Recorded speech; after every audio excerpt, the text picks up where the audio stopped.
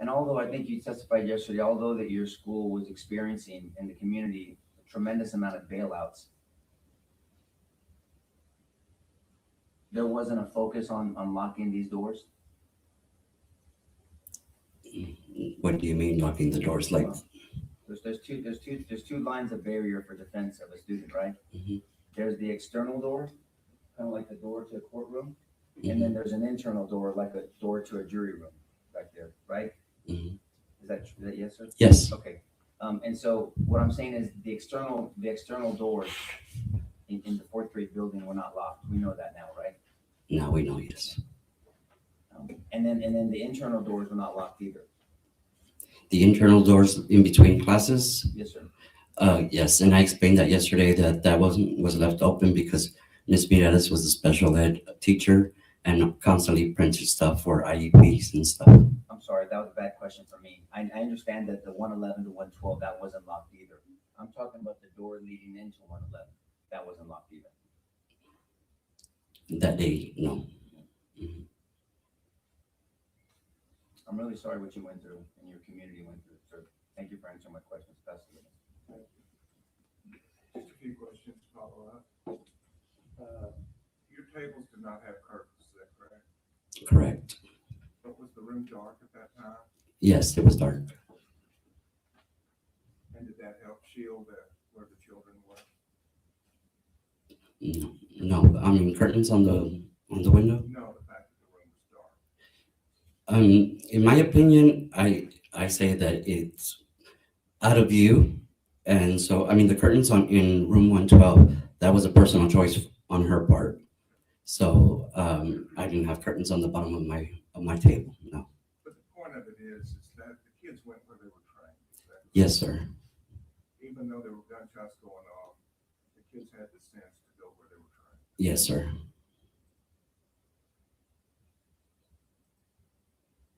And we talked a whole lot about magnets, but the gunman entered your room, correct? Yes. Did a magnet have anything to do with him entering your room? No. And the question about officers didn't want to go in, and I didn't want to go toward the shooting either. Were you armed with a firearm? No, sir. Did you have bulletproof vest on? No, sir. Had you been trained on how to confront an active shooter? No, sir. And did you have the duties a police officer has?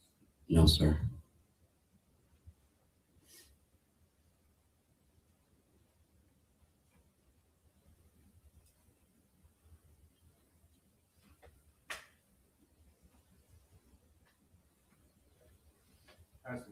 When you train on lockdown procedures, you're not trained to have a helmet or body armor or a long rifle, right? Correct. You're trained just to go lock the door. And other things as well as to hide the kids. Yes. Yes, sir. Mm-hmm. But hiding the kids isn't as effective if that door is not locked. I guess so. Yeah. And I think that the government asked you that the magnet had nothing to do with the gunman entering that room. Do you remember that question? Mm-hmm.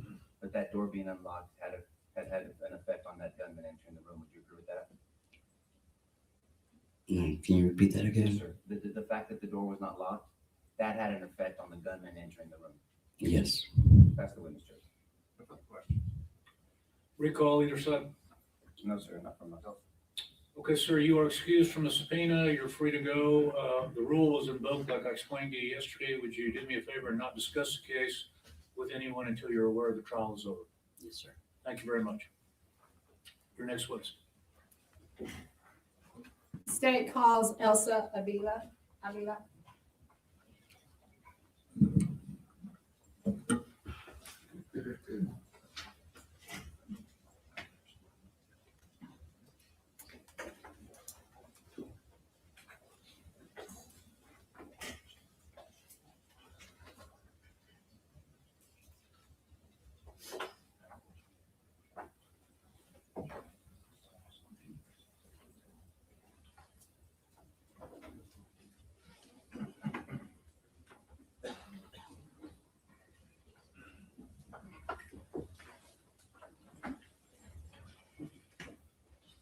Morning, ma'am. If you just come up to the bench here and raise your right hand. You do solemnly swear the evidence in the testimony given in the cause will be the truth, so help you God. That's our witness stand right there. Have a seat. Make yourself comfortable. You may proceed.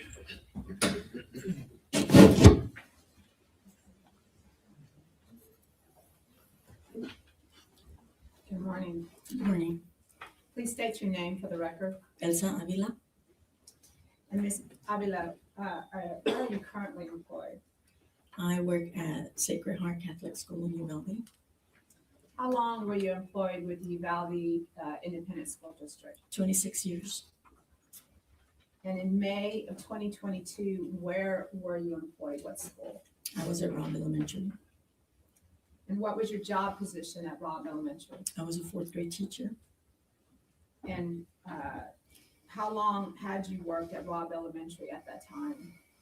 About 8 years. And that was my 8th year. Okay. Did you work at other campuses with the Uvalde Independent School District? Yes, I did.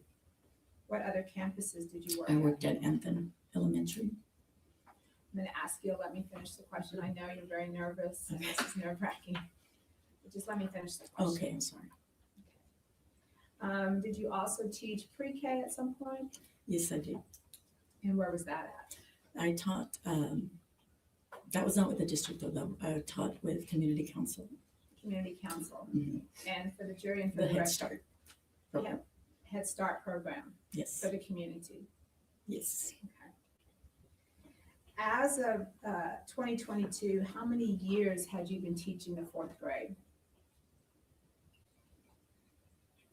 From 2007 to 2022. Okay. And did you enjoy teaching the fourth grade? Yes, I did. Can you tell the jury why is that? Independent. You could reason with them. They, it was just easier for me. I enjoyed it. You enjoyed that grade level. Mhm. Now, for the school year of 2021 to 2022, did you begin that school year at Robb Elementary? Yes, I did. Now, can you explain to the jury what the Raptor system was at that time? The Raptor system was an alert system that the school district used. It was an app on our phones, and it was to alert us to any emergency at the school. Okay. And can you explain to the jury what is a lockdown as you understand it? A lockdown is when there's a threat at the school, so we need to lock our doors, turn off the lights, and get out of sight. Now, did you receive training as a teacher for the Uvalde Independent School District on a lockdown and the procedures of that? Yes. And who provided that training to you? We had it every year during our in-service before school started, and it was provided by police officers. Police officers for the Uvalde Independent School District? I believe so, or it could have been police officers from the city. I'm not quite sure. Well, do you remember who was the officer who provided the training to you? For that year, I remember that it was Ruben Ruiz and Ruben? another officer, but I don't remember who the other officer was because it was always 2 officers that would come in and do the training. And do you remember Ruben Ruiz being a police officer for the Uvalde Independent School District? I believe so. And his wife was a teacher, right? Yes, because I remember that year he was joking around with Eva there in the cafeteria when we were having the training that year. And when you mean by Eva, who are you speaking of? Eva Mireles, which was a coworker, she was also a 4th grade teacher. Okay. And what room was she in? She was in room 112. Okay. And how often were you providing this training on lockdowns?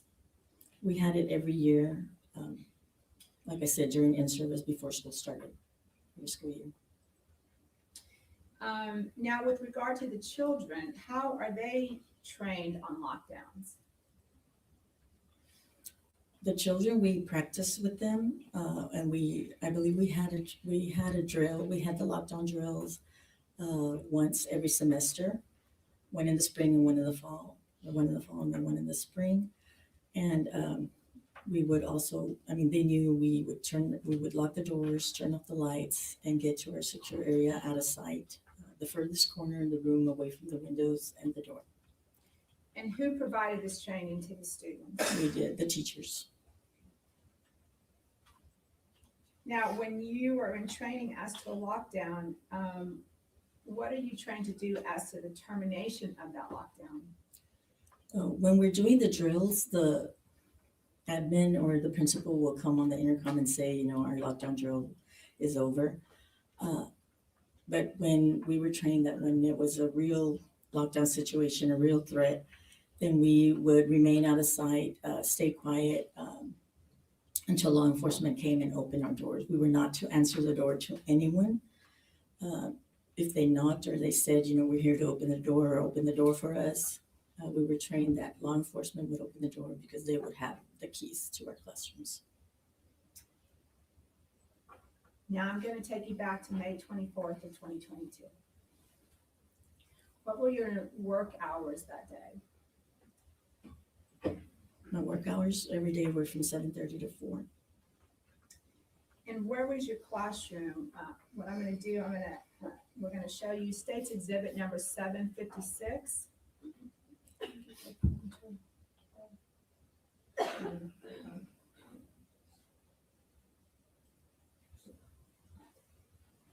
May I approach the witness, Your Honor? Yes.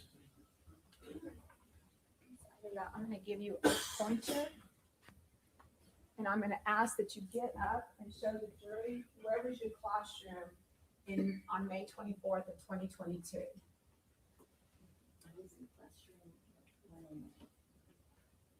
And for the record, you're pointing to classroom number 109, which is on the southeast side, second classroom north from the south door. Is that right? Yes.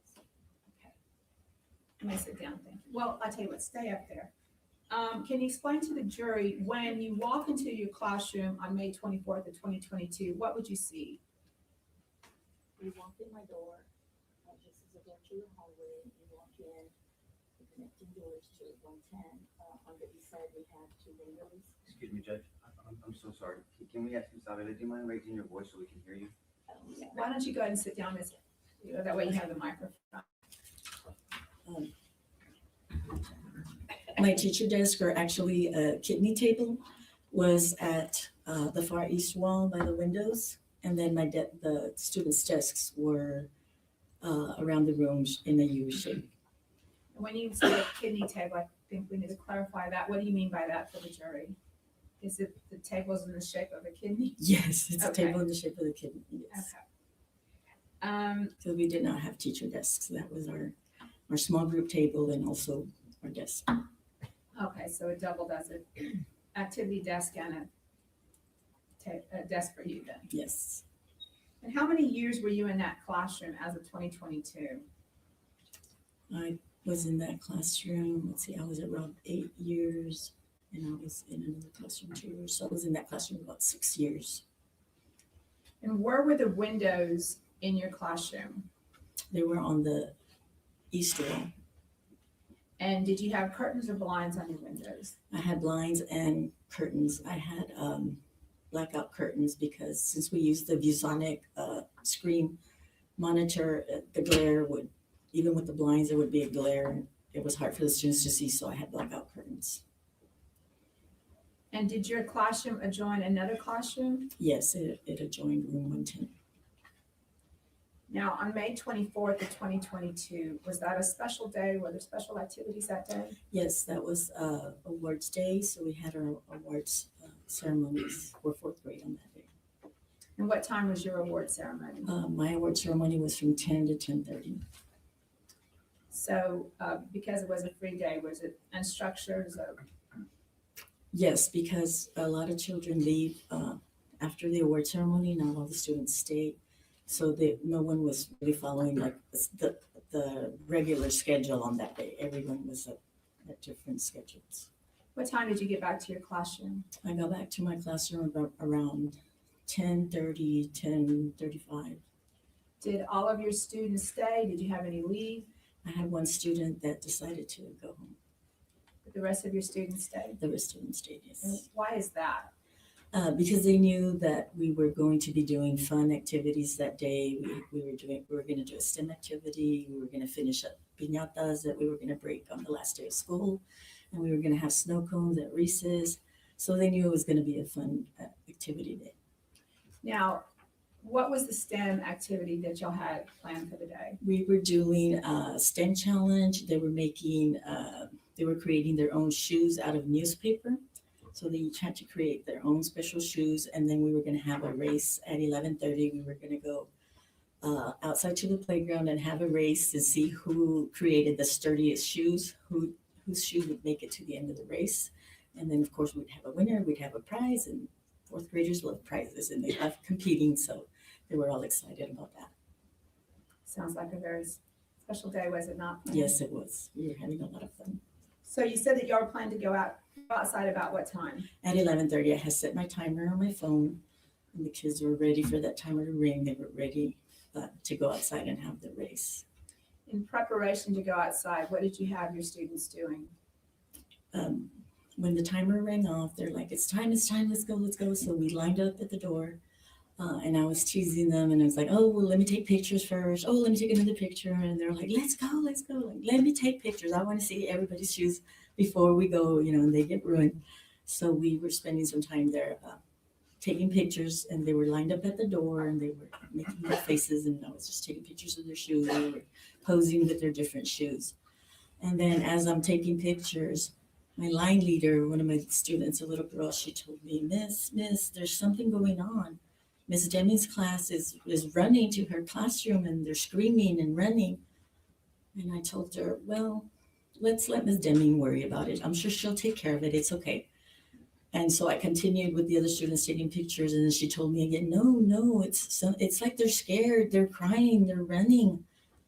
And so I told her, okay, well, let me go take a look. So I told her, stand back. I went to the door. I opened the door. I poked my head out into the hallway, and I heard a female voice yelling, get in your rooms, get in your rooms. So I knew, okay, something is going on. How would you describe that yelling for the jury? She sounded terrified, anxious, and she was really screaming loud. So I knew, okay, something's going on. So I slammed my door shut. I turned off the lights, and I told the kids, let's go. Okay, I'm gonna stop you right there. Did you see the woman that was screaming? No. Did you see anybody in the hallway at that I time? didn't see anybody. So right now you have a woman screaming. She sounds terrified, is that right? Yes. Okay, so then what did you do? Like I said, I slammed my door, turned off the lights, and I told the kids, let's go. And they know that that's. I'm gonna That's stop her. you right there. You said you hear a woman screaming, you don't see anything, but you go into lockdown? Yes. Explain to the jury why that is. I mean, right now, all you know is that you have a teacher screaming, you have kids that are running. Why did you go into lockdown immediately? Because I knew there was some kind of threat, there was some kind of danger, and we had to go into safety mode. We had to protect the kids. We had to be sure that everyone was safe. So what did you do then?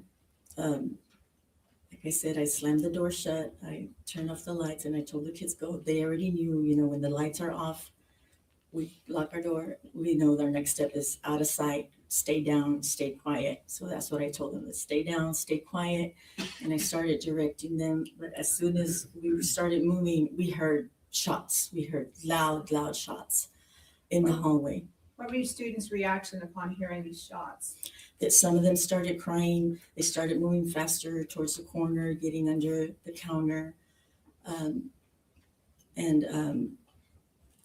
They knew that it was, a real thing, that this time it was not a drill, that it was something real, because they could hear the shots being fired. Now, what were you doing as the kids are getting down and hiding? What were you doing? I was directing them, to making sure that everyone was safe and out of sight, was down. And I saw that some kids had gone further down the classroom by the whiteboard, and they were getting too close to the window. So I stood up and was directing them to come closer, to the corner, to the west side, closer to me, where I could see everyone and where everyone was. And as I stood there and I was waving them over, that's when I felt, well, we were hearing shots and I felt a shot on my left side So you were shot at this point? at this point, yes. The So, moment that you're standing up directing the kids to get Yes. closer to you.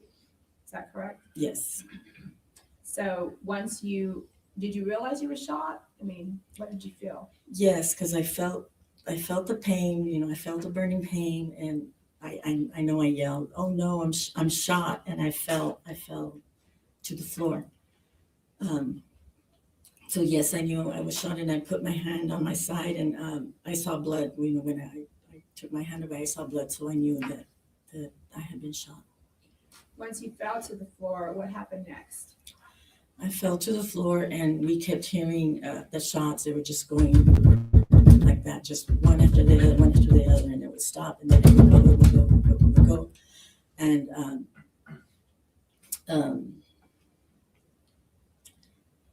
I was just laying there. I dropped my phone. I dropped my glasses. So I was crawling around looking for my phone, looking for my glasses, so that I could text somebody, that I was hurt and let them know.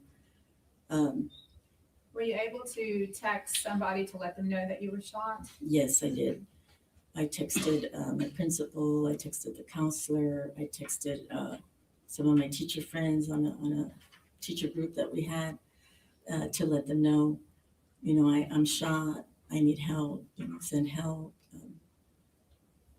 The counselor answered. She said, "Are you in lockdown? We're supposed to be in lockdown. Are you in your room?" I said, "Yes, I'm shot. I need help." And then she didn't answer. And then Did you notice anything, another phone going off in the room at this point? yes, at this point I noticed some flashing, and the children that were by the whiteboard, that's where the hooks are for their backpacks. So their backpacks were hanging there. So one of the students had grabbed their phone and I guess was trying to call out, or somebody was calling them. I guess that's why the phone was flashing, because it was on silent. What did And you so do? I could see flashing. So I crawled over there and I grabbed the phone and I said, "No phones. We don't use phones. We have to stay quiet." So let me understand that right now. So right now you're shot. You fell to the floor. You don't have your glasses on. You're trying to communicate for help, but you still realize that this other phone should not be going off. Yes. And you grab it. Yes. Okay. And I Did one kept of your it. other students notice the phone also? Yes, and because I grabbed it and I kept it with me, but it was face up and it continued flashing. And one of my little girls said, "Miss, it's still flashing, it's still flashing," and I couldn't figure out how to turn it off. I didn't have my glasses on, so then I just put it face down and just kept it with me and just face down. So even she knew that that was not proper procedure for lockdown. Yes. Now, what happened then after that? After that, the shots were going on and off, and then after a while, there was just silence. And then we heard footsteps, we heard like mumbling, voices, yelling that we couldn't tell. Well, I couldn't tell because I was on the floor, so I couldn't tell exactly where the sounds were coming from, if they were from the room next door or they were in the hallway. I mean, I could just hear a lot of noise out there. What were your students doing at this time? They were staying quiet. They were hugging each other. They were helping each other stay quiet. Some of them were tapping me and they were telling me, Miss, we love you. You're going to be okay. You're going to be okay. They were trying to comfort you? They were trying to comfort me. And after I was texting and all that, then the pain was getting more and more, and I couldn't answer them anymore. I couldn't reassure them. I couldn't comfort them because I was trying so hard to keep in the pain. I didn't want to move and start, yelling or, I knew I had to stay quiet and I had to stay calm so that they could as well stay quiet and stay calm. Now, while you're lying there, can you explain to the jury what your thought process was? As I'm lying there, like I said, I was hearing noises. I didn't know if it was the room next door, and that was my biggest worry, that he's gonna come in there, and that door is never locked, the connecting door. He's gonna come in through there. You know, what can I do? I'm here. I'm on the floor. What can I do? I was under the desks because I'm on the floor, and the desks were there. And the thought that came to my mind was I can push the desks. You know, if I see movement at the door, I can try to push the desks over that way to topple the desks, maybe trip them up. So you're thinking of ways to confront Ways the to try to trip them up, or try to slow them down, stop them, something. Now, were you eventually evacuated? Yes, we were. And how did the evacuation occur? After, I don't know how long it was. It seemed forever. The police busted through the windows. They said, "Police, we're here to help you." And they broke in through the east windows, and glass flew everywhere. And the students let out a collective cry, like keening. Like, I mean, they all just cried at the same time because they've been holding it in for so long. And some of them ran to the window right away. Some of them stayed with me, and they didn't move. So They wanted to stay with you? yes, so I somehow stood up and, told them, "Come on, let's go, move." So you assisted them in getting out of the window? Yes, I walked some of them to the table because they had to climb on the table, and then my bookshelf that was right under the window because the windows were high. So they had to step on the table and the shelves and climb out the window. So yes, I assisted some of them. Who was the last person out of your classroom that day? I was the last person out. By that time, I was out of strength, and it was my turn to climb out. And the officer kept saying, come on, get out." And I told him, "I can't. I'm shot. I can't climb." And then they called another officer, jumped in, and between two officers, they helped me out the window. And I just remember hearing them telling my students, "Just run." But I didn't know, where they were running, where they were going. Two officers walked me out, and they kept yelling for a stretcher, but nobody came, and they just had to walk me all around the building and to get to the fence, to get to the ambulance. Now, I want you to explain to the jury, while you were laying there, what was your worst fear? You talked about that you were thinking about confronting, how would you confront the gunman? But what was your worst fear? My worst fear is I was there. Like I said, I was trying to hold in the pain. I was in so much pain towards the end there. My body was going into shock because my legs were already starting to shake. My whole body was starting to shake, and I kept praying, "God, please don't let me die in front of my students." And I wanted to see them to be the best day myself. And I was so worried because I couldn't. They kept telling me, Miss, are you okay? And I couldn't answer them. I couldn't do anything. I couldn't comfort them. And I didn't want them to see me die there in front of them. Your fear was that you would die in front of them. Yes.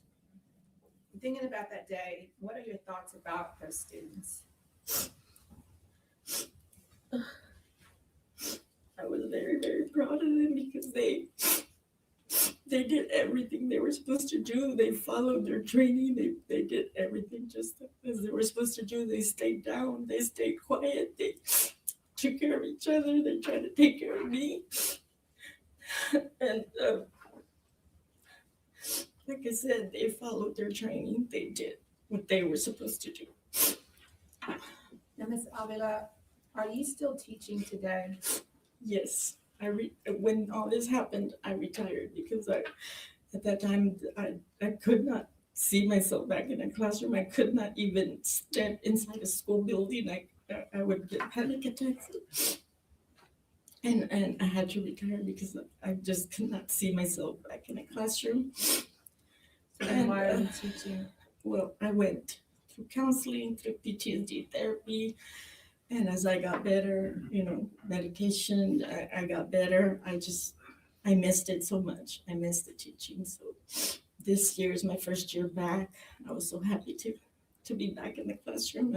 I love my students. We have a lot of fun.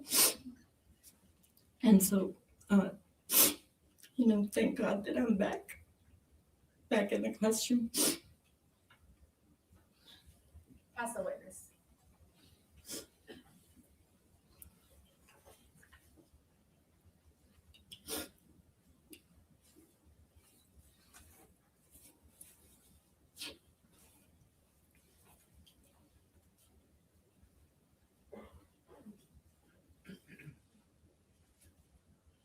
Do you need some time?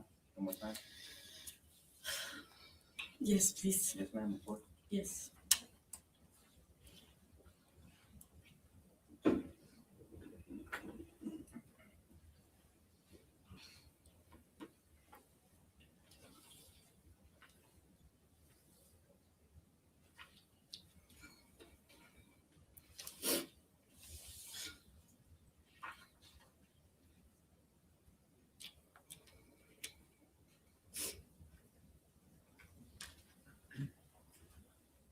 May I proceed? Yes. Well, let me just say this. Any child that has the blessing of being under your tutelage is blessed. There's no doubt about that. I think we all can see that you're an amazing teacher and a wonderful person. Congratulations on coming back to teaching. Sounds like it's a passion of yours. My name is Nico LaHood. I'm one of the lawyers that represents Adrian. Okay. Do you know what part of the trial this is called cross-examination? Have you ever testified before? No. Okay. So you answered questions for the government. We get opportunities to ask you questions. I promise you I'm not going to be mean, and I'm not trying to trip you up. I'm just going to ask you some perspective questions, okay? Sure. If at any time you don't understand my question, just say, Nico, and you can call me Nico, please. Nico, can you repeat that? Or whatever you want, just stop me and ask me to rephrase it, okay? Mm-hmm. And just for the court reporter, we have to say words like yes, no, just because she's typing it down. Okay? Yes. Thank you. So I guess we can start with like a Raptor system. I know that the jury's heard a number of times about the Raptor system, but is it fair to say, I think we've heard testimony that the Raptor system, no one got notifications on the Raptor system to this incident, right? Or do you recall? But I don't recall. I mean, I was holding my phone, but I don't recall the Raptor system going on my phone. I don't know about everybody else. And was the Raptor system kind of something new that the school was trying out? Yes, I believe so. Okay. So it wasn't really refined yet, and teachers weren't using it as much as probably they intended it to. Is that a fair statement? Well, it was only for in case of an emergency, so we really hadn't had any emergencies, so we hadn't missed it. Okay. You didn't have emergencies, but there were quite a number of bailouts in that season of the school, right? Yes. And then the jury's heard this. Bailouts are where someone here, allegedly here illegally, is trying to get away from police. They ditch their car, they bail out of their car, and they're running, correct? Correct. Now, whenever the school did have bailouts, it was in relation to, whenever the school did have lockdowns, it was in relation to bailouts. Is that fair? Yes.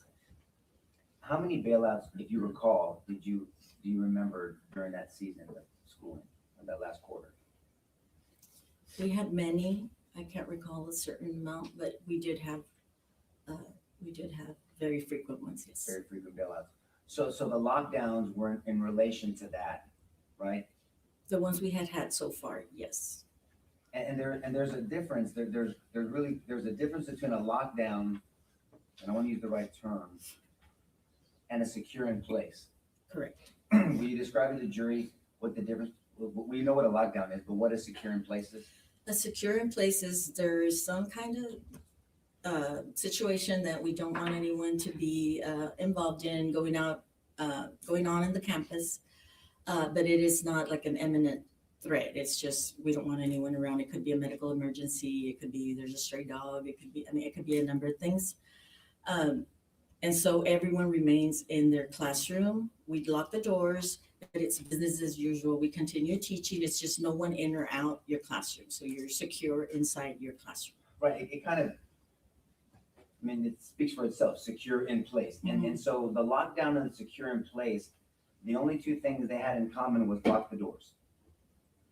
Right? Yes, Because on a lockdown, there's hiding, there's lights off, there's yes, huddling in a corner, there's curtains, maybe. But on a secure in place, it's just lock the door and then you keep teaching. correct, But no one goes to the bathroom, right? correct. No one in Right, and out. you stay there. Mhm. And so the critical part of both of those is to make sure those doors are locked. Correct. Was the intercom used at all? During the lockdown, during the bailouts, we use the intercom, yes. Now, I think we've heard from you and then from other teachers that an individual teacher could initiate a lockdown of their own classroom whenever they felt they needed to, correct? Repeat the question. I'm Yes, sorry. ma'am. You didn't have to wait for the principal to tell you lock down. You can make that call yourself. For your class. For my class, Yes, ma'am. I never did. You never what? I never did that, so I'm trying to think. Well, maybe it's a bad question. Let me just, actually, you testified to this jury, you did a lockdown. You heard something, you sensed danger, you didn't wait for the principal, you didn't wait for the intercom, you didn't wait for Raptor. You did the right thing and you said lockdown and you told the kids to hide and you turned off the lights, correct? Correct. Okay. Now, you mentioned it, but I don't think you said it. You actually locked your door. My door was always locked. Okay, and that's, so even without a lockdown, you always had a locked door. My door was always locked, yes, Why did you do that? because it was our policy to have the locked doors because of the bailouts and all that. I mean, for security, we were supposed to have our doors locked. Okay, so let's talk about that briefly. So aside from a lockdown, the doors are supposed to, school policy, the doors are always supposed to be locked. Correct. So when you come in the morning, you set up class and your doors are locked, if a child has to go to the bathroom, would you go open the door for them or were there kids designated to open doors for each other when they went to the restroom? The doors can be open from the inside, so I didn't have to open it for them. I mean, they could go out, but to come in, yes, my students knew. I had designated the students that were closest to the door, they were designated. They knew that they would open the door for the students going to the restroom. And that was, through your experience, it seemed like a very simple and practical way to handle the inconvenience of having to stop class and opening the door. Yes, Any teacher could have done that. That sounds like you took initiative and you did that on your own. Like you implemented that's what that. I did in my classroom. I don't know what others did, but in my classroom, that's what I did. But there's nothing that would have stopped other teachers from doing the same policy. I cannot speak for other teachers. I mean, that's what I did in my classroom. Yes, ma'am, I understand. And so when it came to the incident, now we'll direct your attention to this horrible incident. 1 second, ma'am, I'm sorry.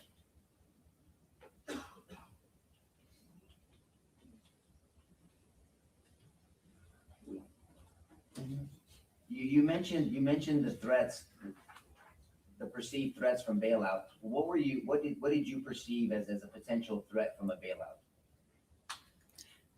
That the person that was trying to run away, would go into our school and, try to barricade in our school or, something, an unauthorized person entering our school. And so you understand about what a barricade is, right?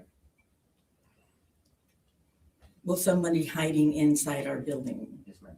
And could one of the potential threats be hostages as well? If someone's trying to get away, they get into school and they'll maybe use you or a student as a hostage to get away? That could be a threat, yes. So now I want to bring your attention to May 24th.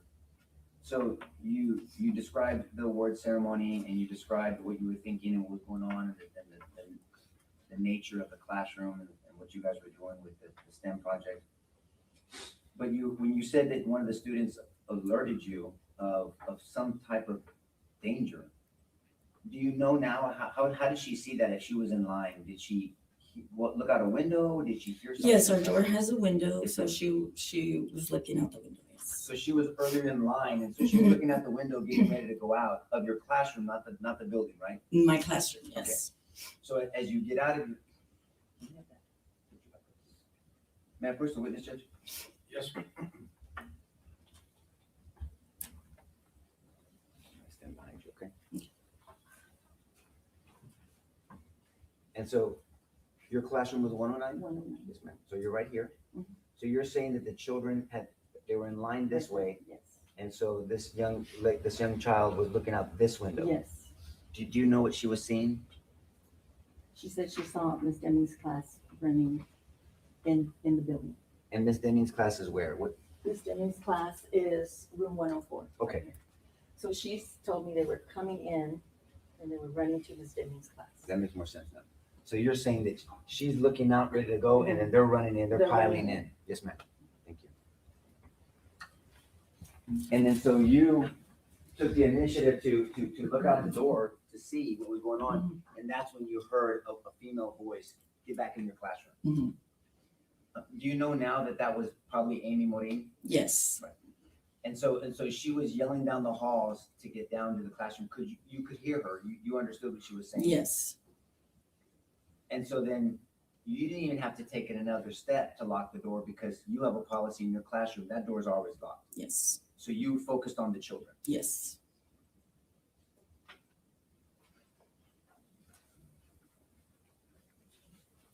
And do you know now that the bullet that unfortunately hit you was shot from the outside going through the classroom across from you?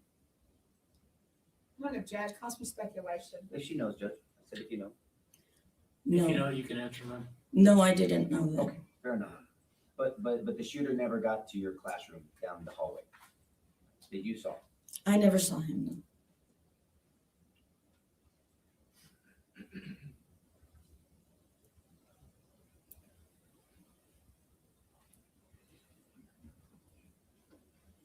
At some point you said that you heard footsteps and yelling in the hallway. Mhm.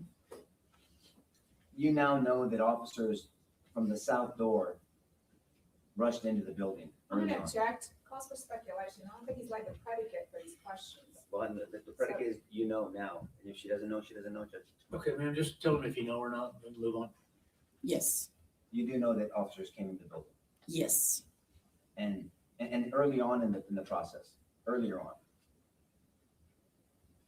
I'm not talking throughout the whole incident where there was 376 officers there.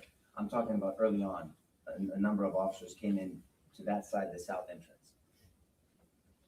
Do you not know that? now do I know Yes, that? ma'am.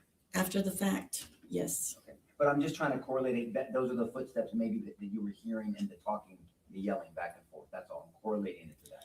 I don't know, I just heard noises, I don't know where they came from. Yes, ma'am.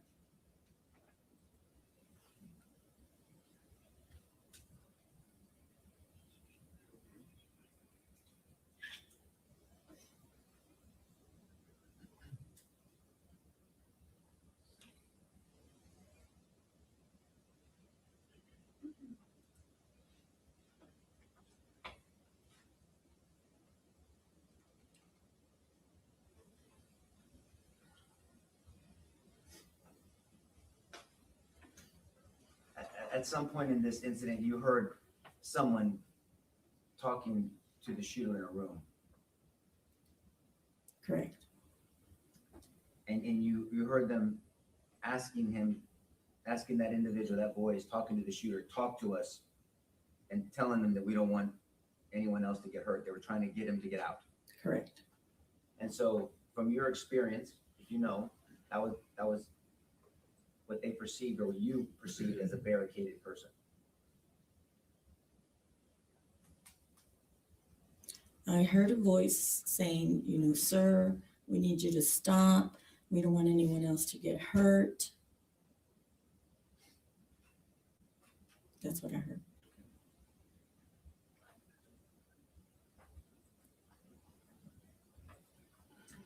And do you know, are you aware of the policy of the doors to the building to even enter the fourth grade building, whether they should be locked at all times? I'm gonna object, that's been asked and answered. Not from this witness, Judge. She talked about the policy already. To her classroom door, Judge, All not right, the I'll building. overrule the objection. Restate the question, please. Yes, sir.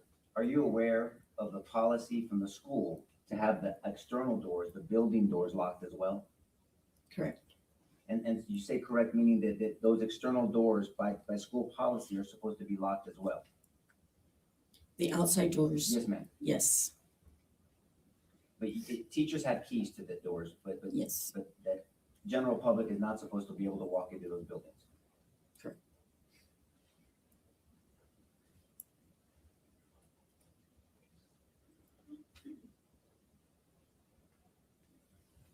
Ms. Alves, thank you for your testimony. I'm very sorry that you went through this incident. God bless you.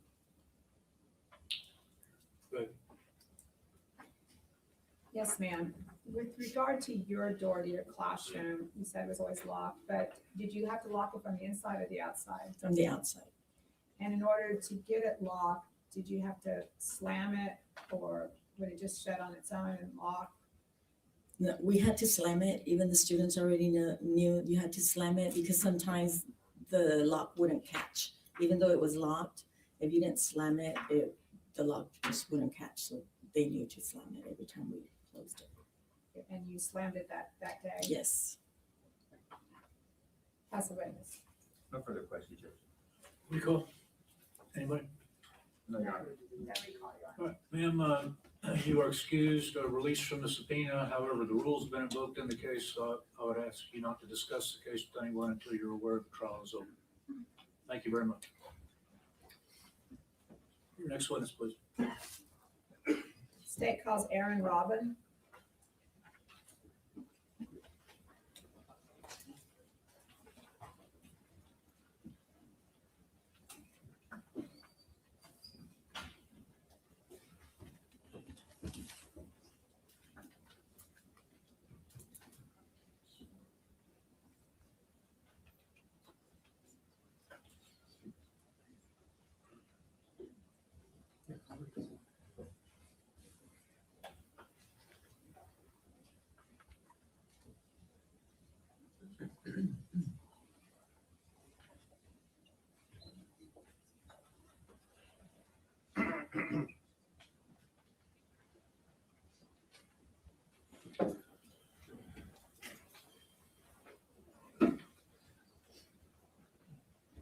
Good morning. Could you raise your right hand, please? You do solemnly swear the evidence in the testimony given in this cause and be the truth, so help you God.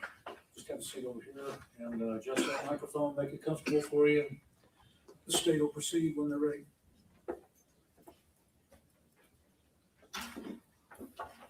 Good morning. Morning, Please state your name for the record. Aaron Robin, And Ms. Robin, where are you currently employed? at Dalton Elementary with the district. And what is your current job position? I'm the programs facilitator at Dalton. And how long have you been employed with the Uvalde Independent School District? This is my 13th year. In May of 2022, where were you employed? At Robb Elementary, I was a second grade teacher. And how long had you been working at Robb Elementary? That was our first year at Robb. And what grades were you teaching? Just second grade. Okay. And did you begin the 2021-2022 school year at Robb? Yes, ma'am. Now, can you explain to the jury what the Raptor system was as you understood it? I understood it as a way to let all staff or faculty that are on the campus know of any kind of emergencies or anything like that. And can you explain to the jury what's your understanding of what a lockdown is? A lockdown is when the procedures are simple, like lights, locks, out of sight.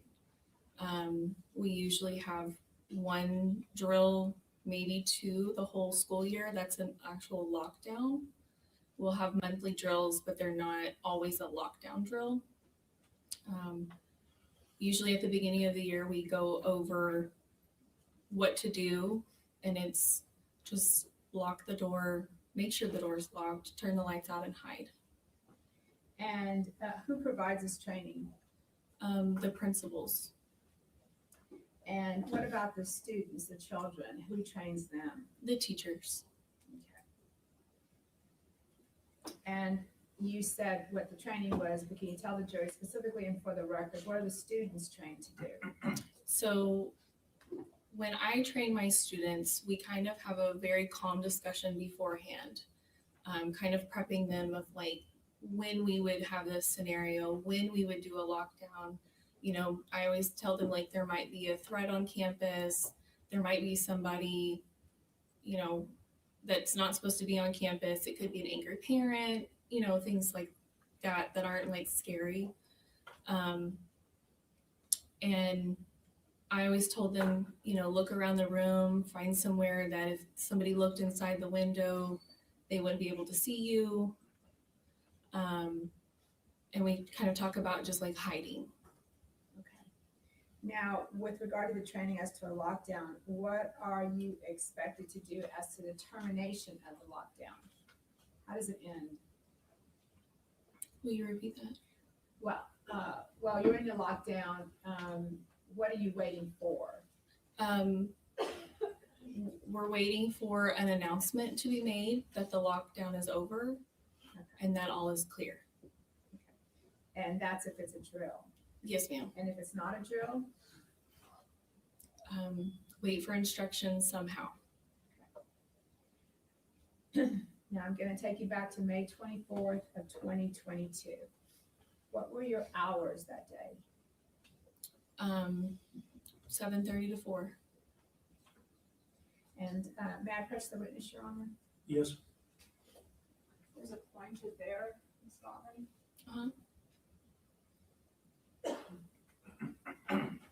To show you what's been marked as State's Exhibit number 1.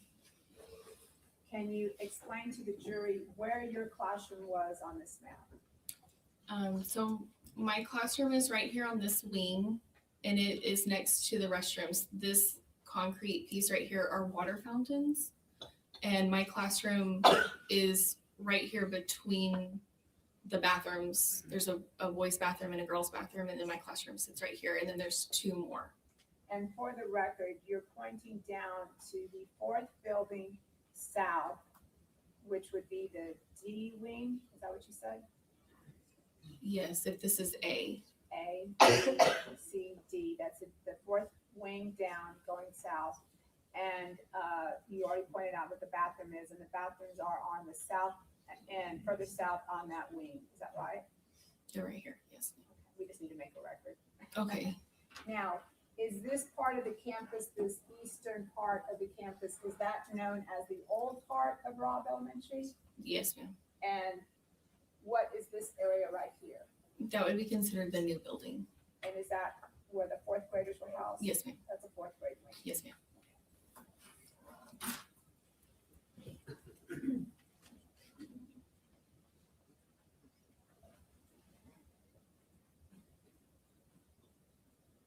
Now, when you walk into your classroom, can you explain to the jury what you see once you walk into your classroom?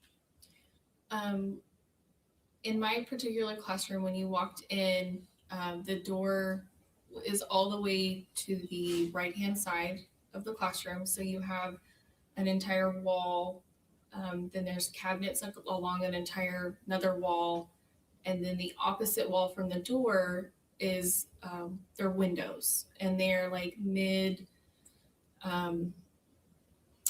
midway all the way up to the ceiling windows, and they're the whole wall. And then the other wall is like the whiteboard. And did you have curtains or blinds? I had blinds. Blinds. Now, did you keep these blinds open or closed? I mostly kept them closed. They were closed. Did your classroom adjoin another classroom? No, ma'am. Now, on May 24th of 2022, was there anything going on special that day? We had award ceremonies that morning. What time were your award ceremonies? I don't recall exactly what time, but I know that they were one of the first ones because the 2nd graders went first. And what did you and your students do after the award ceremony? We went back to our classroom. I don't recall exactly what activities we did, but we stayed in our classroom until lunchtime. And what was the normal schedule for picking up your kids after lunch? At the time of pickup, it's all set in stone in the schedule. You pick them up in the grassy area near the playground. May I touch again? Yes, Now, your students were second graders, Yes, ma'am. so where was, the point to the board for the jury, where was their recess area? So we had recess on this playground. Okay. Now, you were supposed to explain to the jury what you were supposed to do with regard to your children around lunchtime. The students were lined up in lines in this little grassy area between the buildings. And this is just where the duty people had them lined up, and that's where you picked them up. So they had been a little further south of that area, but then they were supposed to be lined up. They play here and then we line up here, And what is your responsibility after they're lined up? to walk them to our classroom.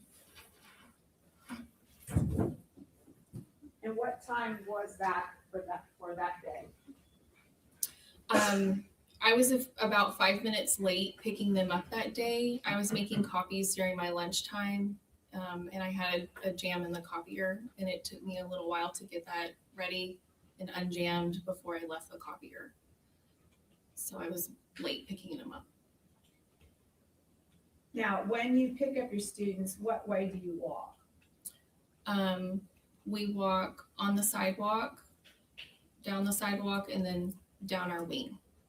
So that goes south, is that right? Mhm. Okay. And did you do that this day? Did you pick them up? Yes, ma'am. Okay, then after you picked them up, what happened? We always stop for a restroom break. And so I had a student holding our classroom door open. And I was standing in front of the bathrooms and I was just monitoring the kids going to the restrooms. Now, can you stand up and just kind of show the jury how you were standing so we can understand now? I'm just standing. Okay, okay. Did you have the door propped open or anything? A student was holding the door open. Okay. Now, what area were you facing when you were standing in front of the bathroom door? I was facing the fourth grade building, I guess, that area. The para that watches the kids was walking down that sidewalk. I'm gonna stop you there. When you say Okay. para, what does that mean? She is the PE like paraprofessional. She's like an assistant. Okay.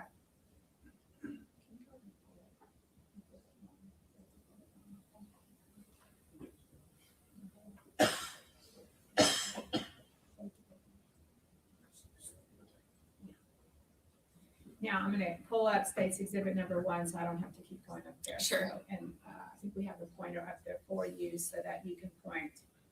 I want the jury to understand where you were coming from. So Okay.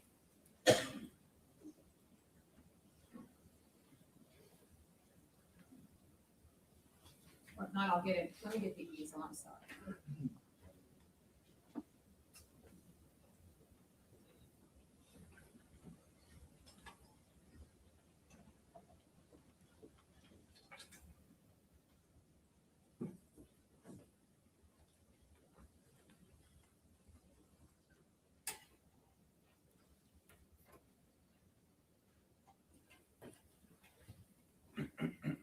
Okay, Ms. Robin, if you can.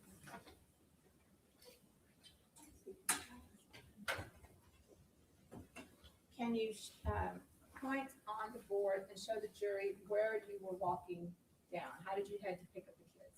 I picked them up here and we walked down the sidewalk and then there's a sidewalk right here in front of our building and we walked down in this way. And you were facing the fourth grade building at this point. Yes, walked in this direction. We were facing that. Let me return to my seat.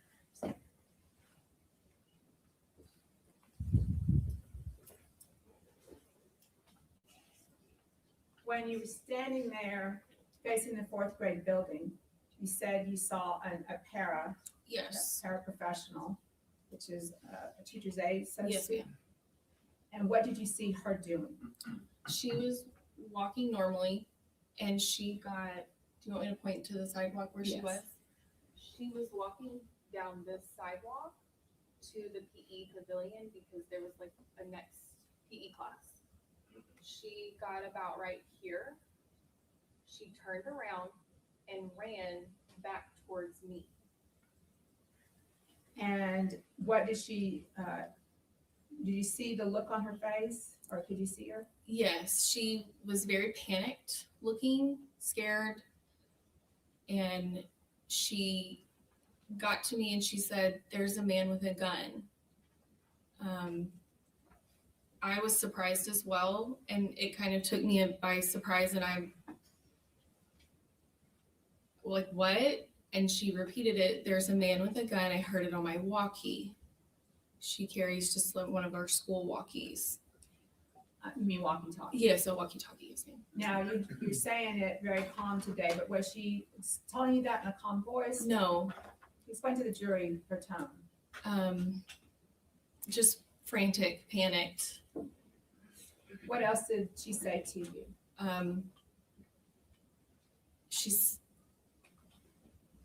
There's a man with a gun. Did she tell you to go on lockdown?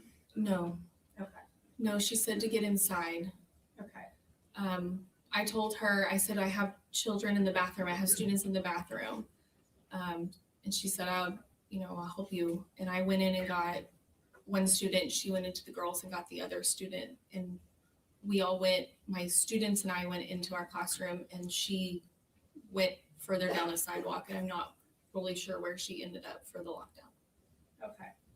Now, at this point, all you know is that she said that there's a man with a gun. Mhm. And so you immediately go into your training.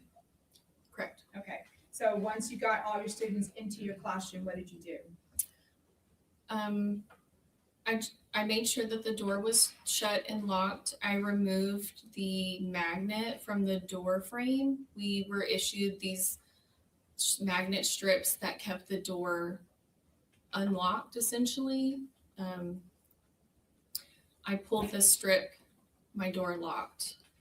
And I stood there for a second, just kind of thinking of like, what do I do next? And trying to remember my training. And I heard 2 pops. I knew that they were gunshots. One of my students looked at me and his eyes were so big, and he said, "Miss Robin, was that a gunshot?" And I just looked at him and said, "I'm not sure. I don't know." Just trying to not panic them. Okay.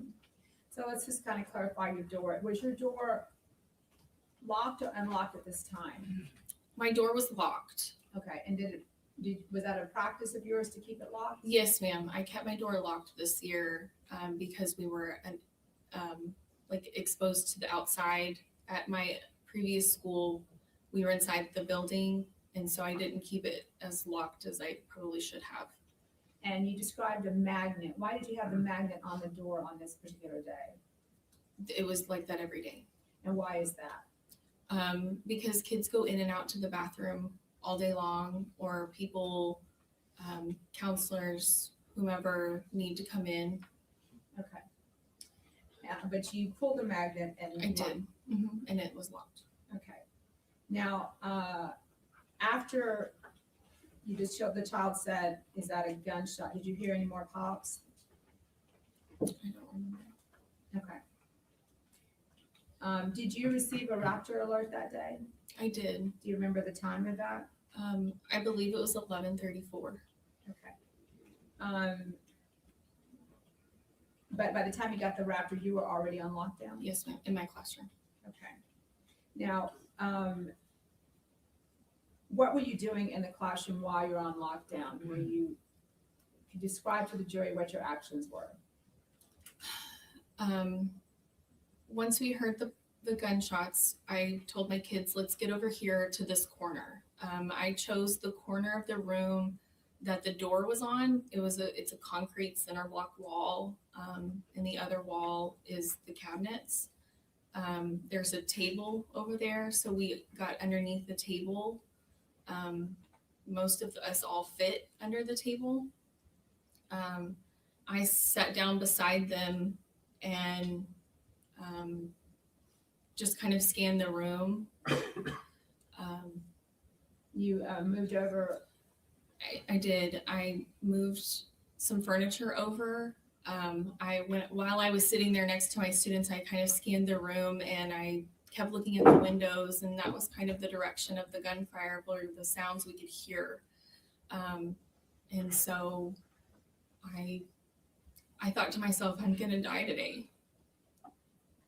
I felt like a sitting duck, just waiting to die. Sorry. did you rearrange the furniture to make like a cover for the children? Yes. So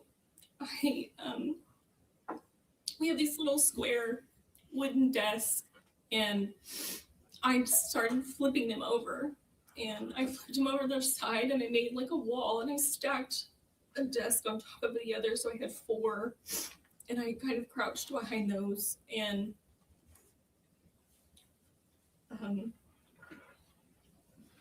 I could see the door between the 2 cracks. I could see the window of the door.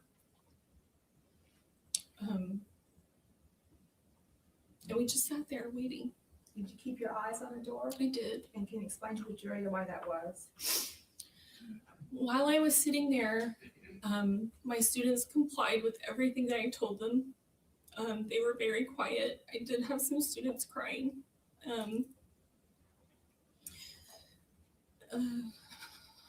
Sorry. So then, while we were sitting there, they were very quiet, and I heard something outside my room, like a voice. It was either like a shouting, yelling, something. And I thought, oh, what is that? You know, who is that? So what did you do then? I got on my hands and knees and I crawled to the window at the door. And I stayed on my knees and I looked out the window. And when I peered out the window, What area were you looking? When you looked out the window, can you point to the jury and tell the jury what area you were looking towards? I was looking at this direction. And for the record, you're pointing to the south end of the 4th grade building. That's the area you were looking towards. Yes. Right here. And once you looked out the window, what did you see? Explain that to the jury. I saw a white police vehicle. It was a car. Do you remember if it was a police vehicle for the Uvalde Independent School District? Yes, ma'am. I know it was a school vehicle because it was just plain white. Okay. And approximately where was that vehicle parked? Where did you see it? It was parked right here. Okay. And did you see a police officer with the vehicle? I did. And what did you see the police officer doing? I saw him go from like the driver's side around the front to the passenger side. The door was open. I don't remember if he was looking in the car for something or if he was using like on top of the car, using it as like a shield, I guess. Okay. And what else did you see the police officer doing? Just kind of moving around. The car? Mm-hmm. Okay. Now,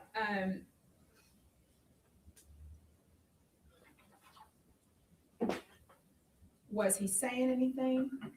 I didn't hear anything. You didn't hear him yelling anything? No, not while I was looking out the window. Now, Ms. Robin, once you saw, let me back up, did you recognize the police officer? No, ma'am. Once you saw the police officer, can you tell the jury what your thoughts were at this time? My first thought was, the good guys are here. The police are here. We're going to be okay. You know, they're here. They responded. Now, after you saw the police officer through the window, what did you do? I got back on my hands and knees and I crawled back to my students and I sat with them. And I told them, you know, it's going to be okay. The police are here. I still sat there continuing to monitor through the crack between the 2 desks that I could see the window. Now, what was your initial thought process regarding where you had put the students? And I just want to clarify, where were where did you have the students, along what wall? Along the like center block wall. And did you question that decision of yours at some point? As to whether or not they would be safe there? Yes, and then I thought I need desks, I need more, so I moved more items closer to us. Okay. Now, were you eventually evacuated? Yes, ma'am. Okay, and how were you evacuated? We sat there for a while. I continued to look through the crack of the desk, and eventually a man stuck his face into the window of our classroom. And at the time he said, "I'm officer," and then I don't know what he said. I don't know if he said his name and then like who he was with, or I don't know. He identified himself as "I'm officer," and that's all I remember. And then he left. And so I got up from where I was sitting with the kids and I went to the door.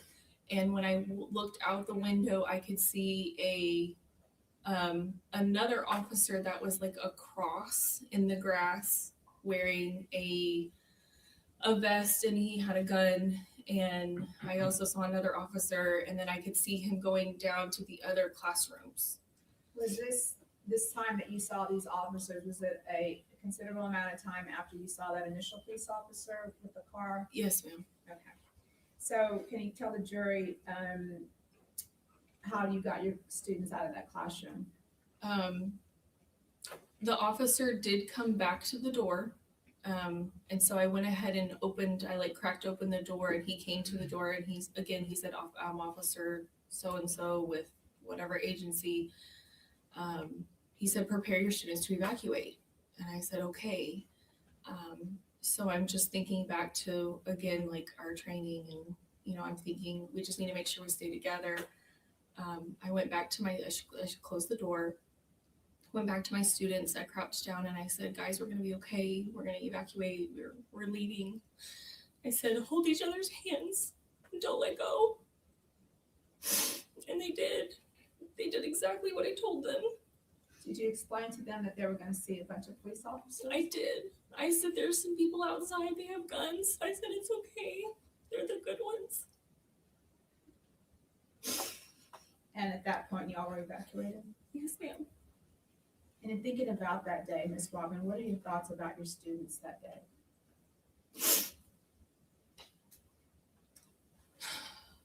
They just did such a good job. They were such good listeners, and they followed me, and they did exactly what I said. And I'm just glad that we made it out. And just to clarify, Ms. Robin, you are still a teacher as of today with the Uvalde Independent School District. Yes, ma'am. That's the witness. May I proceed, Judge? Please. Do you need a moment, Ms. Robin? Yes, ma'am.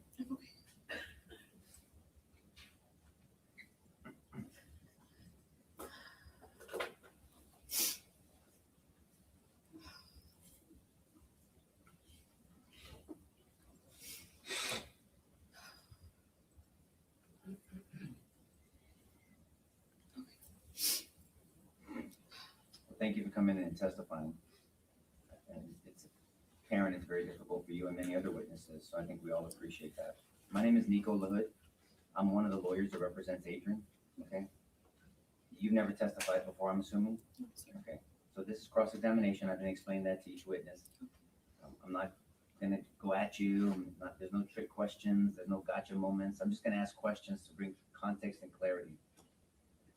And the reason why is because this was a stressful situation to you, obviously, right? Mhm. And just for the record, you have to say a word, yes or no. Yes. Yes, that's okay, it's for the court reporter. And so the reason why we ask is because we're asking people something and kind of reminding them of what they said maybe previously. So just for the jury's notice, you've said this, your experience to other people before, right? Yes, sir. And you I think interviewed with the Texas Rangers. Yes, sir. and you've also spoken with the government? Yes, sir. And have you spoken any other times before those two? Aside from those two? Not publicly, Right, maybe to my therapist. yes, ma'am. But you and I have never spoken, No, sir. or you've never spoken to anybody on the defense side. No, sir. So I want to talk about these drills. I think that the government opened up asking you questions about the lockdown drills. Mhm. And if I heard you correctly, and it seems consistent, that there was only 1 or 2 drills the whole year. Yes. It sounds to me like you felt there should have been more.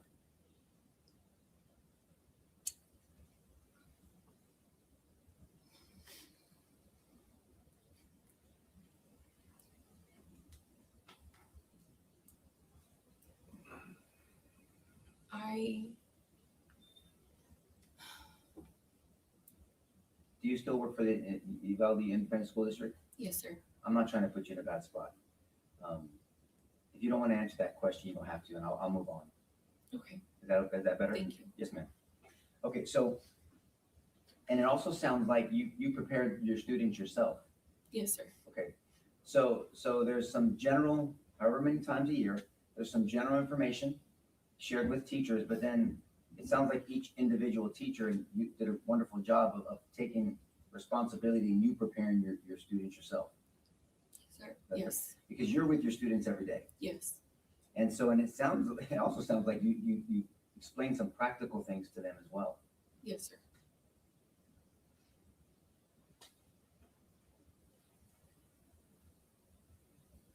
You said something, and I want to make sure we can get a feel for why you said it. You said you felt like you were a sitting duck out there. Yes. Is that because you were in a separate wing outside of a building, or is it because the school did not have a designated police officer full-time? I felt like a sitting duck because of my room, of the wall of glass. Okay, so we know that you're in the wing, you're in the D wing, D for Delta, right? Mhm. Okay, so A, B, C, D, E, you're a D, and you're in room 16? Yes, sir. Okay, and so you just felt because you were kind of winged out, you weren't within the confines of a building, felt like a sitting duck. Correct. But I guess the second part of my earlier question was, it's also a fact that Robb Elementary unfortunately did not have a full-time officer assigned to it. Are you aware of that? Yes. And so the high school had a full-time officer, but not the elementary school. Yes.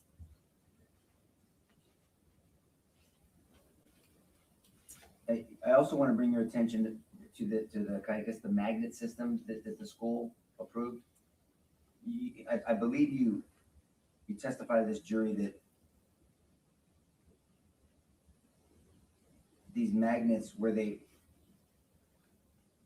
they were used every day, I used mine every day.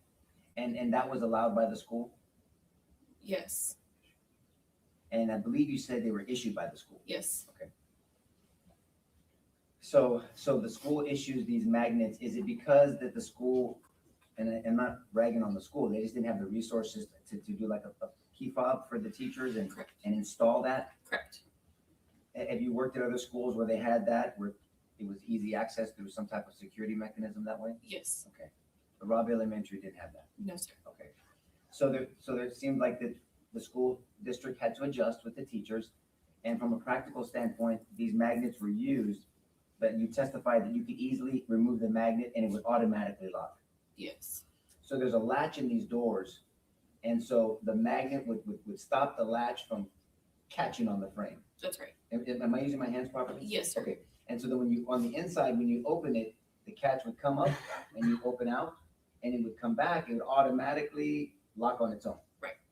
And the magnet would be inserted between, and they use terms like it would defeat the lock, meaning that it would allow it to be open and closing as you want. Yes. And was it was obviously approved and issued by the school, so most, if not all, most teachers use that procedure. I'm not sure. Okay, but they were issued by the school. They were. So the school approved this. Yes. You were not violating a policy. Not that I'm aware of. Right. So the policy was to keep the doors locked. Your door was locked, but there was this magnet used just to make it Yes. easy access. Okay.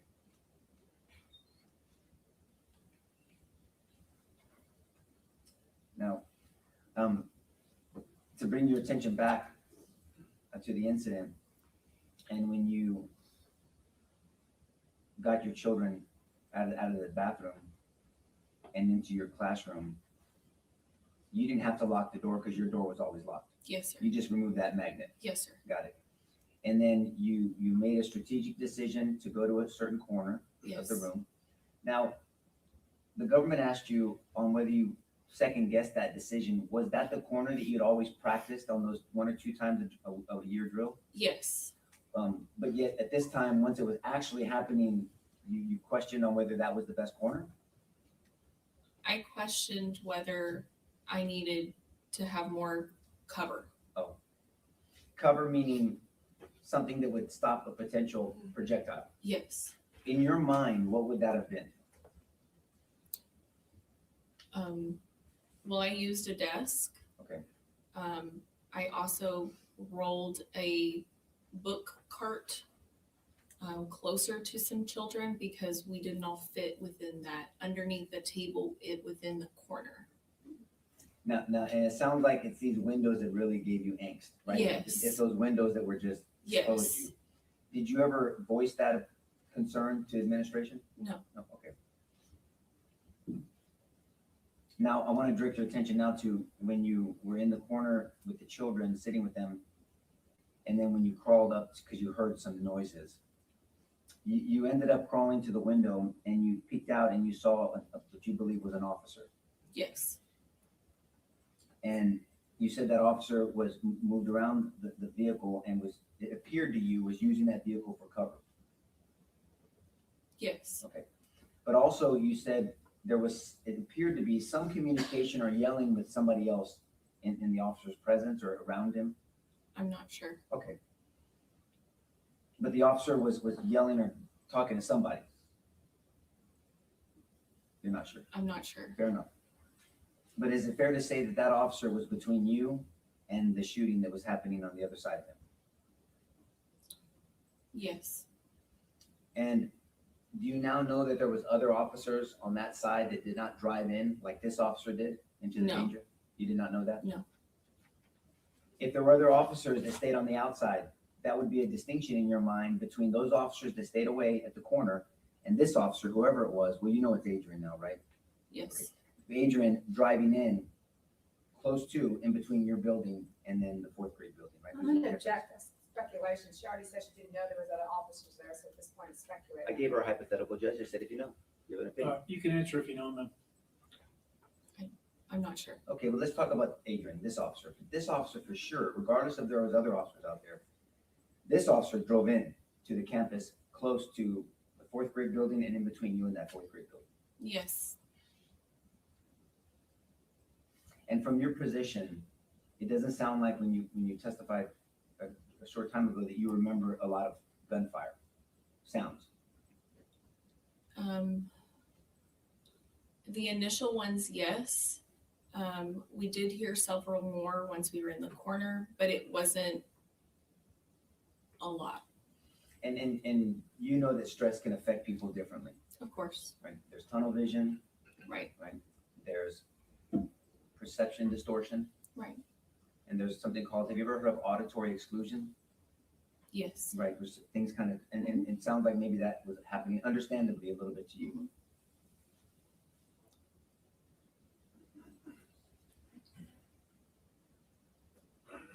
You're a blessing to your profession, ma'am. Thank you for answering my questions. Pass the witness. No more questions, Your Honor, she may be excused. Excused, Mr. Hood. Oh, yes, I'm sorry, Judge. Yes, yes, sir. You're released from the subpoena, ma'am, and you're free to go. Thank you for being here. We would ask, because the rule's been invoked, that you not discuss the case with anybody until you're aware the trial is over with. Thank you very much. Thank you. All right, ladies and gentlemen, let me go and give you your morning recess. Take about 10, 15 minutes. We'll call you back in shortly. Would everyone rise for the jury?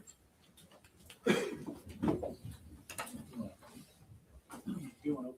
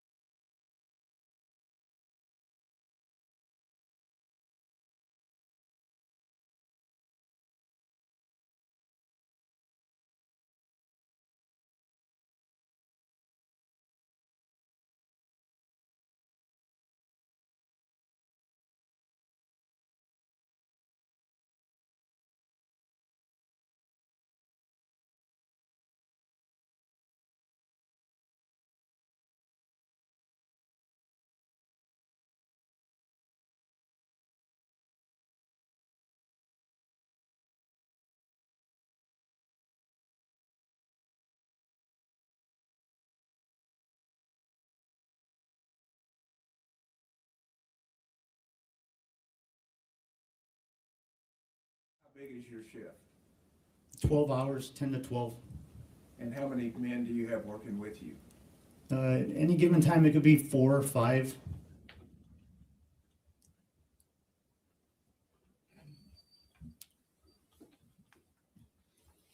And I'll direct your attention then, if we could, go to May 24th, 2022.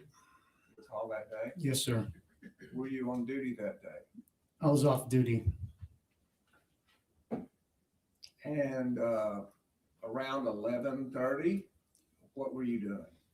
I had just finished up a run. I was on the way to the gym in my patrol unit. They let us take it off duty. What do you mean by I just finished up a run?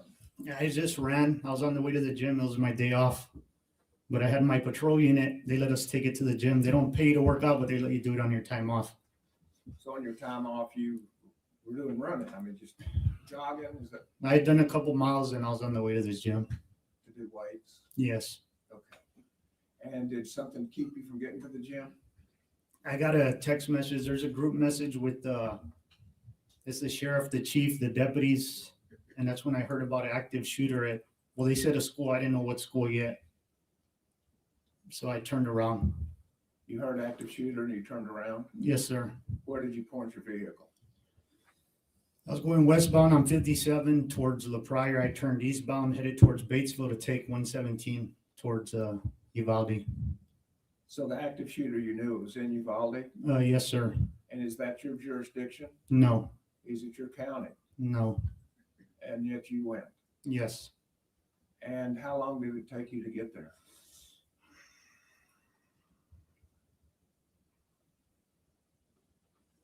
I think I stepped into the building at 11:50 something. I'm not 100% sure. 20 minutes or less, maybe. Okay. And on your way there, did you drive the speed limit? No, no. Tell us how you got there. As fast as that truck would go, I just quick. As fast as you could go, you got there. Mhm. And when you got there, where did you stop? I stopped at a parking lot. I don't know if it's the northeast to the right of a cafeteria to get my rifle and put on a vest that I had. Okay. May I approach you? Yes, sir. There's a pointer right there in front of you. Take you a second to look at Geraldine Street, Rose Street, and Robb Elementary. Okay. So this would be the cafeteria? There's people right here on the end. If you can just scoot that way just a touch, I'll scoot it over. Okay. If this is gonna be the cafeteria, there's a little pickup area here. I parked around this area. There should be a parking lot or something. I don't know if it's in view, but there's gonna be around this area up here. Just out of view by the cafeteria, there was a parking area, and that's where you parked. Yes, sir. And that's on that far bottom corner to the right, far right. Yes, sir. Thank you. How were you dressed on the way over there? I had I'm sorry. I was wearing shorts and a t-shirt and running shoes. Okay. And so is that the same way you were dressed by the time you got there? Yes. Minus I put on a vest that I had on the seat. So when you got there, you put on a vest. Tell us about the vest. It's just bulletproof. I'm not sure if it's what the rating is, but it's all I had, so I just put it on. That's It's a all you- black vest. Yes, sir. It said sheriff on it. So you don't know if it was rated for guns or for handguns or for. Not at the time, no. That's what you had, so that's what you put on. Yes, sir. Did you have anything else with you? Besides the No, vest? that was it. Phone, everything stayed in the truck. No body cam, nothing. How about helmets? No helmet. Any weapons? I had an AR rifle with I loaded maybe 12, 13 rounds in there. And did you take that with you? Yes, sir. What did you do? I see some parents, I believe those parents approaching from the right into the parking lot. There's two BP agents. Looks like they're taking cover. They have their rifles out. So as I see the parents approaching, I load real quick, get out. Then I ask where the shooter's at. He looks a little confused, but points somewhat in the direction of the main building he was at. So I run towards the cafeteria. I know there's a gate there. I picked my kid up there. I know the school. I just didn't know the name at the time. Let me stop there for a second. You said you picked your kid up there? Yeah, I picked my daughter up right there on the side of the cafeteria. There's a little driveway you pick up the kids. So I picked her up there before I know where the main office is at and the cafeteria. Other than that, I just know that location. So was she going to school there that day? Yes. Okay. So then what happened? So I know there's a gate right there, the cafeteria. So I make my way to the gate. There's a school. I think it was a school officer coming out. I think it was Mike Hernandez. He has something in his hand. He's walking away and ask him where the shooter's at. And same thing, he looks kind of confused, point. So I go past him. There's a parallel buildings after the cafeteria. Behind it, you have those parallel buildings and the main building. So I run in between those buildings. I think I don't know if it was county or those two officers. Same thing, I ask where the shooter's at and they point towards the main building. Like, I don't know the direction. They say, be careful, he's shooting out of the window. So I make my way past that, and then next thing I know, I'm in the building. I don't remember if there was somebody at the door or not. And from there, I just remember linking up with Gonzales and whatever officers were there pointing their barrels down the hall. Okay. Now, approach again, Your Honor. You'll show us the path that you took from your vehicle to get to the building that you're talking about. So I was parked here. I made my way over here towards the gate. This is where I ran into the other officer. Ran through here. Those two officers, I believe, right here. Then I made my way into the building right here. These are the windows they were talking about that he was shooting out of. Where were the officers when they told you, be careful, he's shooting out the windows? Somewhere right around here. And did they point to the windows they were talking about? Yes, it was going to be these windows here. Okay. So when you found out that he was shooting, did that stop you from going forward? No, I just ran quicker. You did what? I just ran faster to get in there. To get in there? Yes. When you found out he was shooting? Yes. And where did you go? I made entry to this doorway right here, and that's where I can't remember what happened between here and I linked up with those officers. I can't remember if someone was at the door either. Okay. But you got to the main hallway, Yes, sir. and then you say you linked up with other officers. Yes. Tell us what that means. So when I get there, I make contact with I believe it was Lieutenant Eric Gonzales, and they're just briefing me on the situation. They're telling me which classroom they think the shooter's at. I remember them describing the chair. They point, they're like, where the chair's at. At some point, I asked if they wanted to make entry, and no. They say something about a negotiator and a shield. He explains that they got fired at as they approached the door. And so what did you do when you found out that the police officers had been fired at? There wasn't really much I could do. Whatever they needed, I just joined in on whatever they were doing. So what did you do? What did you join in on? On the hallway, I just stood left of, I believe it was Eric Gonzales. I just stood left of him, pointing my rifle there, waiting to see what was the next plan. So you joined in with a group of officers, Yes, sir. and do you know what the purpose of those officers was? I think they were waiting on like I said, I remember him mentioning a negotiator and at some point a tactical team of something. And while you were there, did a tactical team arrive? Eventually Vortex showed up. And what did you do when Vortex showed up?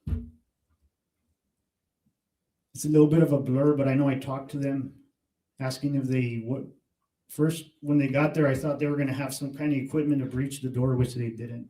I remember asking about a sledgehammer. Eventually, that rifle-rated shield came up, and that did show up eventually. But just little things like that, I could hear them talking about breaking windows. It didn't happen. And so, with Vortex, you expected there to be some equipment, Yes. and that equipment wasn't there. No, just what they were wearing. Okay. Well, and one thing specifically you said was a sledgehammer. So anything to maybe break the door handle. That's what I was thinking at the time. And then the shield, maybe the shield, because I don't know how many whacks it's going to take. But just little things crossing my mind. What do you mean by how many whacks it's going to take? To break the doorknob. For what Or I purpose? don't even know at the time, I don't know which way the door opens, just to try and break the door down.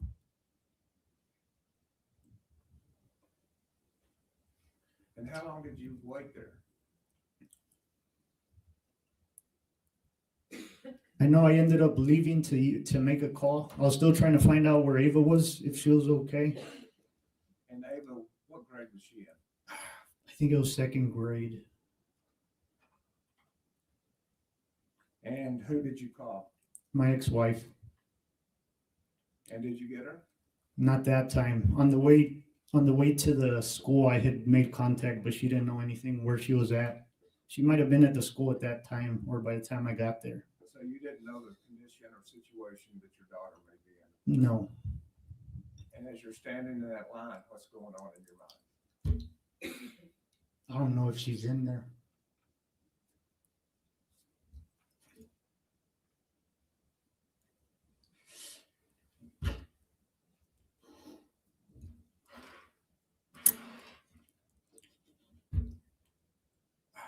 And what was there any further delay?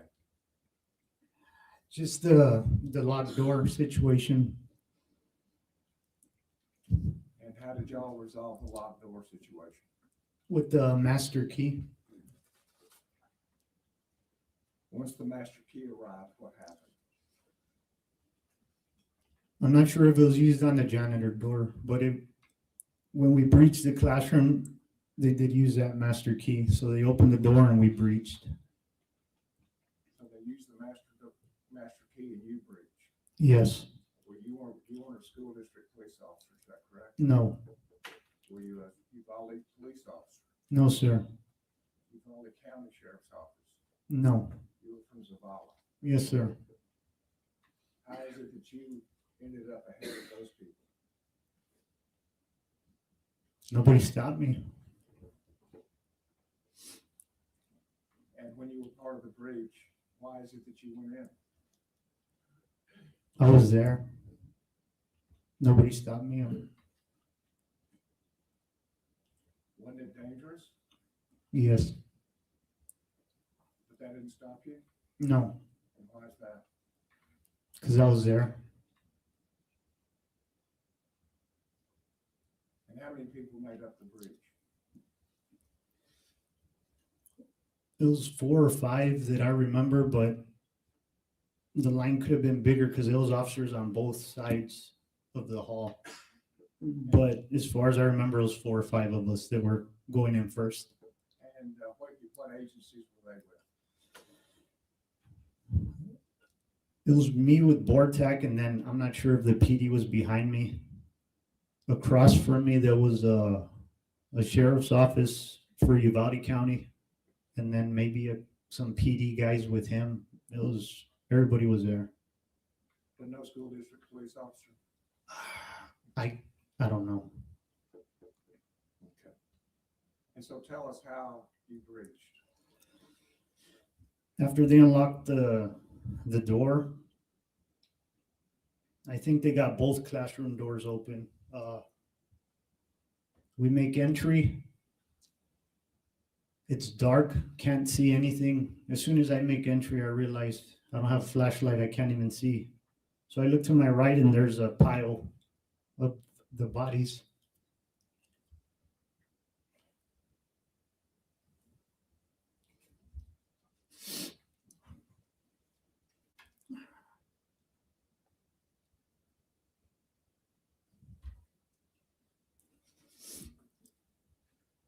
We didn't get shot.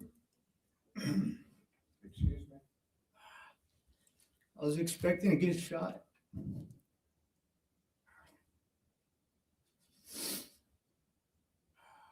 You didn't know where the shooter was? No, I thought he was gonna be to the right as soon as we made entry. You thought he was gonna be where the bodies were? Yes. So that's where you focused your attention? Yes, but it was hard to see. It was dark.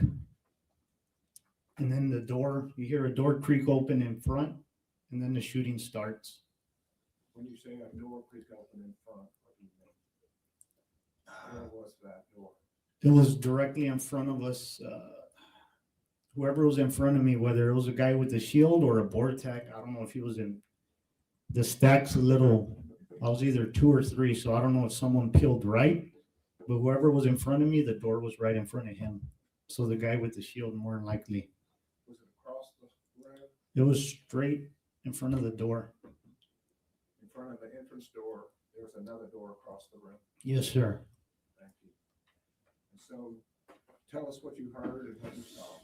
So the shots ring out From where? directly in front. I could hear the shots coming. I'm carrying my rifle left-handed, so I can't even pick it up because we're so close together.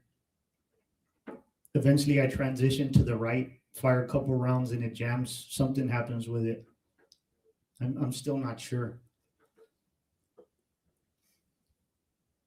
It felt like a long time. I know the video's fast, but it felt like a long time. Eventually, shooting happens behind me, and then it's over. And in front of me, there's someone with long hair face down, and I think I thought it was a teacher at first because he had long hair. They flip him over, and I could tell it's the shooter. He's in all black. We still have a classroom to the left. So me and another officer peel that way. And I look down. You say that way to the left? Yeah, we turned to the left to go into the second classroom, and I look down, there's a little boy, and his shin looks pretty big. He looks older than my daughter.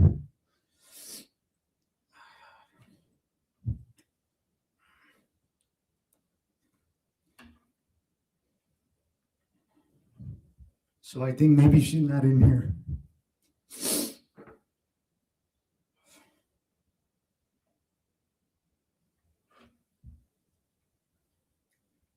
And then in front of me, there's a girl with a pink dress. And I thought I saw her stomach move. Like she took a breath and held it. I'm not sure.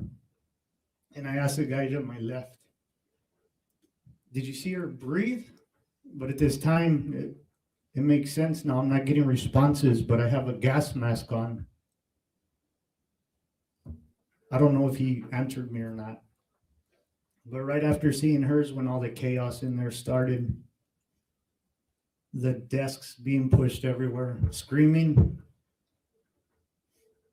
I got out of there at that point. Once they flooded the classroom, I left to look for my daughter. I didn't want to look in there, see her in there.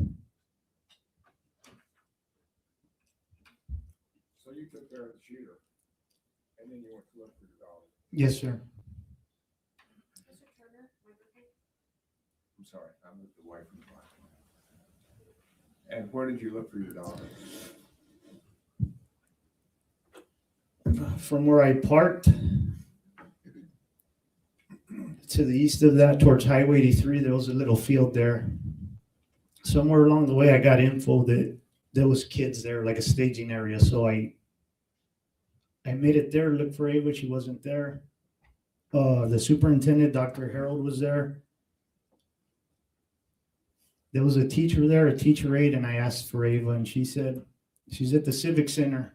So I felt a little relieved, and I asked her, you saw her get on the bus? And she says, no, and it makes me mad.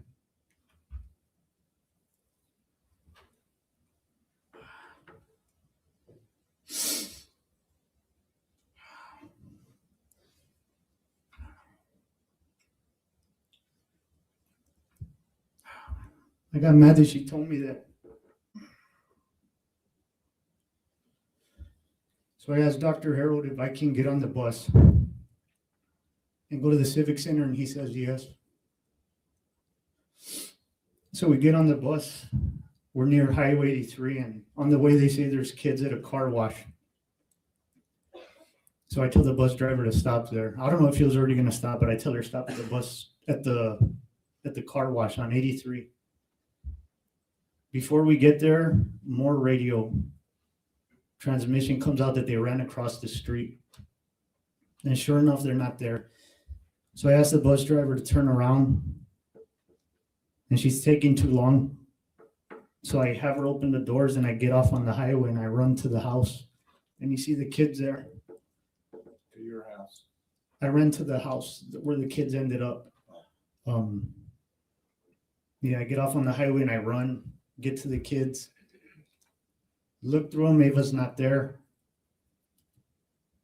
They're in somebody's front yard. There's a lady at the door. I asked to use her phone. Same thing, no answer. So I don't know where Ava's at. The bus ends up getting there. We get on the bus, go to the Civic Center, get off, walk in there, and the kids are in rows, almost like a formation. And I don't see her at first. It feels everything leaves my body. And then out of nowhere, she like appears, and I hug her. We go towards the back wall. And then a teacher, but I don't know if it was a teacher, but she kicks me out of there because I have a rifle. So I leave my daughter with a relative there. He was looking for his kid. I asked him to give me a ride back to Robb because I fired my weapon. Pretty sure I had. So I knew I had to go figure out what they wanted to do with me. So I went back to the school. I met with a ranger, and he took my weapon later on that day. Because it potentially had evidence of, since you had fired shots. Yes, sir. Is that standard procedure when there's a police shooting? Yes. So that's nothing unusual. No, they take your weapon.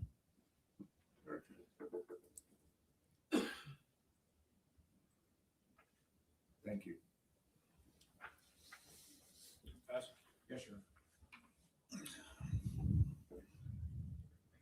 You're a sergeant still? I'm with the investigators now. So you're investigator, not sergeant? Yeah, no, not sergeant, just You investigator. want me to call you investigator Vasquez or Mr. Vasquez? It doesn't matter, however, whatever's easier. Well, my name's Nico, and you can call me Nico. Yes, sir. I didn't want to cut you off. A lot of that you were saying was not relevant to Adrian, right, or this trial, but Okay. I think we're all just wanted to hear from you, and we're grateful that your daughter's okay, and thank you for your service. But have you testified before in your duties as a police officer? Not to this magnitude, but In trial, you have? yes, sir. Have you been cross-examined by a defense attorney? Yes. Maybe, okay. Well, there's no gotcha. You're not the opponent here. We're just gonna ask questions. I'm gonna ask for your information and what you knew or didn't know, and really talk about some of your experience, okay? Okay. If you don't understand my question, you stop me. Say, Nico, can you repeat that? Or I don't understand what you're saying, and I'll do that. Yes, sir. So it sounds like, may I call you Joe? Yes, sir. Okay, thanks, Joe. It sounds like that you were kind of operating in two functions. You were operating as a law enforcement officer, but also as a daddy. Whatever I was needed. I know, but you don't divorce yourself from being a daddy, right? No. I mean, you weren't just going to any school, you were going to the school.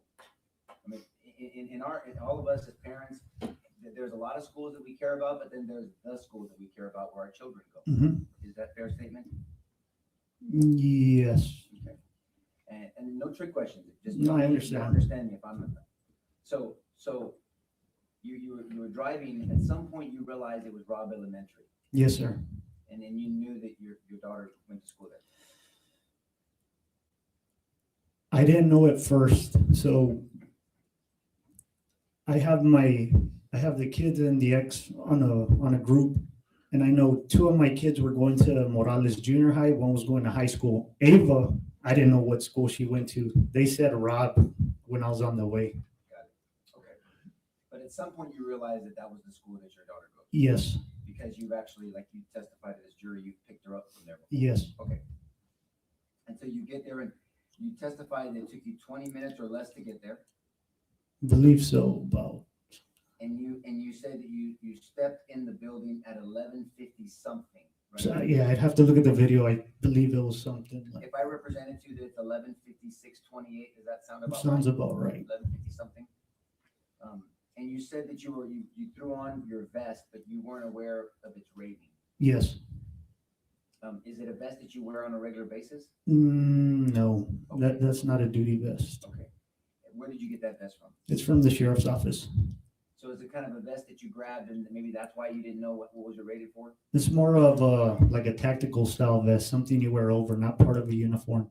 And for the jury's sake, for tactical, people can put extra magazines in there. You can put a flashlight, a knife, something like that. Yes, sir. It's not necessarily for protection. No. Right. So then it looks like you showed up the jury on this, that you parked where the drop off is, and looks like you entered the east side of the building. Yes, sir. You know now that there's a north side, there's a west side where this animal entered the building, right? This shooter. Yes. And then there's the south side, and then you entered the east side. Correct? Yes, sir. And so, as you were going by, you testified, it caught my attention. You said that there were officers, even when you first got there, they were taking cover. Yeah, it was Border Patrol agents. They were taking cover that far away? Yeah, there were. It's a parking lot. Right. So there's a drop off area where you pick up the kids. The parking lot. Yes, sir. Yeah, I've been there. And so, but my point is, that's still some distance from the building. Oh, yes, sir. And they still felt the need tactically to take some cover. Yes, sir. And whenever there's a shooting situation, active shooter, especially with a high-powered rifle, you could be in danger from a long distance away from that. Yes. And so if you don't know where the bullets are coming from, it's reasonable and it's tactical to take cover until you figure out where bullets are coming from. Yes, sir. So you're not criticizing them, you just thought that was normal. No, yeah, it was normal. Okay.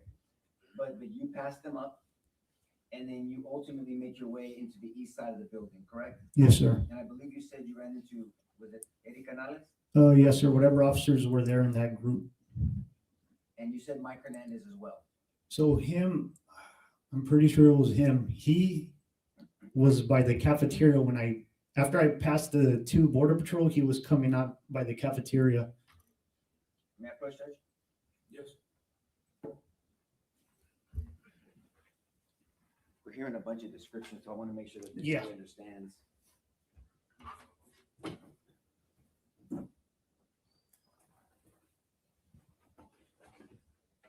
You understand what this is? Can you show us what we're against, for clarity? So this is the pickup area. I parked here. I believe if it was Mike, it was somewhere around this area. And what was he doing?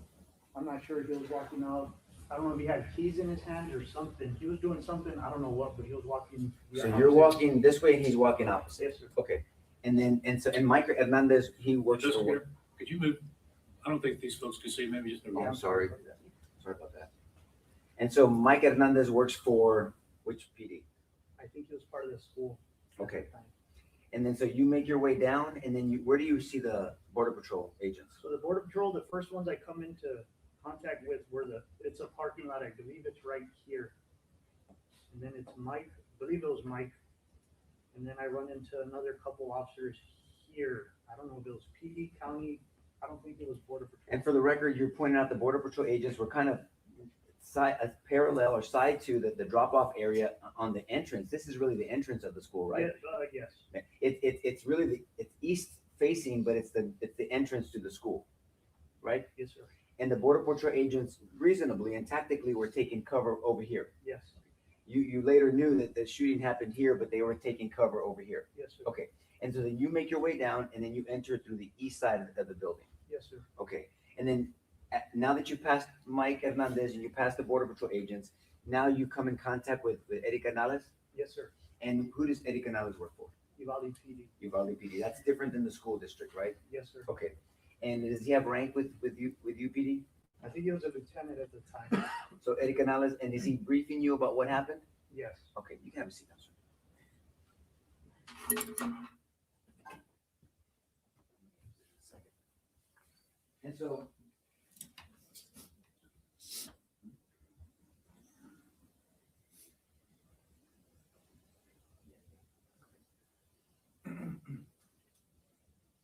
And so you got briefed by Lieutenant Gonzales about the attempted breach, initial officer that had went into the building, and the fact that the shooter shot at those officers, and two of them were hit. Yes, One of them was skinned in the head, and the other one was hit in the ear. yes, You're aware now that officers early on initially tried to get into that building and tried to breach that classroom, right? yes. And one of those officers was Adrian Gonzales. You know that, right? Now. Now, yes, Yes. At the time, you didn't know, but you knew there were early officers before the 376 officers showed up. There were early officers, 5 to be specific, that tried to breach. They went into the building, and 2 of them were hit. yes, Do you know now that they came in from different angles? Some of them came from the south, Adrian and another officer, and others came from the north side. yes, And tactically, that's not wise, but you had no choice, right? yeah, So may I stand up, Judge? Yes. So if you and I are in this hallway and you're standing over there, Joe, and I'm here with a weapon, and we're both going to a danger, what could potentially happen between you and I? crossfire. Explain to the jury what crossfire is. Crossfire is pretty much as he explained it. I'm not going to want my partner on the other side of wherever I'm shooting. You got to keep in mind the backdrop, right? Make sure nobody's on the other side of the bad guy, pretty much. Stay out of the path of fire. But you later found out that those initial 5 officers, they didn't even think of their own safety. They went in and they subjected themselves not only to this shooter, but to crossfire. Correct? Yes, It's called friendly fire or blue on blue fire. Right? yes, Okay. And that happened. And so that might not have been explained to you at that moment, but you were prepared to help out in any way possible. yes, sir. And by the time you showed up at 11:56:28 roughly, there were numerous officers there.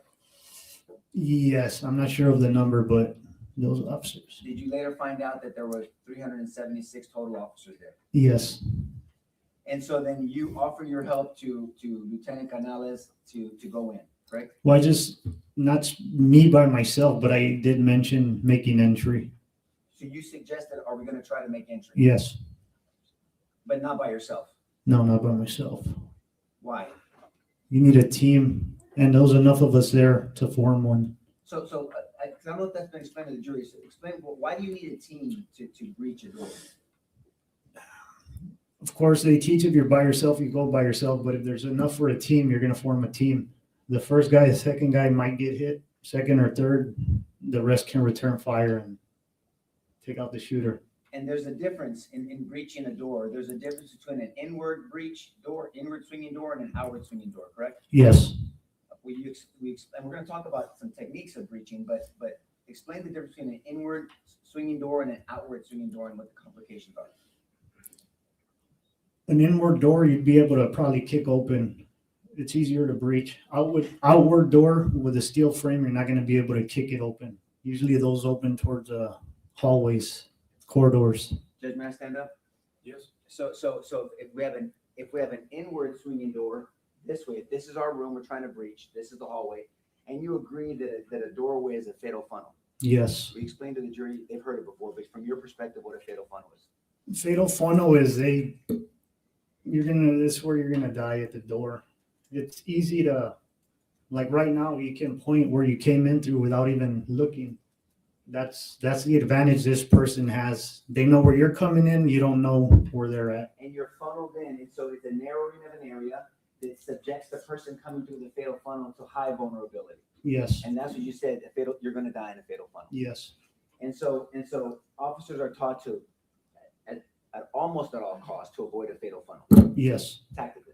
So an inward swinging door, you said you can either get a ramming device or you can kick open a door and then you can breach it. correct? yes, And then actually the inward swinging door tactically is to your advantage because if there's someone back here, it's used as distraction or some type of distortion so you can tactically. yes. But an outward swinging door is different. Mhm. So let's talk about that briefly. So Judge, may I use the witness for a demonstration? Yes. Joey, do you mind coming here, please? Do you mind if I use you in my demonstration? No problem. Okay. So what is it called stacking if we're gonna breach a door? Speak Stacking. loud, please. So stacking's gonna be me and 2, 3 officers. They're gonna line up behind me. That's a stack team Do you need a shield to have a stack, or can you do it without? without But a shield is better. shields better.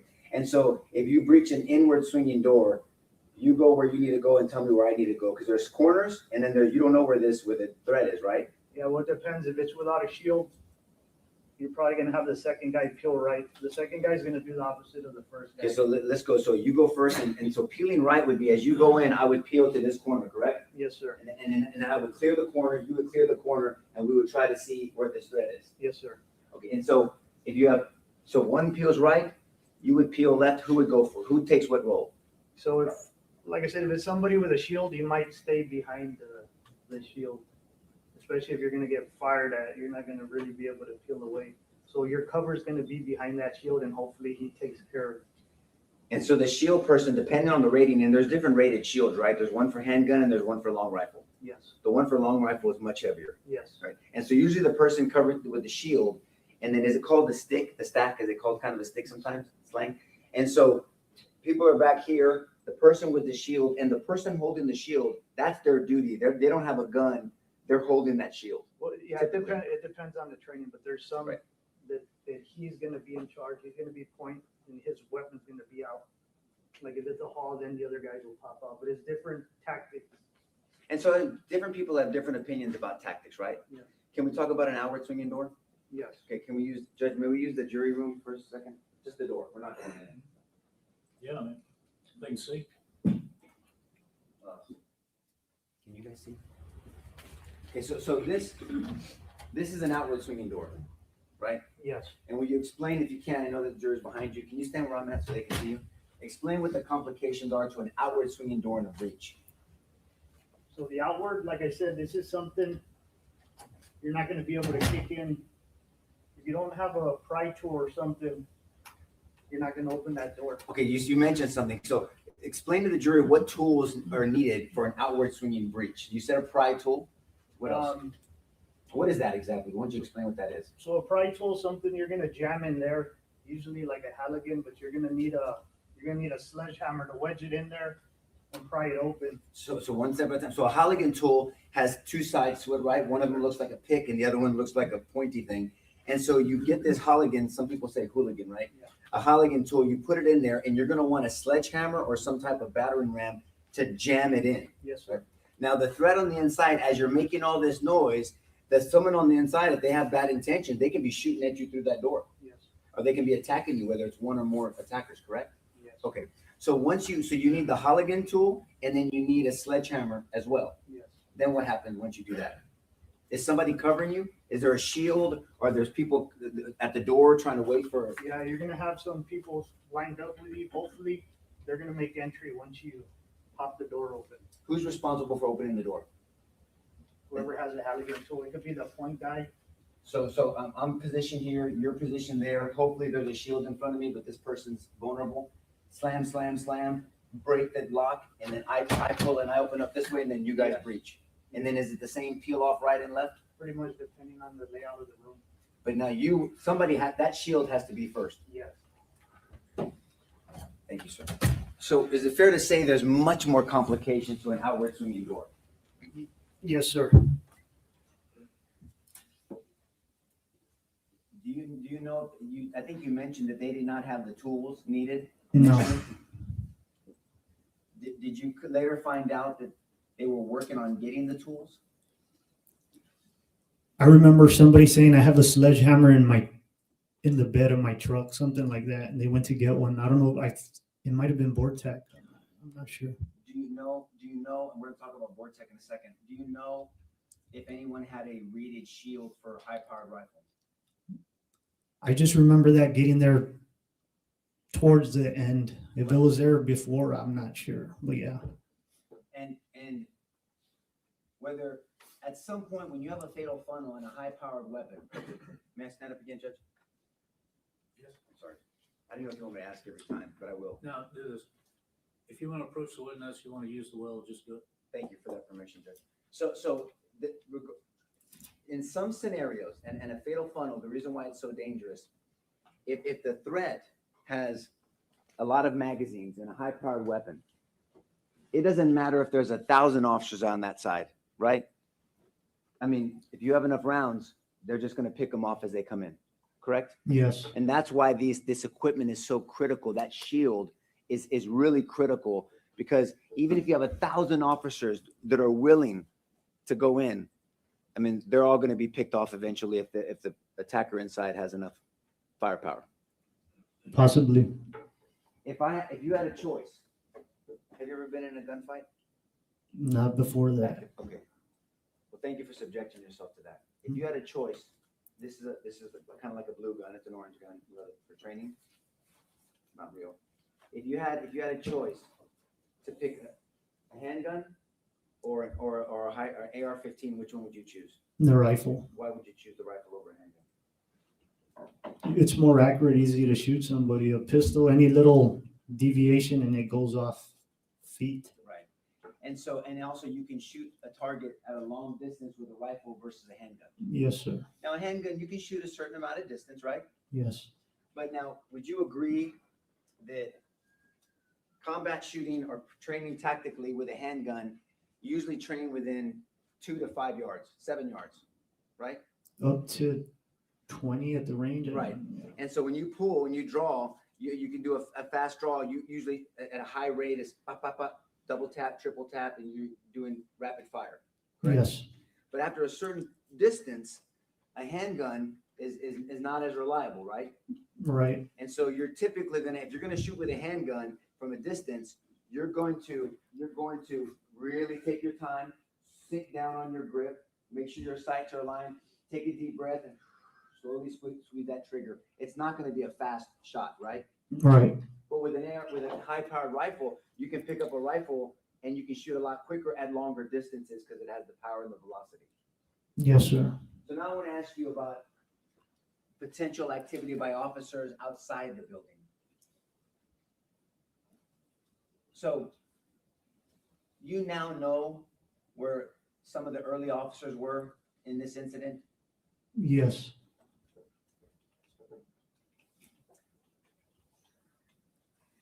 And just really quick, before we get to this part, the breach to that door was at 12:50, correct? Yes. It was almost an hour after Yes. everyone got there. Yes. Okay. And that wasn't your decision, by the way. No.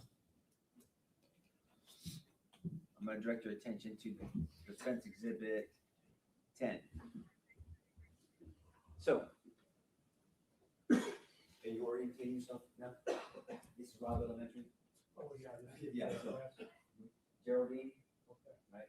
Groves over there. And this is the east entrance is over here. West entrance where the shooter came in. South entrance. Yes, sir. You now know that Adrian Gonzales drove all the way into this incident early on, and the jury will hear about the dispatch later. And he was parked over here. Do you know that now? Are you telling me now? Yeah, now you can. Yeah, now okay. And so we can see that.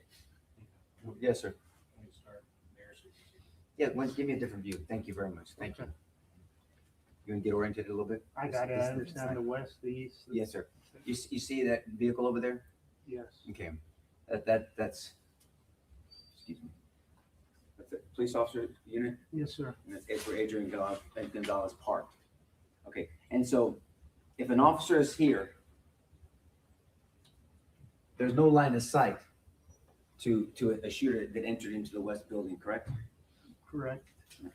And so, and this officer here, after hearing gunfire without a line of sight, it's reasonable to take cover for some period of time to observe and orient yourself to what's going on and what's going on around you, correct? Makes sense. And if the officer's by himself, it's different. Do you think tactically it's different than an officer that shows up to a potentially dangerous situation by themselves versus having backup? Yes. And so your tactics have to be a little bit different, right? Yes. As you described and educated the jury about tactics of breaching, there's tactics of trying to assess a situation when there's shooting if you're by yourself, Yes. right? And so, would you agree with me that in this area, there is no cover that you can see? Just the car, but I mean, it's not gonna stop bullets. Okay, I want to talk about that. Why did you say that? Why did you tell this jury that a car is not going to stop bullets?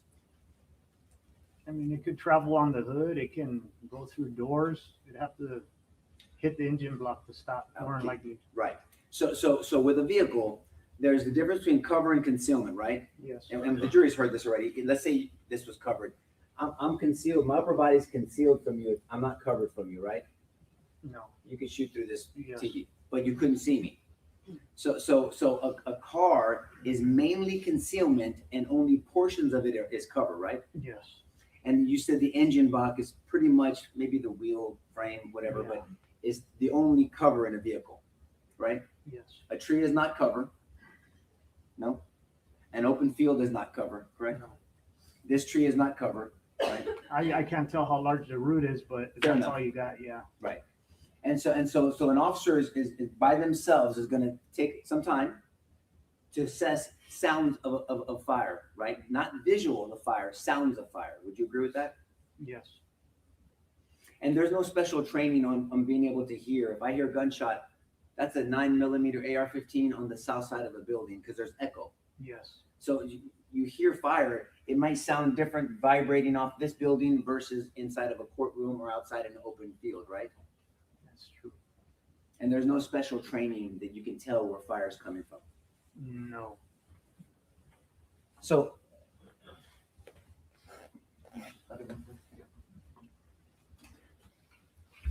there it is.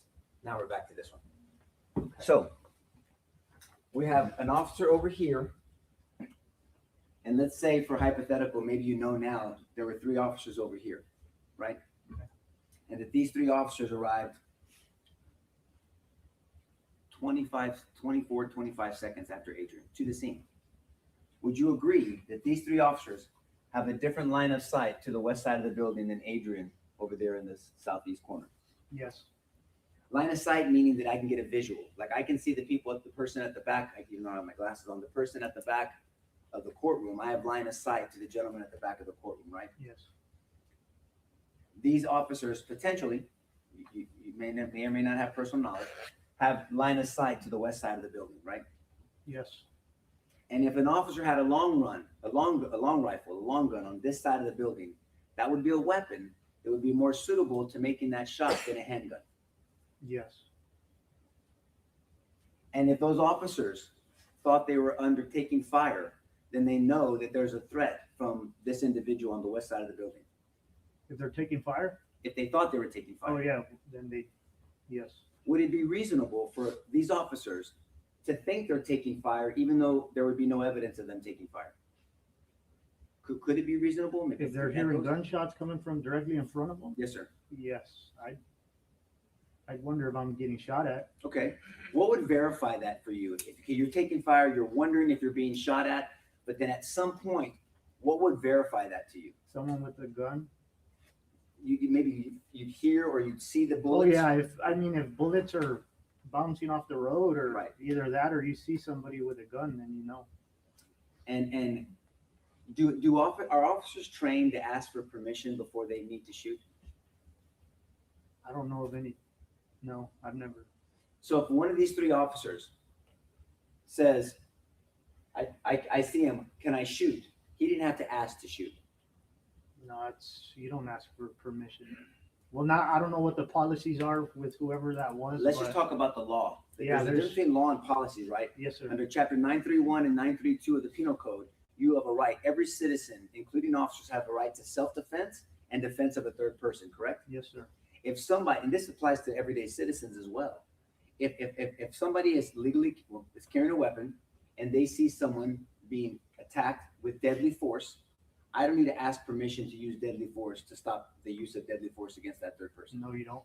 And so if this officer felt they were being shot at, saw an individual with a weapon, and had the time to ask for permission to shoot, that officer didn't have to ask for permission to shoot. I wouldn't. I don't. He shouldn't. He didn't have to ask. And you wouldn't have asked for permission No. to shoot. and you know that because you have training and experience. If you felt you were being fired upon and you saw someone on the west side of a school building and you heard through dispatch that there was someone at the school with a gun, discharging the gun, and you heard those discharges thinking you were part of the subject, you would take that AR-15 and you would put rounds downfield, right?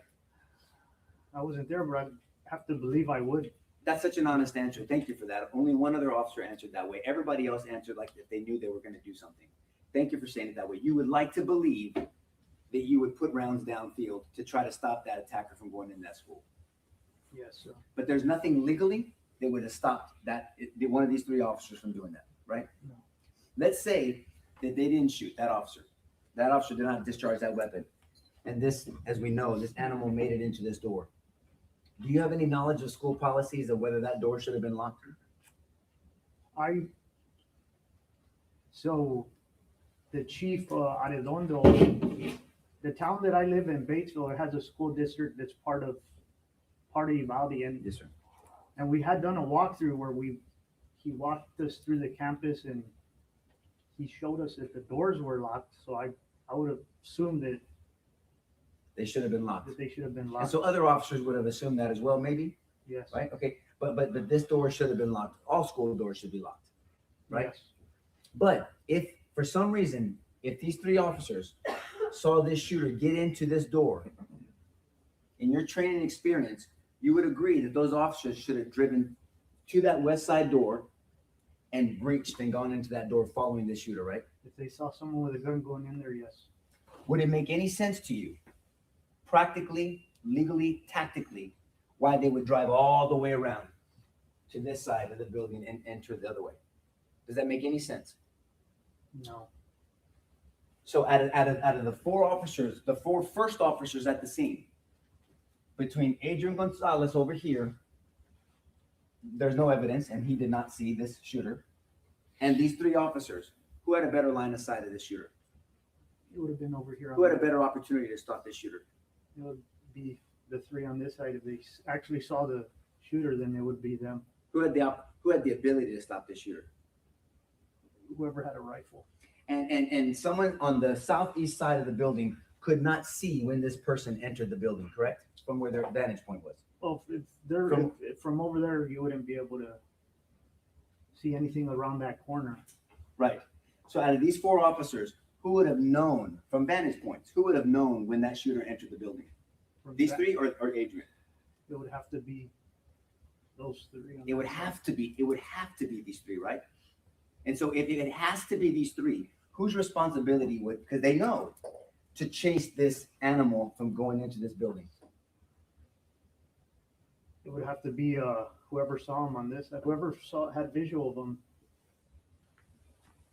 And you can't. Can you think of any reason why they wouldn't run and chase into this west building? Can you think of any reason why they wouldn't do that?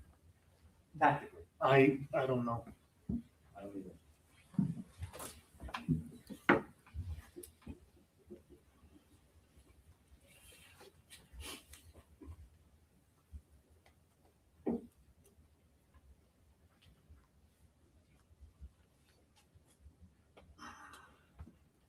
Just want to talk about the breach briefly. I think you testified that when they unlocked the door, they didn't use a Halligan, they didn't use a sledgehammer, they didn't use a wedge, a pry bar, nothing, right? They got a key. Yes, sir. And do you know now that Adrian Gonzales is the one that found the key for them? No, I didn't know that. Okay, so they finally got the key, and then they open this door and they breach. And when you guys come in, the shield takes fire. Right? Yes. Because actually somebody in the back of the stick, the back of the stack, takes a graze to his head. Yeah. And then they return fire and they send that son of a bitch to hell, right? Yes, sir. That's what it is. May I interrupt? Yes, sir. I want to start with what you said about waiting for other officers to arrive versus going in by yourself. Yes, sir. What is your training? If you're by yourself and you hear an active shooter, Stop the killing. If we're going by alert training, it's stop the killing. do you wait for 3.5 minutes? No. do you do when you hear the gunfire? Approach it, stop it. Approach the gunfire and stop the gunfire. Yes, sir. That's pretty standard police work. Is that correct? Yes, sir. Nothing new about that. No. And so if you just hear the gunfire, but you can't see the gunfire, what do you do? Can you see that? If you hear the gunfire but don't see the gunfire, what do you do? Try to assess situation, see if you're getting shot at, or if somebody else is getting shot at. And if there's shots and they're not at you, what do you do? Look for where they're coming from. And how do you look for where they're coming from? Take off in any direction where you think it might originate from. And that can be from the sound of the shots fired. Yes, sir. When you got to Uvalde, how did you find out where the shooter was? Just by asking. And you followed the directions from the people you talked to? Yes, sir. And did it take you 3.5 minutes after being told where the shooter was for you to act? No. Did you stand there for 3.5 minutes trying to decide if I should go forward? No. What did you do? I just ran wherever they told me he was at until I met with the other officers. Even though it could be dangerous for you? Yes, sir.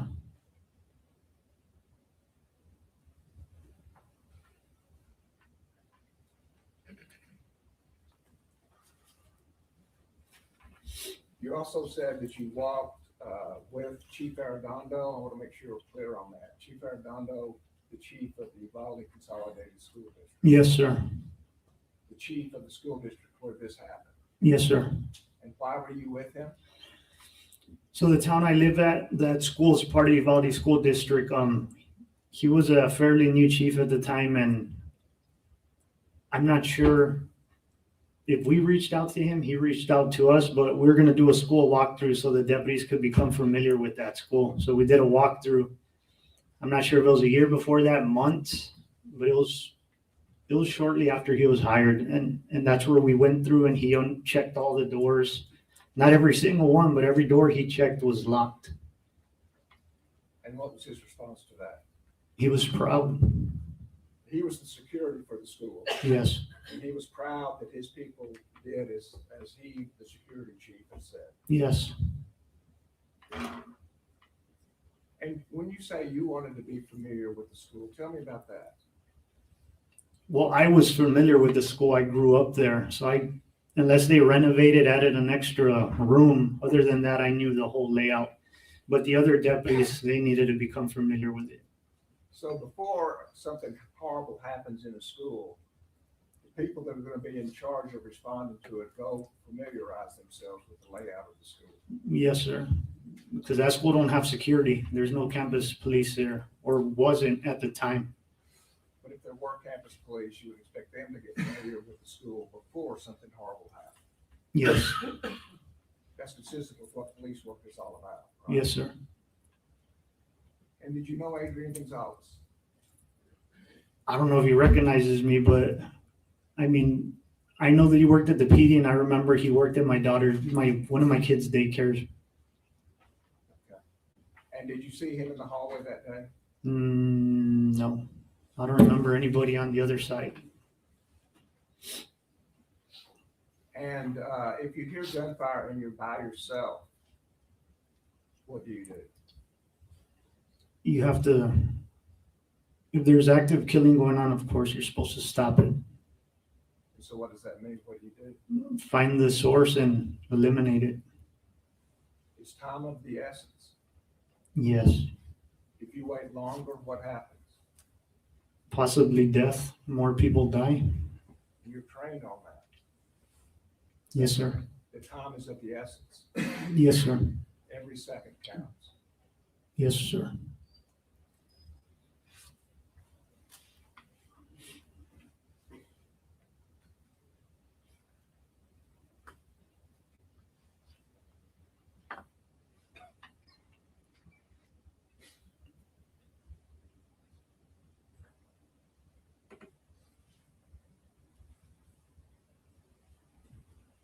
And because you've been trained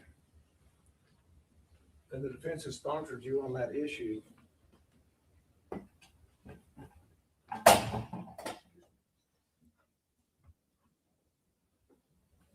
If there's a police officer in a vehicle here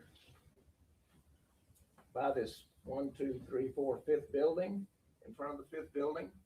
Okay. And you hear gunfire over here, and you're by yourself, what do? You have to head towards the gunfire, So what direction would you take? the direction where I heard it. Would you show us with the?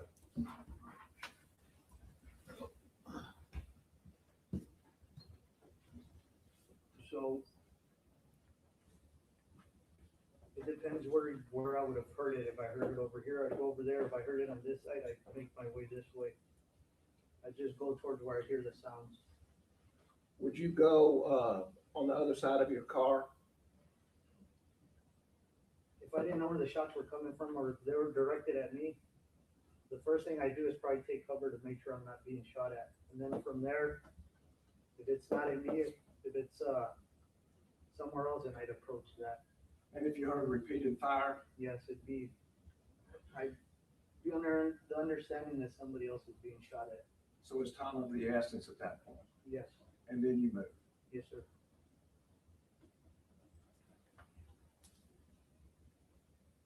And if you're alone? Same thing. Take cover if I think I'm getting shot at. If I realize it's someone else being shot at, approach that area. And if you believe the shots are coming from the teacher's parking lot and you start here, what happens? I mean, is this building covered for you at that point? It's brick, yes. If it's brick, it is covered. But what happens as you get to the end, to the edge? There's something in the way, so you have to stand far away from it to get a pretty good view. But you just pile around here and see what you see. And if you see the shooter, what do you do? Eliminate them, shoot them, whatever you can do. And if you have a handgun? That's all you have, you use it. Preferably you want to get close enough so you don't miss, but you use what you have. What if he has a rifle? I try to get close to something as I shot to get stable. But you would still shoot, Yes, even if you had a handgun and you knew he had a rifle. yes. Especially if there's other officers over here, they'd probably follow suit if I started firing, and maybe they'd have a better chance. And you might be able to distract him. Yes, suppress something. And fire, you could delay him, Yes, even if he missed. yes, Is that correct? yes, sir. So just engage. You would engage. If I see someone with a gun as I cross that corner right there, yes, I have to. And would you distract Either or, or delay yes, or eliminate? yes, But you do what you could do to do one of those things. yes, sir. And do you know how full the parking lot was that day? With cars? I made it out after, I didn't come out of there till it was over, so 12:51, 52. By then it was flooded with everybody. I don't know before how many cars were there. Thank you.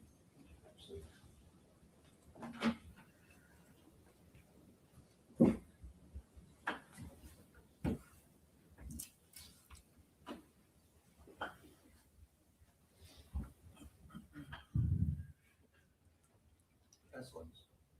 By the time you got there, you were being briefed by people. Yes, sir. So by the time you got there, you were taking instruction by fellow officers that you trusted.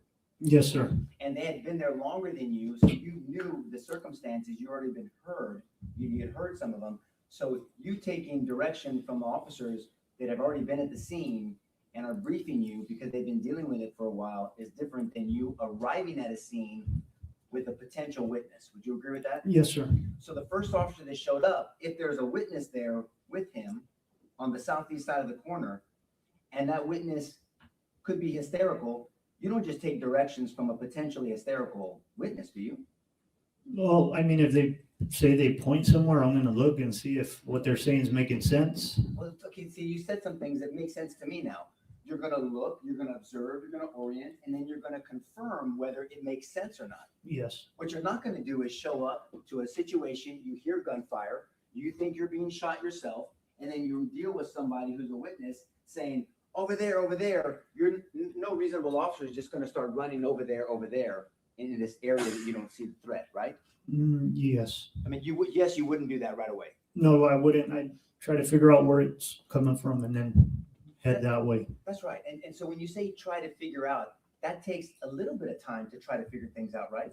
Yes. It took 376 officers over an hour to figure things out, right? Yeah. No, I asked him about it earlier, Judge.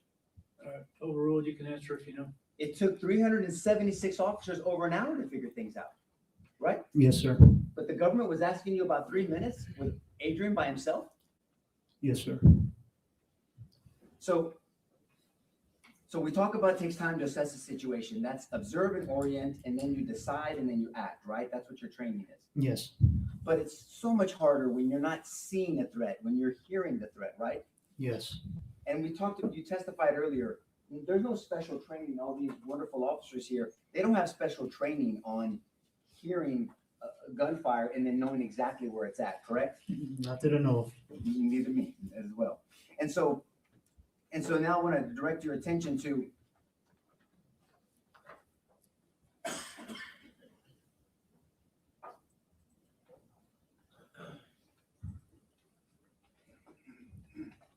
So I want to talk to you about what you know now, maybe what Adrian did. They were looking for a master map, a layout of the school, correct? Yes. Because you said you were familiar with the school because of your daughter being there.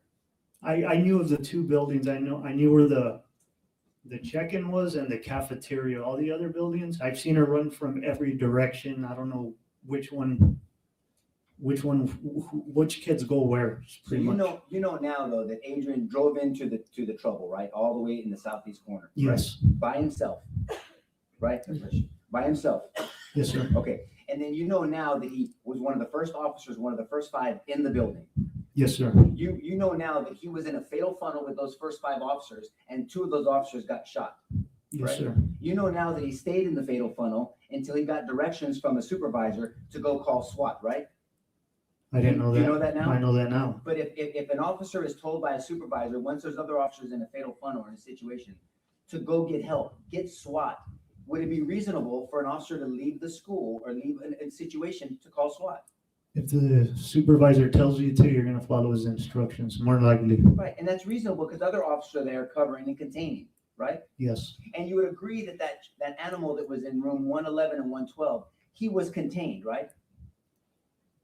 Well, you couldn't leave without us That's my point. shooting him. So Yeah. he was contained, right? Yes. And if it wasn't for those first 5 officers, let's forget the 376 for a second. If it wasn't for those first 5 officers, that shooter potentially could have walked through the whole school and done the same thing to all those other precious children. Yes. Potentially. Yes. Because without those first 5 officers to contain that animal, there would be nothing stopping him from going to the other rooms, right? Yes, sir. So those first 5 officers played a key role in containing, which is part of your training, containing the threat. Would you agree with that? Yes, sir. And then so you also know that Adrian ultimately, not only did he go to the danger initially by himself, not only did he go into the school as one of the first 5 officers, not only did he stay into the fatal funnel, not only did he take instruction from his supervisor to call SWAT for backup, he ultimately found the map of the school so they can make further assessments. You know that now, right? Now I know that. And you also know that he's the one that found that master key to give to them to breach, so you guys could breach. Correct? Now I know that, yes. And you also know that he, with other officers, once he saw that hallway was covered, they are the ones breaking the windows and helping those other children get out. There's pictures and video of him getting out, right? Yes. You know that now. Yes. So if Adrian wasn't just standing around for 3 minutes doing nothing, you would agree with that now that you know this, right? Yes. Would you think that's a mischaracterization of his behavior? Everybody says different things. What I say doesn't matter. They're going to have their own opinions. That's right. And really what ultimately matters what these 12 people think. But what I'm saying is everyone has an opinion, and we're trying to talk about some of the facts, Okay. right? Do you agree that facts matter over people's opinions? Yes. We have to analyze the facts. And so I'm presenting facts to you, and you're just sharing your thoughts with me, right? Yes, sir. 1 second, Joe. Did you have knowledge? Did you come to find out that radios were not breaking in the school? Do you know what I mean by breaking? No, I understand.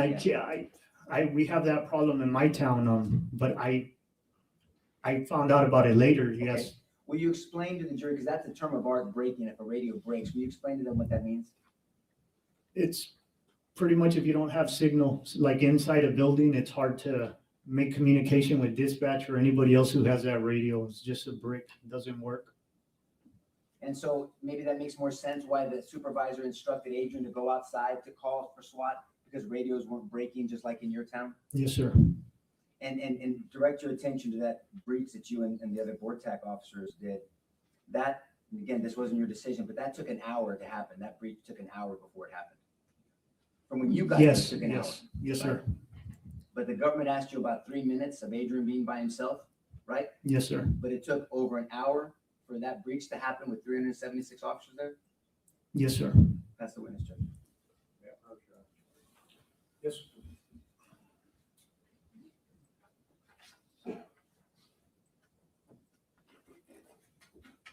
Officer, if we could, once again, we have a police officer in a vehicle at this spot, correct? Yes, sir.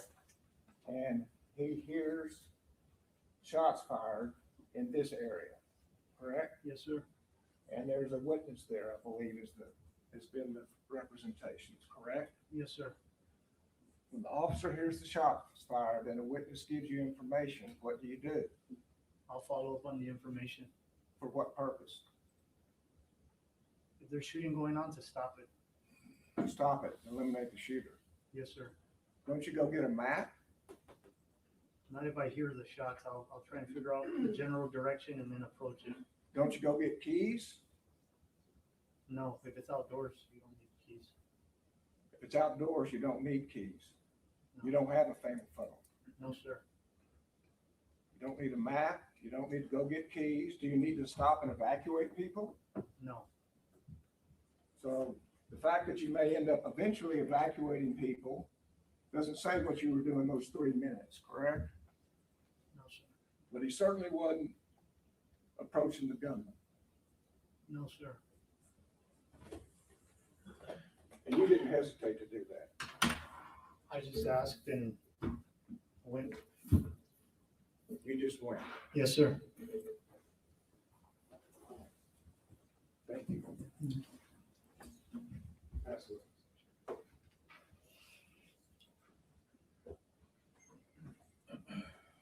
He asked about there's no fatal funnel outside, right? Yes, sir. You ever heard of a fatal field? I made it up. So a fatal field, yeah, don't worry, it wasn't a trick question. So if I'm in a field, an open field with no cover, a handgun versus an AR-15, Yeah, it's bad. yeah, it's bad, right? And so you don't just run without any, you said follow up on information. And follow up on information means assess and figure out, right? Yes, sir. And listen and observe.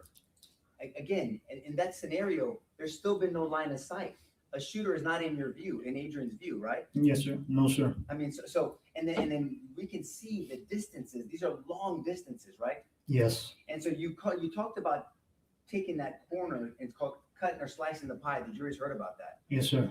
But you also acknowledged that AC unit with that fence changes the tactics on that corner, right? Yes. First of all, we know now, and they're not even contesting this, Adrian does not see this shooter, correct? Right? Yes. And Adrian can't tell if it's on the west side or the north side. He just hears shooting, right? Yes, sir. So whether he should run east or west, maybe getting instruction from a person that's frantic and stressed out, right? Yes. And stress, as we've heard other witnesses, but you know through your training experience, can do interesting things to your sight, your perception, and your hearing, right? Yes. You've heard of tunnel vision. Yes. You've heard of auditory exclusion. Yep. You've heard of perception distortion, correct? Yes. Perception distortion means that what really happened is distorted by stress, so your perception becomes your reality, and you think that that's what really happened. Yes, sir. And that can happen. And that's why you're trained that if somebody is excited, understandably, by the way, nobody is criticizing this young lady at this point, but that you're not going to just do whatever they say immediately. You have to wait, assess, follow up on the information, meaning it takes a little bit of time, Yes, sir. especially if you don't have line of sight of the shooter, right? Yes. If if you have line of sight of a shooter, like those 3 officers in the corner, you don't have to, your assessment's gonna be a lot quicker, Yes. right?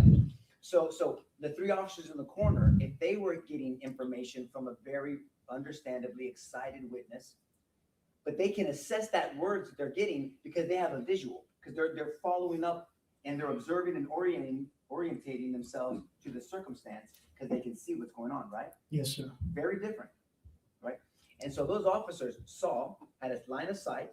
One of them asked for permission to shoot and had the ability to shoot and stop, right? Objection repetitive, Your Honor. I will sustain that objection. But what we know for sure is nobody from that corner followed the shooter into the west building. No, sir.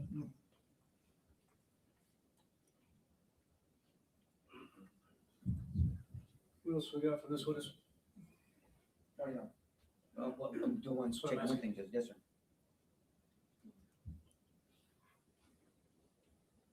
Do you know now, but by the time that Adrian radioed in potential position of the shooter, he was already in the building? Yes. Pass the witness, Judge. Okay, recall either side. No, Your Honor. No, Judge. Okay, sir, you are excused with our thanks. I'm gonna tell you the rule's been invoked. You know what that is. Yes, sir. Just try to avoid talking about the case until you know the case is over with. Yes, sir. It's your today. Thank you very much. You know who went into the fatal funnel? My Ma'am? sister went into the fatal funnel. Ma'am, Did she need a key? Why do you need a key? ma'am, go ahead and have a Wasn't it seat. locked? No, I see that she didn't lock her door. She went into the fatal funnel. She did it! Not you, bastard! Okay, ladies and gentlemen, I'm asking you to disregard the outburst.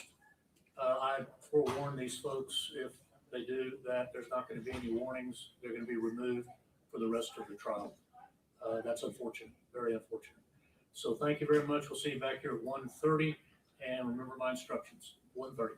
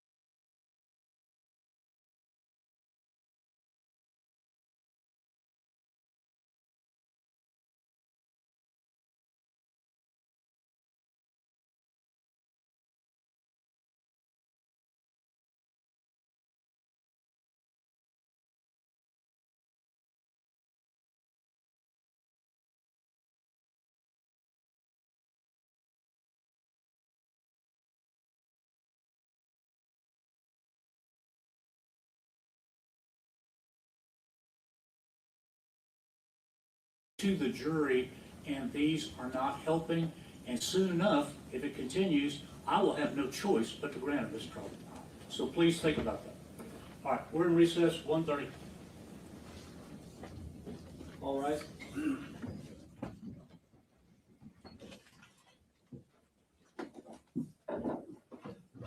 Okay. If the lady's gone, yes. I don't have to disclose.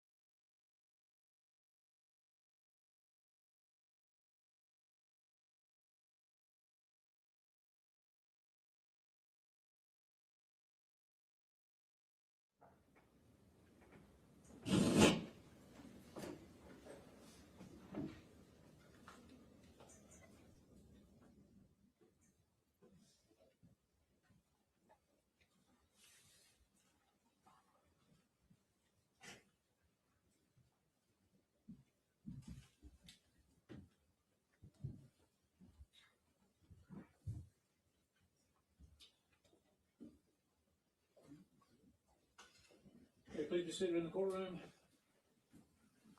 Members of the jury, the state has called its next witness in the case who is under oath. So you may proceed when you're ready. Thank you, Your Honor. Would you introduce yourself to the jury, please? Yes, sir. My name is Teresa H. Samaripa. And Ms. Amaripa, can you tell us where you live I live in Uvalde, Texas. and how long have you lived there? 28 years. And are you employed there? Yes, sir, I am. Can you tell us who employs you in Uvalde? I work with the Southwest Texas College Law Enforcement Academy. Okay. Southwest Texas College, Yes, sir. and is it exclusively a law enforcement academy? It's part of the college. It's one of the programs the college offers. Is the law enforcement academy? Yes, sir. And what is y'all's and are you employed there? Yes, sir, I am. Can you tell us who employs you in Uvalde? I work with the Southwest Texas College Law Enforcement Academy. Okay. Southwest Texas College, Yes, sir. and is it exclusively a law enforcement academy? It's part of the college. It's one of the programs the college offers. Is the law enforcement academy? Yes, sir. And what is y'all's general purpose? We train students to become peace officers. In addition to training students to become police officers, is there also continuing education? Correct. There is additional training for the officers in the surrounding areas to take additional trainings to keep up with their 40 hours per 2 years. You said to keep up with the 40 hours. Would you explain that to us? The officers need to have a requirement of 40 hours every 2 years to keep their licenses activated. And you and this department help provide that continuing education. We provide classes for them. And is there a supervising agency or department that supervises law enforcement training in the government? I didn't In understand. other words, do you report your training to somebody? Yes, sir. We report them to TCO, which is the Texas Commission on Law Enforcement. And what records do you report to TCO? We report in-service hours that are trainings that we provide to the officers, and we also report the cadets that complete the course, so they could also be certified officers. And does TCO require proof of the type of courses being presented? Yes, sir. Do they have certain requirements for each course that is presented? They have the guidelines that we need to follow to be able to provide those courses.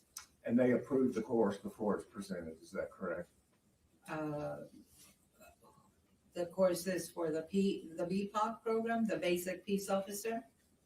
Yes, ma'am, and how about continuing education? Do you also report to them on your on your continuing education? Yes, sir, we report those hours to TCO. How is it that you get your people to lecture in this continuing education? The coordinator assigns an instructor for the class that we're gonna be teaching. And do they have to have certain requirements for TCO to accept them? Yes, sir. And tell us what that is. Well, they have to have a basic peace officer certification to be able to teach a class. And then it's up to the coordinator to decide if they qualify to be able to teach that certain class. And so tell us what your part in this work is as far as training officers in continuing education. What do you do? I'm an office manager for this law enforcement academy. And what I do is they tell me what course they're gonna have. I need to prepare all paperwork for it. And then I need to be also, when they finish the paperwork, I need to verify that everything is correct and in file. And then the coordinator approves that, and then I report that to TCO. And does TCO audit your work? They do. And so do y'all maintain the records that you have on training, continuing education? Yes, sir. For in-service training, we need to keep records up to 7 years. And that's part of the regular course of business for this department, is it not? Correct.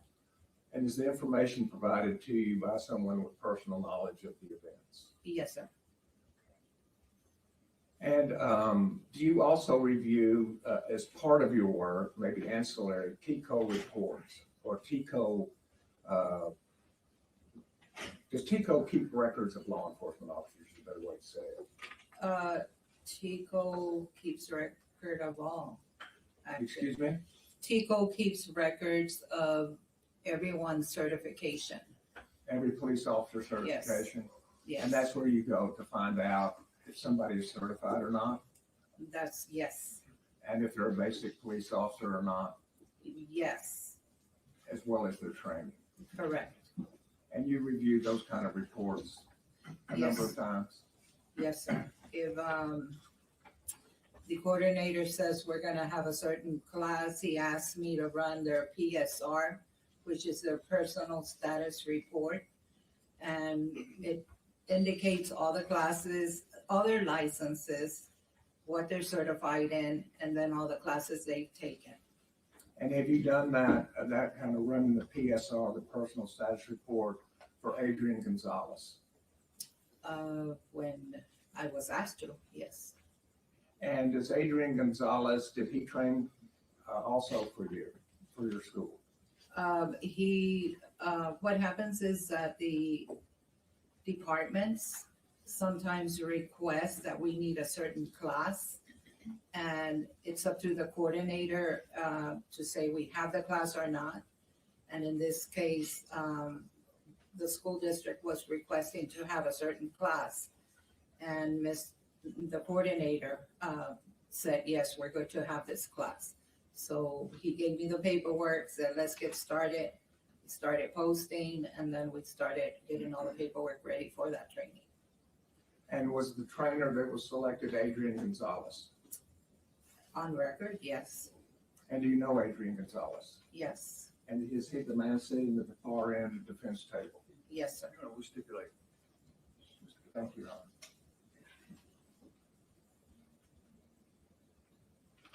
And so you've talked to me about you gather all of the paperwork for the training, is that Yes, sir. correct? Yes, sir. And then as training day comes, do you have additional duties? Just make sure I hand all the paperwork. If it's in-house in the office area, I make sure I give the paperwork to the instructor. Or if it's off our area, out of our area, I give that to the coordinator so he can take that over to wherever the training is taking place. And how do you keep up with who attends the course? I see the sign-in sheets. Excuse me? I see the report of training and the sign-in sheets. That paperwork is all given back to you as well. Yes, sir. And then what do you do with the paperwork? And then once I check attendance, I check everybody that signed in on the reported training and everybody that signs in on the attendance sheet for the AM and the PM, because if it's an 8-hour training, we do 2 sign-in sheets, one for the morning session, one for the afternoon. So I just verified all the attendance signatures are on all paperwork. So is it safe to say that you take care of the paperwork for the continuing education for law enforcement from start to finish? Correct. May I approach Your Honor? Yes, sir. So in showing you exhibits 1027 through 1035, do you recognize what that document is? Let me get my other glasses, please.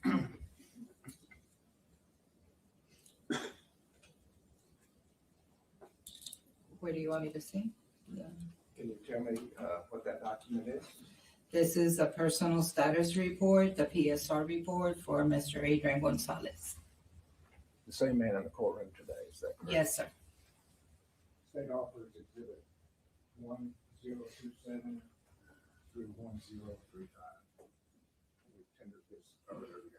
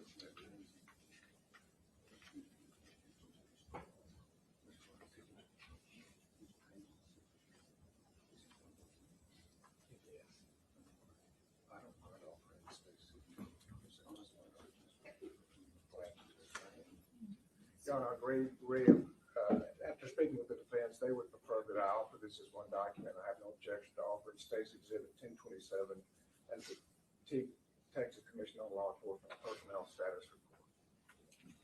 We don't, no objections presented there, Judge. All right, submitted. May we display that to the jury? Yes.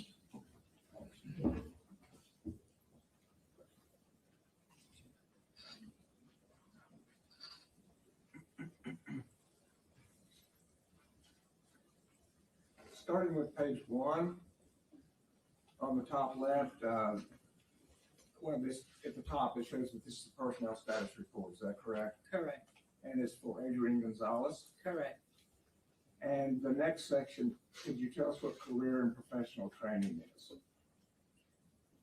You're talking about the service history? Where? Excuse me? I'm sorry, what did you ask? What is the section, the top section there, career and professional training?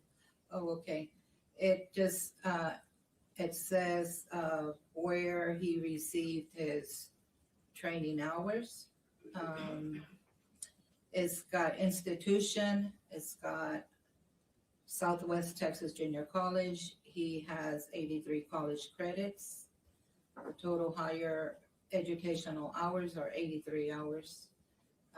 And then it says total higher educational points, 1,660 hours. Total military hours is 0. So the total is 1,660 hours. So there's a difference between education hours and total higher education points. Mm-hmm. Is that just TCOL assigns a number of points to each educational credit hour? It means that he submitted his college, Southwest Texas College transcript to TCO, and they recorded 83 hours. Thank you. The next section is service history. Okay, yes, sir. And does it indicate how long Adrian Gonzales has been a police officer? Yes, sir. It indicates when the service started and when the service ends. And what was Adrian Gonzalez' first work with law enforcement? He started back in 2010. He started working as a peace officer for the Uvalde Police Department.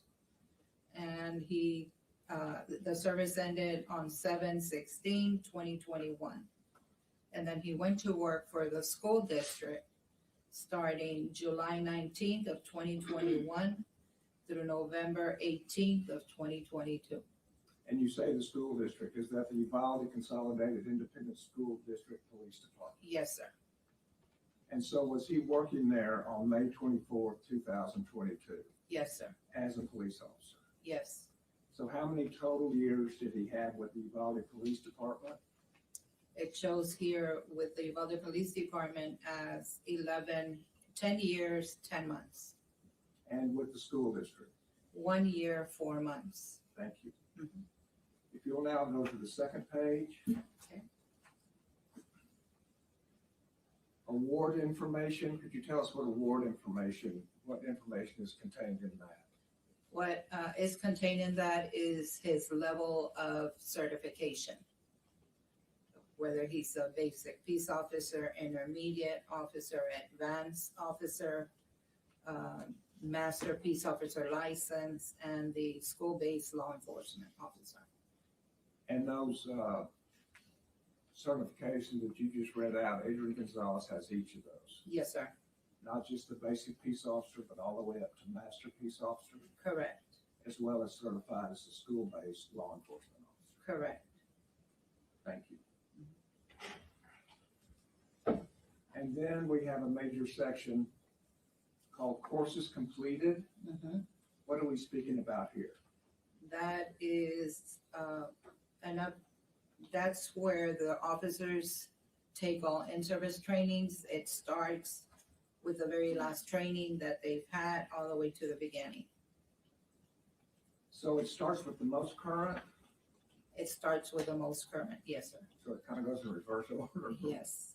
Thank you very much. Mhm. And if you would, could you go down to the bottom of page 2, Okay, and could you tell us what course that is? that is the SBLE active shooter training. that was held on December 17th of 2021. And how many hours credit did Adrian Gonzales get for taking the active shooter training course in December of 2021? 8 hours. And was that at your institution? No, well, we reported it, yes. Oh, so But- this just means you reported it. Yes, sir. I believe that, yes, that's what it says, Southwest Texas Junior College, LEA. And that's your group? Mhm. Thank you. And on the next page, page 3. Okay. At the top, school-based law enforcement training. Mhm. Was that also at your, No, sir. okay, where was that? That was taught at the Texas State University Texas School Safety Center. Thank you. And then to finish out 2021, is there a total number of unit hours that he took that year? Yes, sir. And how many was that? 101. Thank you.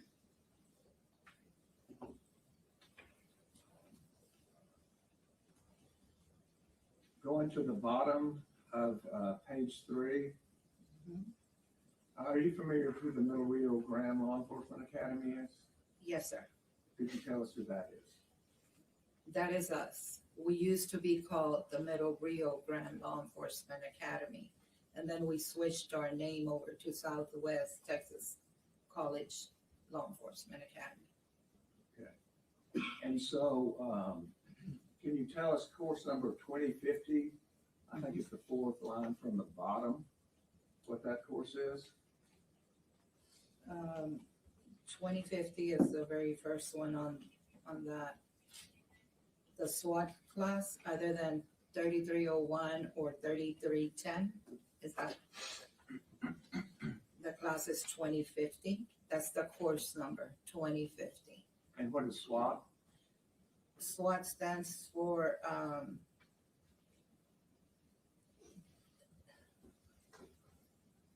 don't remember. That's sorry. fine, that's fine. Okay. How many hours of SWAT training did he get? He received 60 hours of training.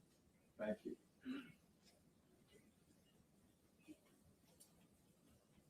And the next page, about halfway down, I'm looking for course numbers 3305. Okay. Do you see those? Yes, sir. And could you tell us what the first 3305 states? It's active shooter response. First class was on 4/13/2018 for 40 hours with the Middle Rio Grande LEA. And was there a second training for active shooter response? Yes, sir. There was an active shooter response on February 27th of 2018 at Texas Department of Public Safety, LEA. And the 3310 just below that? It's the SWAT in-service training on January 30th of 2018 for 8 hours at the Uvalde Police Department. And what is in-service training? In-service is the trainings that we do for the officers. Thank you. Mhm.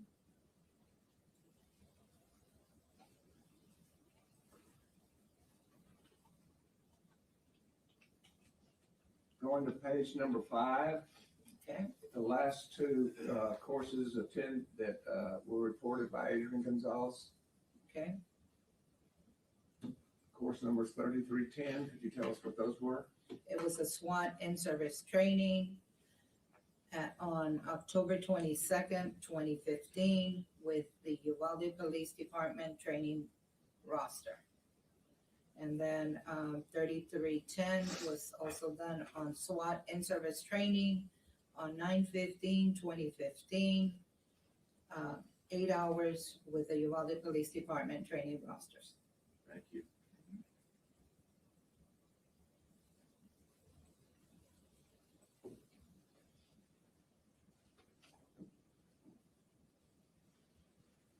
Turning next to page 7, toward the top. Is there a course entitled 2050. Yes, sir. And could you tell us what that was? That was the SWAT class, SWAT, other than 3301 course or 3310. And when was it taught? This was done in November 22 of 2013 for 60 hours with the Middle Rio Grande Law Enforcement Academy. 60 hours? Mhm. Thank you.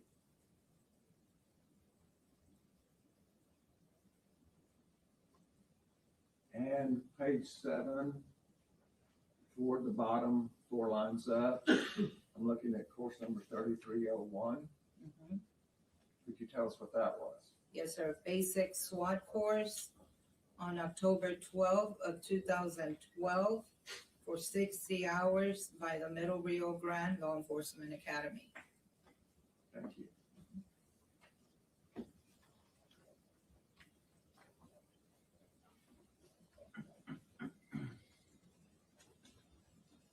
And so then, the last page, page 9,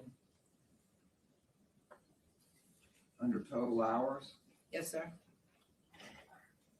there's 2 sections there. Can you tell us what those 2 sections are and for how many hours he was given credit? Okay, the totals hours were 1,948. It says total career professional hours, 1,660. And then total TCO course hours was 1,948 for a total hour of 3608. So 1,948 specifically 2 TCO approved courses. Correct. And at the bottom, is that the certification to show that TCO issued this document? Yes, sir. Thank you.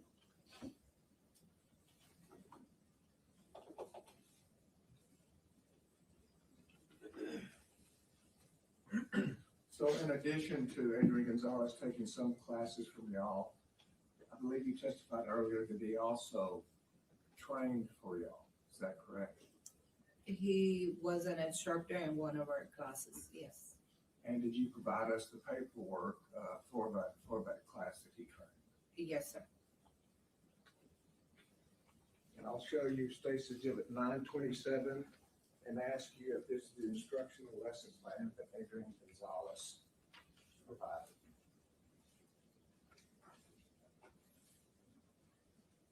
Okay, this was updated by my coordinator. He's the one that composed this together.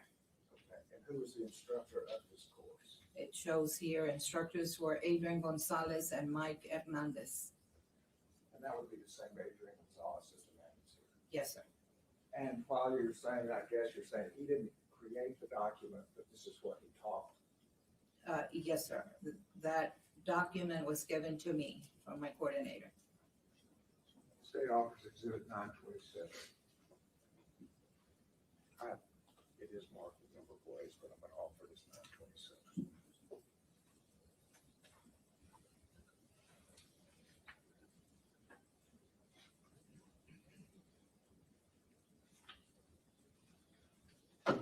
Your Honor, may I take the witness very briefly on board, Okay. Good afternoon, ma'am. Good afternoon, sir. My name's Gary Hillier. I've got a couple of questions for you. Yes, sir. We'll, if I'm speaking too fast, just let me know. I was going to ask you a couple of questions about this document Yes, that sir. the prosecutor just handed you. Did you get a chance to review it? I didn't review it right now, but I believe that's the lesson plan objectives for that class. Your Honor, may I approach the witness very briefly? Yeah, that's correct. Now, I just want to, in the interest of fairness, I just want to show it to you. Okay. Right. So I think it's been marked as various numbers, but I think the intention is to enter it as 927. Okay. If you Okay. understand it, that's Sure, fine. not at all, no problem.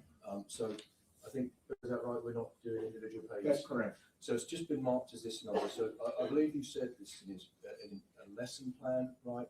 Yes, So you, is it your testimony that you had anything to do with putting this together? I did not put that together. So you've got, and when I say that, I mean putting the information on the pages. No, that is something the coordinator does. Right, okay, that's what I wanted to, so you've got no personal knowledge of any of the contents of this document, Correct, it's just that it exists. yes. Oh, in that case, Your Honor, we have no objection to 927. Sounds like it. Submitted.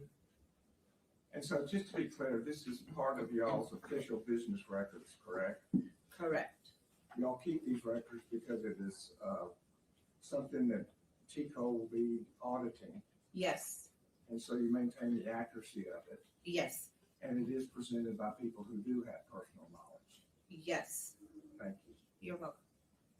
And I'm gonna do the same thing and hand you Stacy to the 927 so you can refer to that. Okay.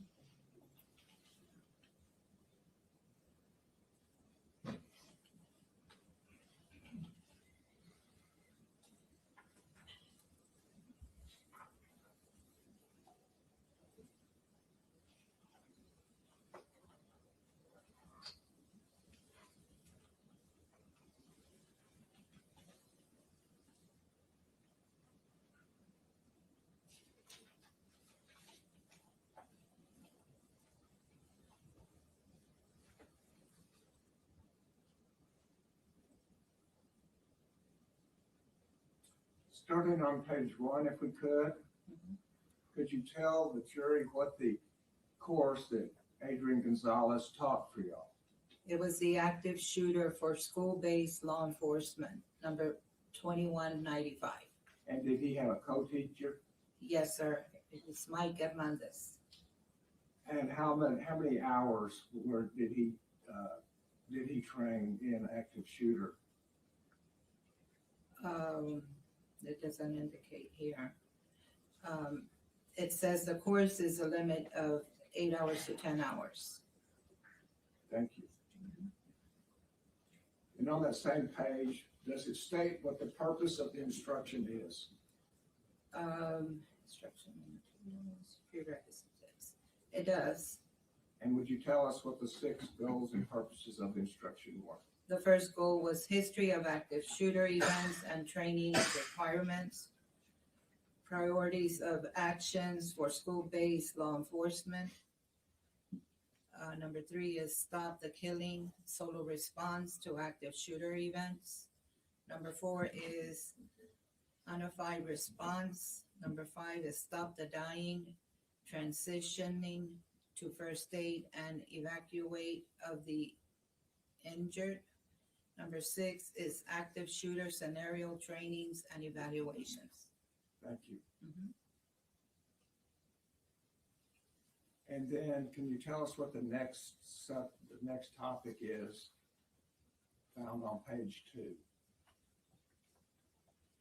This one is, the subject is the active shooter response for school-based law enforcement.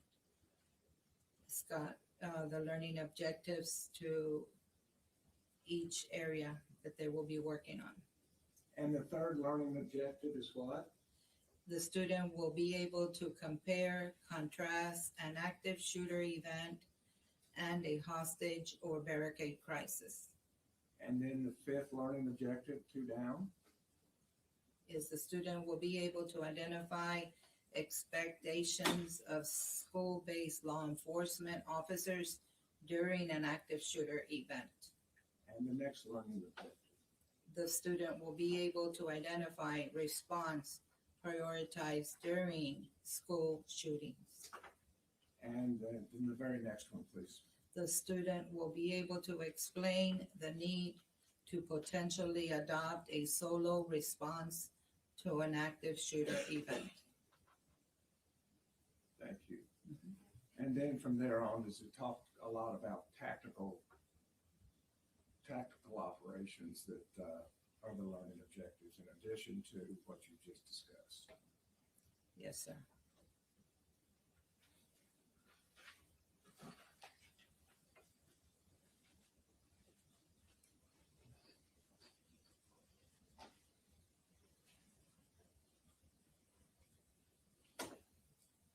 Turning to section 1.2, that section being historic active shooting.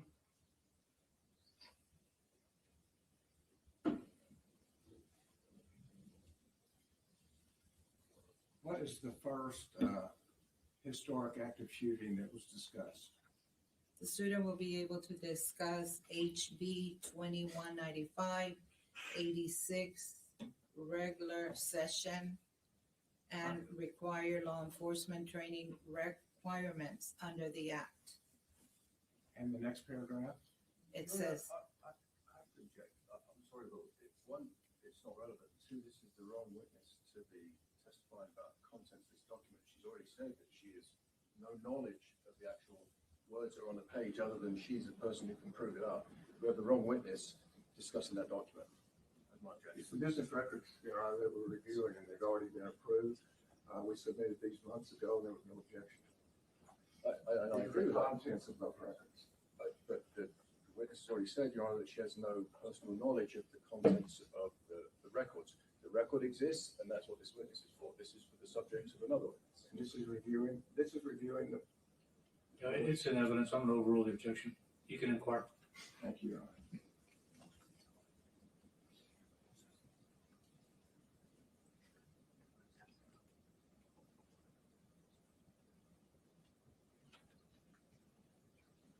And moving to 1.2, the Columbine High School shooting.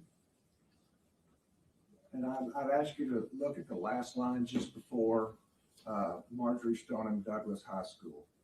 Could you tell us what that says? the last line before that, Yes, ma'am.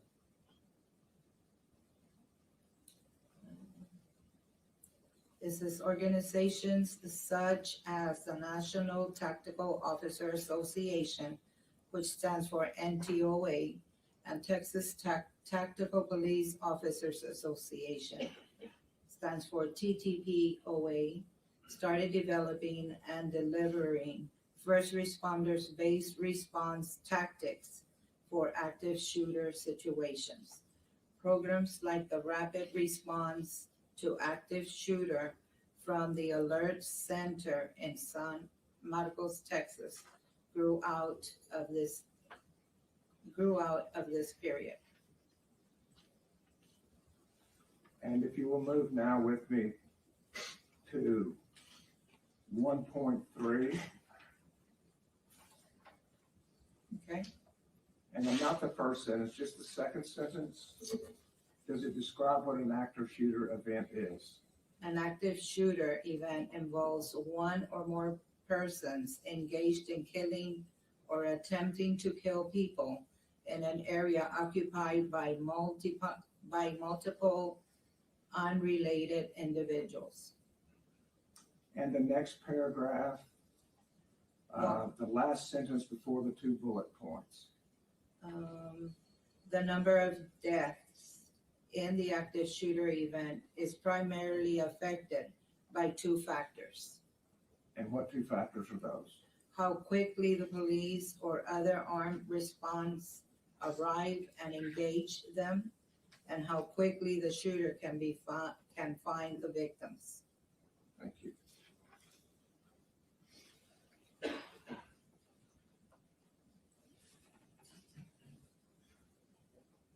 Turning to the next page then, priority of action.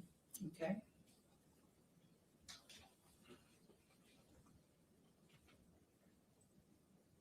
Excuse me, I'm going to go all the way down to 2.2. Okay.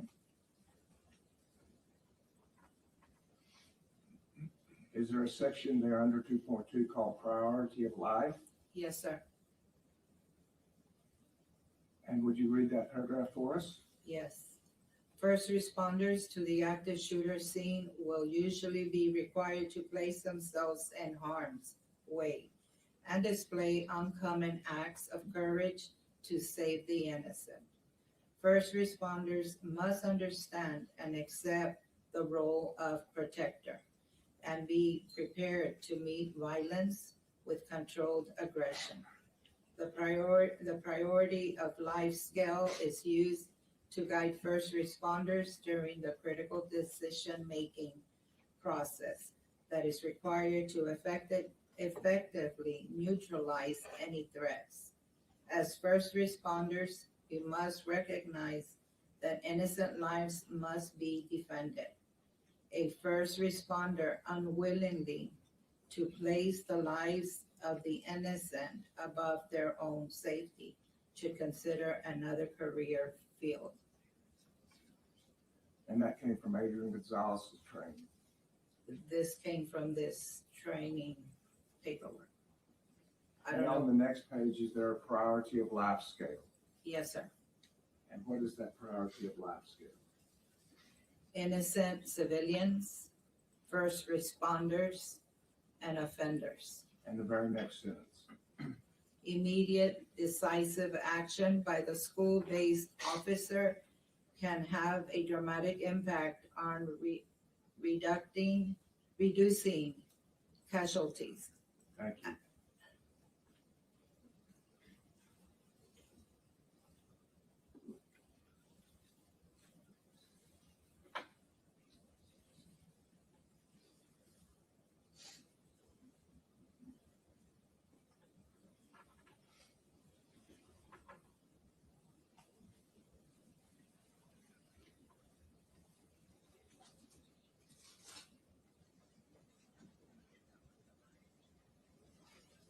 And the paragraph right after that, it begins with "in the event."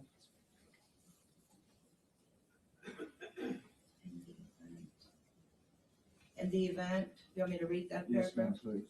In the event of an active shooter attack, school-based law enforcement officers should do the best that they can to fill the gaps until other first responders can arrive.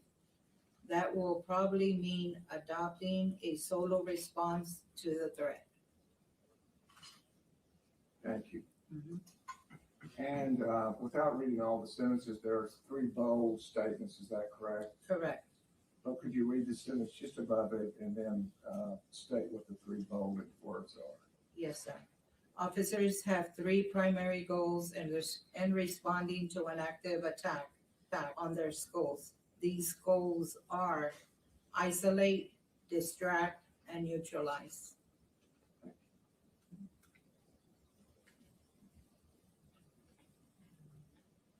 And just a couple more, but on the page 7, 2.3.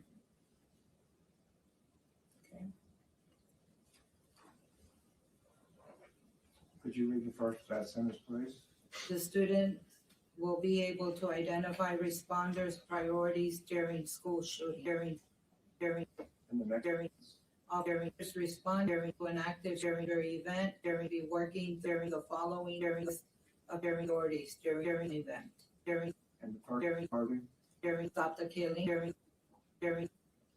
what does it say about During- stop the killing? officer first priority is to move in and confront the attacker. This must include bypassing the injured and not responding to cries for help from children. And the next Stop, priority, stop the dying. and what does the first sentence say there? Once the threat has been isolated, distract and or neutralize, they should begin providing medical aid to those most seriously injured. And the third priority, Evacuate the injured. and when do you evacuate the injured? As soon as the scene can be secure, every effort should be made to quickly evacuate the severely injured to medical facilities where they can be properly treated, where they can get proper treatment. And finally, unit 3, Stop the killing, solo response to active shooter events. and the first sentence of 3.1. The student will be able to explain the need to potentially adopt a solo response to an active shooter event. And finally, the last paragraph on that page. Time is a number one enemy during the active shooter response. The short duration and high casualty rates produced by these events require immediate response to reduce the loss of life. In many cases, The immediate response means a single solo officer response until such time as others the best us hope that innocent victims have in that officer's immediate move into action to isolate, distract, or neutralize the threat, even if that means one officer acting alone. Thank you. And from there, we move into muzzle discipline and tactics. Is that correct? Correct. Pass the witness.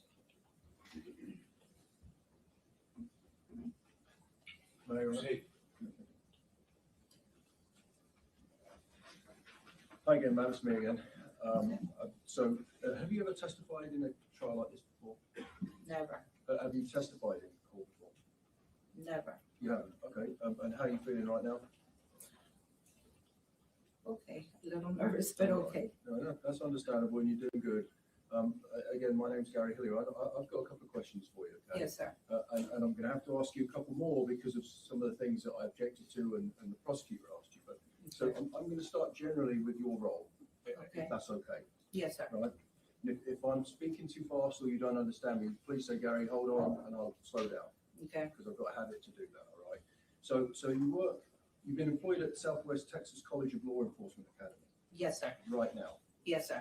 And because on the records that some of the evidence has gone back to jury, it's got different names in it. So that was formerly Middle Rio Grande Law Enforcement Academy. Correct. So when we see those two names, Bill, is the exhibit up there, by the way? Is the exhibit up there? Yeah. May I approach the exhibit judge and just retrieve it? Yeah. Thank you. Sorry, I'm just going to come and grab the first. This is one I'm going to talk about, then we'll do Okay. in a second. So when the jury sees those two notations for this learning institute, it's the same thing. Right. Yes, It just changed its name. we changed our name. Yes, sir. I mean, like, is there a reason it changed its name? I don't know. It doesn't matter. So either way, so your role, I believe that you said is, so you're the office manager for the Law Enforcement Academy, right? Correct. And so basically you are the person who is in charge of the records. Correct. And so like I said, that's, you don't know the contents of these lesson plans. Correct. I mean, you can read them if the prosecutor asks you to. Yes. But you're not testifying to say you have any knowledge of the subject matter in here. Right. Similarly, you've got no knowledge of any of these classes that are in this TCOL report. But other than numbers and titles, that's it. That's what I mean. Other than the title, and TCOL is a Texas College of Law Enforcement, Texas Commission of Law Enforcement, right? Correct. And that collates for the whole state any training that a police officer does Yes. that's reported. Yes. There's a section on it, and the jury can see it because it will go back with them. It says any awards. They get awarded a certain certification. Yes. Yeah. They're the ones that. And have you ever seen it? You've seen a lot of TCOL reports before. Yes. Have you ever seen any with disciplinary action on them? No, But I don't remember. But if an officer is disciplined, it can go on the TCOL report. It will. It should go Right, on there. and you reviewed Adrian's. Time back Judge, I'll approach a witness again. right Ralph. now. I'm going to give you the Okay. exhibit back. I don't know whether you have that. You see, there's no. You'd agree with me. There's no record of Adrian having been disciplined for anything in his TCOL report.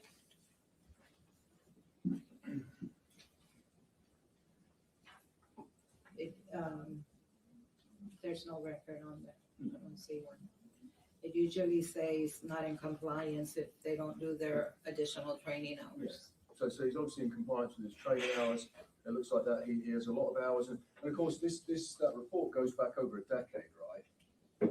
I don't know how far it goes. It goes as far as when he started with his license. So obviously this incident happened in 2022, and the record I believe goes back to you testified back to 2012.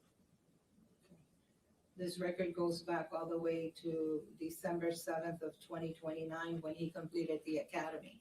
When it's what, 2029 or 2009? I'm sorry, 12/7/2009. So it goes back even further than 10 years. That's right. That's the point I was making. So that is a record of any training that Adrian has ever done as a police officer that is reported. Correct.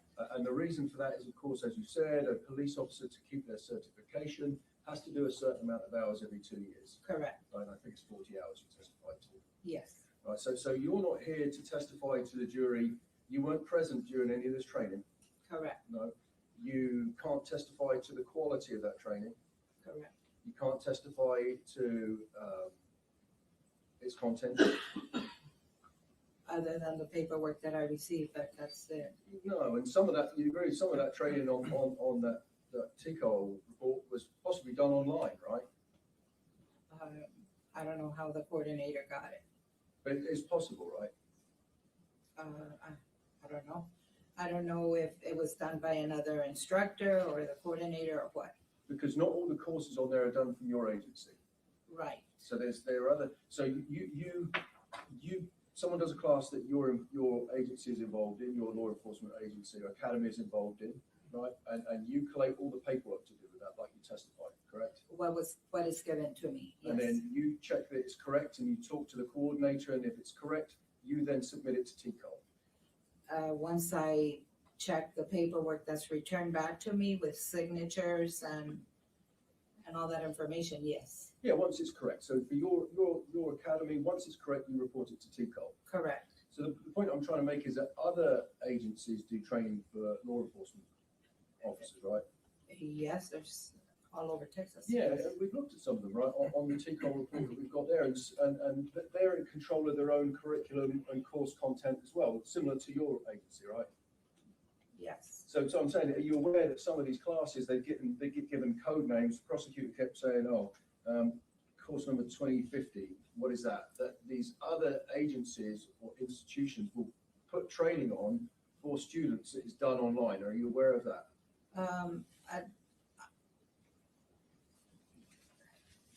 Some of these trainings must be done in person and some can be done online. Right, okay. So I wanted to talk to you very briefly about how a person gets to be an instructor for one of these classes. In order to be an instructor, to teach a class for us, they have to have a basic instructor certification. Right, and so precisely, so that comes from TCO itself. Yes, that is a class that they take. It's a 40-hour class, number 1014, and then they submit that information and require and get a certification for that. Yeah, and that is a certification, that's a general certification just to teach other adults who are police officers, right? Correct. That doesn't mean that you are a subject matter expert in something you're teaching, right? It just means that you have taken the TCO authorized class in teaching. To teach classes, To yes. teach at any class. I don't know about any class. The coordinator's the one that says he's qualified to teach a certain class. I don't. And let's talk about that, because that I wanted to talk to you about the coordinator, because you said the coordinator a couple of times. Now, the coordinator is in your agency, right? Yes. So, because we've got two things going on here. We've got the training that's done through your law enforcement academy and other training that gets reported to TCO, right? Right. So just to straighten that out. So in order for a police officer to be able to teach a TCO sanctioned or authorized class, they have to do the TCO 40-hour instruction class. Correct. And we've already had some testimony before the jury. It's almost like train the trainer, teach the teacher, right? And it's like, this is how you make pancakes. And this is so you then can teach people to do things. Correct. Right? And that could be teaching an officer about investigating sexual assault, right? Right. Could also be about reporting a crime, Correct. right? And it could also be at the other scale, firearms tactics. That's what we've got here. But by the value of nature of having done that 40-hour TCO instructors class, that just means that you are qualified to facilitate classes for TCO. That's all that means, right? Right. And then going on from that, in your institution, because that's what you've got knowledge of, right? The coordinator is the person who decides if an instructor has the qualifications to teach a specific class. Correct. Right. And in this case, we pointed out, there's a couple of notations in there that Adrian has taught some active shooter classes for your academy. So I don't think you mentioned, who is the coordinator in your organization? We have a different coordinator at the moment that this class was taught. This was updated by Mr. Johnny Field. He was our coordinator back in 21. So Johnny Field, do you know who's working now? He's working at the Uvalde County Sheriff's Office. He's not the constable. He's not a constable anymore. He was the constable. He right? was a constable. So your testimony is that, going on from what the prosecutor said, that Johnny Field, who used to be the constable, was your training coordinator. He was also my academy coordinator. And Constable Field also taught classes to your academy, right? Correct. He didn't teach this one with Adrian, but he's taught others with Adrian. I don't know about that, but I know that he oversaw this class. All right, and so so it would be, because again, I know it's not you, right? It's Constable Field who was doing another role for the agency. Your academy would see whether or not this person has the prior requisites to be able to teach this class. Right. So a lot of that is based on Mr. Field or Constable Field or Deputy Field's judgment and decision making, right? Correct. Okay. And you have no idea whether Adrian was qualified to teach his classes or not. Constable Field said he was, so he got a chance to do it. Yes, sir. All right. And so, and I appreciate you clearing that up. So, and these, I'm going to, very briefly, we'll finish with the TCOL thing, and then we're going to go on to the next exhibit. Okay. And so what we're looking at is the PSR. It's called a personal status report, right? Yes, sir. And that is it. So that if it's not on that PSR, it didn't happen for that officer. Correct. Right. So if they've had training that is authorized by any law enforcement academy or agency in Texas, it goes on that report. Correct. Right. So if it's not on that report, it didn't happen. Correct. Because the prosecutor made you read something out from.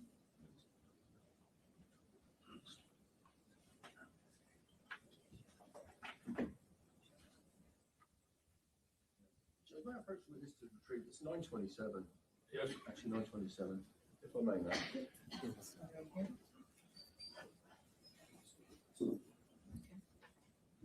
If I may, Mr. Turner asked you to read some things out. And we're going to visit about it in a second. So the prosecutor, I'm going to draw your attention to page 3 of State's Exhibit 927. I'm sorry to make you do this again, but I'm going to ask you to read a couple of things out, if I may, ma'am. Okay. Okay. I'm going to ask you to read, and I think Mr. Turner asked you to read this out. I'm going to ask you to read, and I'm pointing your attention to the bottom of page 3, the last sentence of 1.2, which discusses the incident at Columbine High School. If you could just read that last sentence out. Okay. It says programs like the Rapid Response to Active Shooter from the Alert Center in San Marcos, Texas, grew out of this period. Right, thank you. I appreciate that. And I'm going to leave you with this because I would like you to have a look at the Adrian's PSR, which is this very detailed training record. So alert, are you aware that stands for Advanced Law Enforcement Rapid Response Training? Yes, sir. You'd agree with me that there is nowhere on Adrian's training record that he ever had any training from Alert.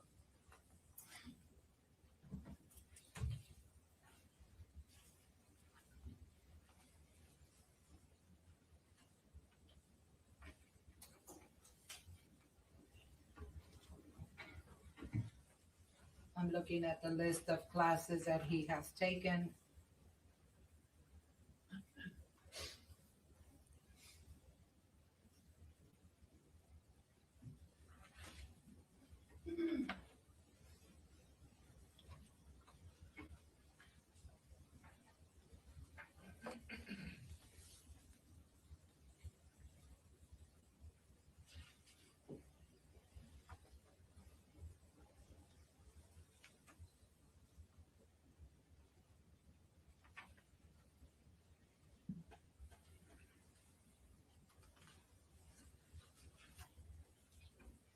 No, sir, I don't see another class in here. We don't see an alert class in there. That's because, and again, like you said, and I've asked this already, if a police officer, a licensed police officer has training, it gets put on that record. Correct. If it's not on that record, that means that someone hasn't had that training. That's what it indicates. So we can conclude and we can say to this jury here today that Adrian has never had any training from the alert center in San Marcos or any alert training according to his record. Right? Yes, sir. So you'd agree with me, if anyone was to judge him by alert standards, that would be inappropriate, right? If anybody, what, I'm sorry? Judges him by alert standards, that would be inappropriate because he hasn't had any training. Correct. Thank you. So I want to move on to, and I think I might have left the exhibit up there. If I may approach again, Judge, I want to inquire about an exhibit. We've made a blanket rule for this trial. If you want to approach, you want to use the well, just do it. Thank you, Judge. And I'm going to come up there, ma'am, and I'm going to talk to you about the next document.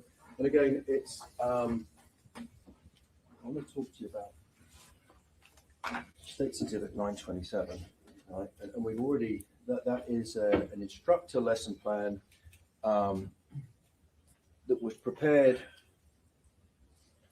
by someone in your agency, correct?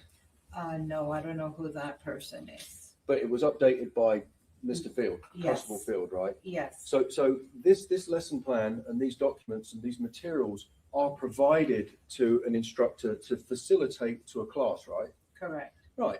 And so in this case, I mean, we've already established that Adrian Gonzales and Mike Hernandez facilitated this class, Correct. an 8-hour class. Yes. And that would be to fellow law enforcement officers who are school-based, right? Yes, it says active shooter for school-based law enforcement. Yeah, and so if Adrian wasn't, let's pretend for 1 minute that example, let's say I was instructing this class, these materials would be provided to me if I was a peace officer and I was chosen to do it, I would be facilitating the same materials. Correct. It's not my materials Right, it's what was provided. by Constable Field. And you know, you read some things out, and I'm going to leave you with that. I'm going to ask you to work from my notes. The prosecutor asked you to read some things out to the jury, right? Yes. And again, we've already established you're not a firearms instructor. Right, You're not a peace officer. right, You haven't been trained in rapid response right, or active shooter training. right. But the prosecutor's asked you to read a couple of things, so I'm going to do likewise. Is that okay, ma'am? Okay, yes, I sir. appreciate your help. So on page 1, Mhm. it says the goal, purpose, and instruction, right? Yes, And it goes through units. If you read the units out for me again, please, if you don't mind. Unit 1 was history of active shooter events and training requirement. Number 2 is priorities of active for school-based law enforcement. Of action, I'm sorry, for school-based law enforcement. Unit 3 is stop the killing, solo response to active shooter event. Unit 4 is unified response. Number 5 is stop the dying, transitioning to first aid and evacuation of injured. Unit 6 is active shooter scenario training and evacuation. Thank you, ma'am. And I promise you I'm not going to make you read the whole document out. There's like 15 pages, right? But I'm going to focus on a couple of things. If we turn the page over, we see that it says lesson objectives, and then we're going to go into it later on, whether or not those objectives can be met by the materials provided. Okay. If we look at the objectives, and don't read it yet, because otherwise you'll lose your voice, because there's a lot of it.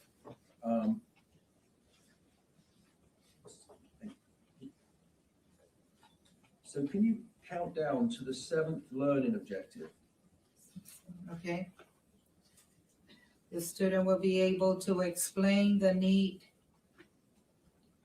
That's the one. Can you read that out for us? Yes, the student will be able to explain the need to potentially adopt a solo response to an active shooter event. Correct. Thank you, ma'am. So now, and you don't know how that is done, right, in the training, but the learning objective So the objective to be filled at the end of this training is for a student to be able to explain something, right? Correct. All they've got to be able to do to pass this class according to that learning objective is to be explaining the need to do a thing, right? It does not say that they have to be proficient in a tactical skill. Right. It doesn't, does it? No. So to pass this class, a student just has to be able to say, the learning of the aim is this, not be able to demonstrate how to do this, because you've reviewed that document, right, man? Right. You'd agree with me that nowhere in that document does it tell an officer how to do that. It just says, will be able to explain the need to potentially adopt a solo response to an active shooter. I know, and I feel unfair asking you this question because it's not your document, but the prosecutor asked you, but you would agree with me that having reviewed that document, these training materials don't explain to an officer how to do that. I don't know what, And that's if fair they enough. have, I don't know how it's explained or if it's explained. Yeah, I'm going to represent you, it doesn't. Okay. I want to turn over to page 6, because there's also things that weren't read out. But this is a long document. All right. Page 6, the top of it. Can you read the first line, please? It's talking about the scale, and I'm sorry, it's talking about if I set the scene, it's talking about the scale and priority of life. Okay. Just read the first line. The scale does not suggest that any first responder approach the mission will with recklessness abandon for safety. Right. And then if we can go down, you'd agree, and I'll read it for you. Under the priority of life, before isolate, distract, and neutralize, there's a paragraph there. Can you read the first sentence of that last paragraph before it says officers have 3 primary goals? Let me see real quick. It's the last sentence. Yes, ma'am. And Judge, I'll approach you to be easier. So I can identify it. Try not to read over your shoulder. Oh, this one? Okay.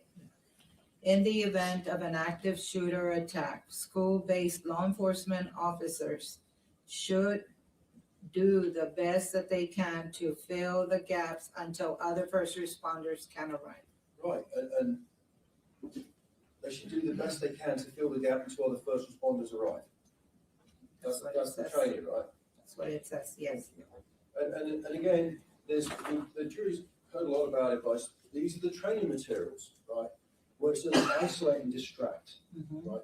The first word to distract says engage the attacker. Engage the attacker. Right. It doesn't say how. Right, You'd agree with me on that? right.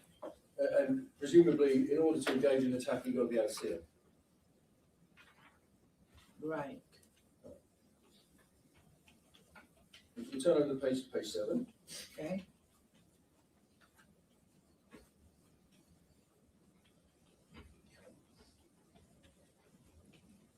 And it says, well, it says stop the killing. Can you read that first Okay. sentence?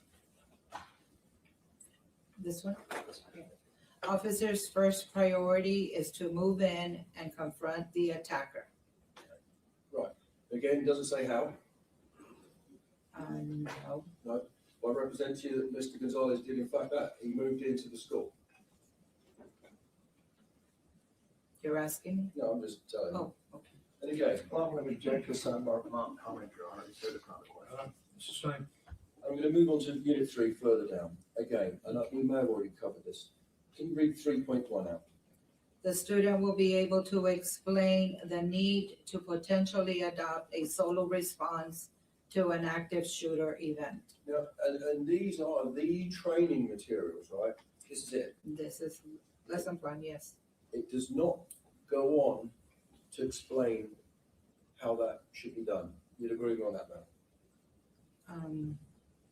I don't know what all this has in there. I know, and I'm sorry to talk over your shoulder, it's just so I can see it, but like, Okay. the prosecutor got you to read things out, and so I'm just doing the same thing, right, in the interest of fairness for Adrian, right? And I'm going to ask you, the last thing I'm going to ask you to read is this paragraph here. The prosecutor didn't ask you to read that. Can I ask you to read that for me, ma'am? Yes. Most response to active shooter training has been based on team tactics that normally leverage 4 or more officers operating as a cohesive unit to search for and neutralize the threats. Training historically involves forming a diamond or a T formation to rapidly advance towards the sound of the gunfire.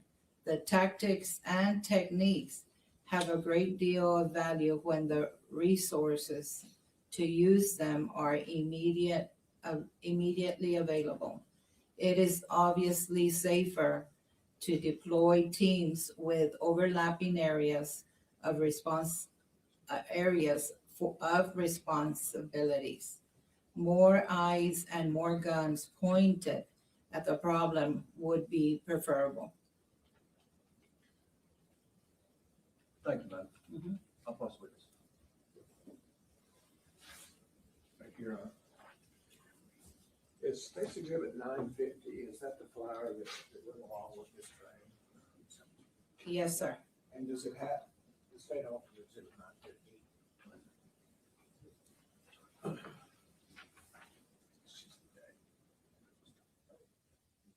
No objection, Your Honor. Submitted.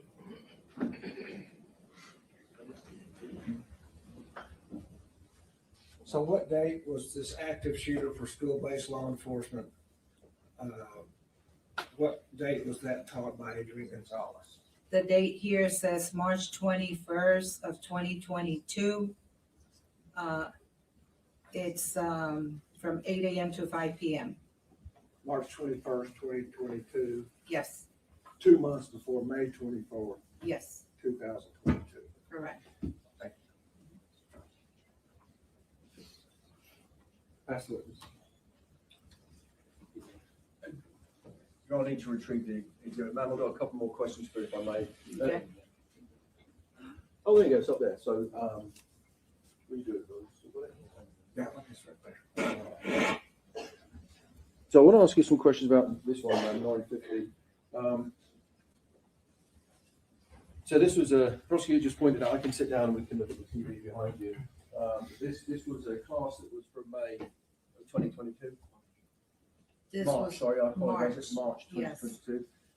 And if you turn around and look at the screen, Okay, we can look at it. okay. This was a class that was taught at the Uvalde High School, correct? Yes, sir.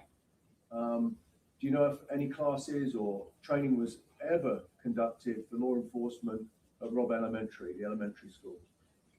I don't recall. It wasn't.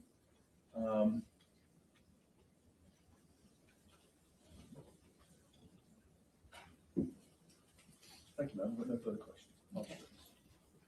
Okay, is she excused? Yes. Yes, Your Honor. All right, ma'am, you are excused, not subject to recall. Please, don't discuss the case till you're aware the trial is over. Okay, You're done today. Thank you very much. thank you. Next witness. Rick Gerardo?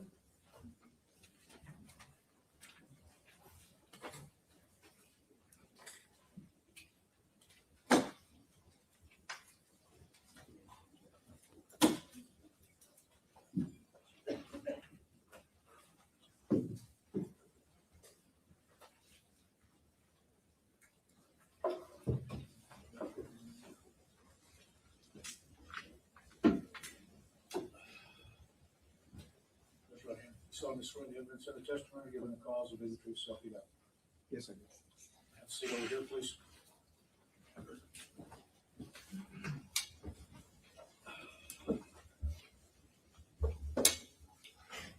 You may proceed.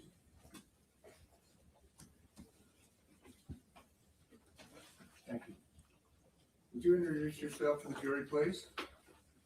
Ricardo Guajardo, Texas Department of Public Safety, Texas Rangers Division.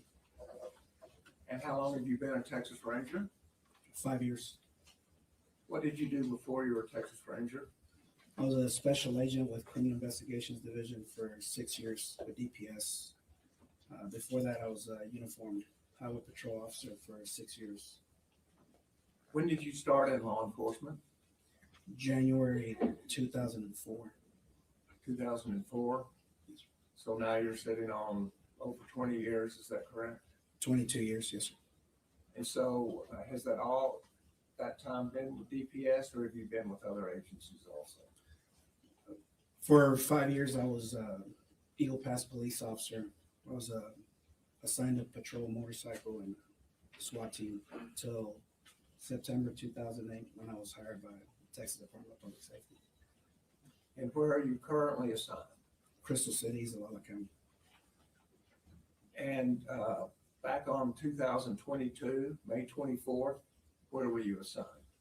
I was assigned to the Cotulla office, which is in LaSalle County, but my secondary county was Zavala County. So you had two counties. Yes, sir. Okay.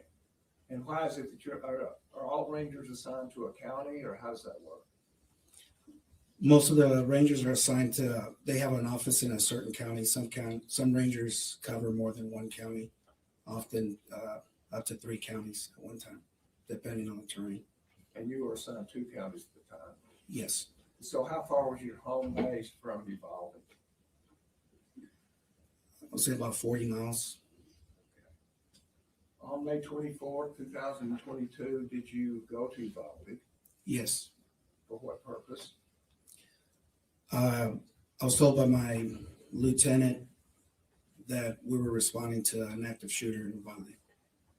And how long did it take you to get there? I don't remember.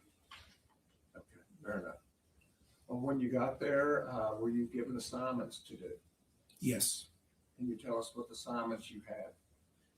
When I arrived there with my lieutenant, one of the first things I was assigned to was we had children that were leaving the Robb Elementary through the south side of the school. So we were assigned to keep them off the street and get them to a vacant lot so that they could be later transported by school buses for accountability purposes. So other officers had already had other assignments and this was what you were given to do? Yes. And is that the assignment that you carried out? Yes. And how long did that take? I don't remember how long we were out there for. Fair enough. After that assignment, what was your next assignment? We entered the Robb Elementary property through the south side, and I met there with my supervisor and 2 other rangers just to get an assessment of what had occurred. And after getting that assessment, what was the next thing you did? We moved to I was approached by a highway patrol sergeant who advised me that there was still a teacher with children in a classroom. So I took a handful of troopers and made my way down a hallway, and we secured that room and safely escorted the teacher and the students off the property. Very good. Eventually, were you put a place in charge of any of the investigation? Yes. Can you tell us what that was? The scope of my investigation was to investigate the officer-involved shooting, which involved the officers that actually made entry into classrooms 111 and 112. I was given the assignment to write search warrants for residents, cellular phone, and a Ford F-150 that had been involved in the shooting. I'm sorry, I heard the first about writing search warrants. What was the second thing? So I investigated the officer-involved shooting with the officers that were involved in the actual shooting of the suspect. And the other assignment was that I was to write search warrants for residents 552 DS Street, 2008 Ford F-150 that was next to the school property, and a cellular phone. Okay. So the Ford F-150, the truck that we've known to be, is in the ditch. Is that correct? Yes. And I believe earlier it was referred to the 522 DS. That's where the grandmother was shot. Is that correct? Yes. Thank you. Eventually, after securing search warrants and getting that out of the way, did you begin questioning witnesses? Yes. And what was the purpose of questioning witnesses at this point? To gather as much information as we could as to the accounts of what had occurred at Robb Elementary. And so how did you develop a list of who you were to question? We started by attempting to identify the officers that first responded. And throughout the weeks and the months of the investigation, we had to view, I didn't view it, but there was audio and video, body cam footage attempting to identify officers in the hallway so we could get statements from them too. And so how did you pick where to begin questioning witnesses? My supervisor brought us all together and basically gave us a list of officers and witnesses and victims on a daily basis. So we cut them up between however many Rangers were working that day, and then we go down the list and just start calling witnesses or the officers or victims to get statements. At that point, had any suspects been developed? Yes. As to the officer-involved shooting? The only suspect that we identified was Mr. Ramos at the time. I apologize. Yeah. The gunman is the suspect that you Yes. talked about? Yes, sir. Okay. And so even as to officer-involved shootings, there were no suspects involved at that point? No. It was just general gathering information about what happened? Yes. And did you talk to Adrian Gonzales, this defendant? Yes, I did. When did you talk to him? May 25th, 2022. May 26th? Excuse me, May 25th. So it was the day after this event? Yes. And how many witnesses did you end up interviewing? I don't remember. It was several. We interviewed over the next several months, so I don't have an approximate number of how many interviews I conducted. Was it in the dozens? Yes, easy. And how many Texas Rangers were out collecting interviews? At any given day, we could have approximately 10 or 15 Rangers doing various assignments. We have Rangers coming into the area and then having to go back to their respective areas. So there's no telling how many Rangers we had. We never had an approximate number. It was just whoever they were deploying that was available to assist. What was your purpose of talking to Adrian Gonzales? To gather an account of what he saw, what he heard, and what he was told when he responded to Robb Elementary. When you take a statement, is there any way that you preserve that statement? Yes. How do you preserve the statement? We record it using an audio video recorder when it's possible, or an audio recorder. And you did that in this case? Yes. And did Adrian Gonzales come in voluntarily? Yes. This was not a custodial interrogation? No. So there was no reason for Miranda warnings or those kind of things? No. And have you had a chance to review that statement? Yes. Is it in completed form, that is, complete from start to finish?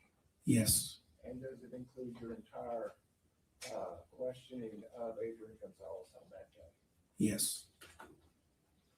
Your Honor, at this time, the state would offer Exhibit 1038, the statement of Adrian Gonzales. No objection. Submitted. Publish if you like. May we publish it? Yes, sir. And Ranger, there may be a couple of times where I hear language that may be police talk that I may ask to stop and explain, if you know what that police talk is. Yes. Fair enough? Yes.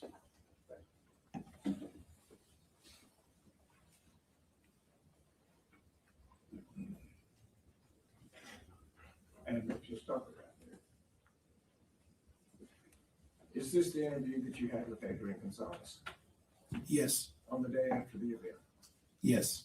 Thank you. May 25th, 2022, approximately 4:41 p.m. We're at the Uvalde DPS office in Uvalde, Texas, 78801. In the meeting room is Rick Harle with the Texas Rangers. Fort Crusoe, Texas Rangers. And Officer Adrian Gonzales with the Uvalde CISD Police Department, Okay. What's your date of birth? 5/15/73. It's Gonzales with NSFD. What's a good contact number, please?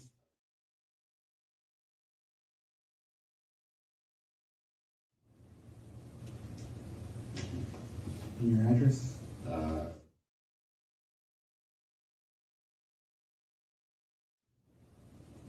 And that's really Studer S.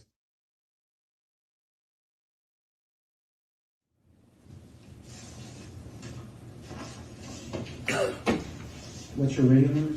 422. How long have you been employed with the school district? With the school district PD since July, about 10 months. So you started in July 2021? Yes. Okay, to present. And before that, sir? I worked for the Uvalde Police Department from 2009 to July of 2021. I resigned from them, went to work for the school district.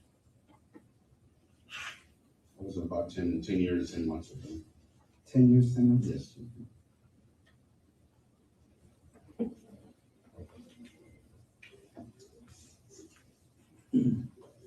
So working for the school district police, what school are you assigned to? The Uvalde High School. How long have you been there? I've been there since school started.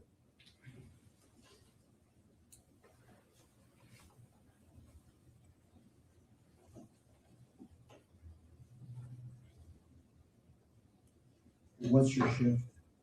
It depends on yesterday I was the 9 o'clock guy to 6 o'clock. So 9 a.m. 9 a.m. to 6 p.m. 6 p.m. And that would have been, well, today I would have been covering Morales School because one of our officers has left the department. Mhm. So I would have been covering her shift from 8 to 5 today. But yesterday, 9 a.m. to 6 p.m. you were assigned to the high school? Yes, I was assigned to high school. Okay. How many police officers in the school district police department? 6. 6? And then the female she's getting ready. I don't know if she's officially resigned, but I know her last day was last Friday. I think she's just burning her vacation and stuff like that.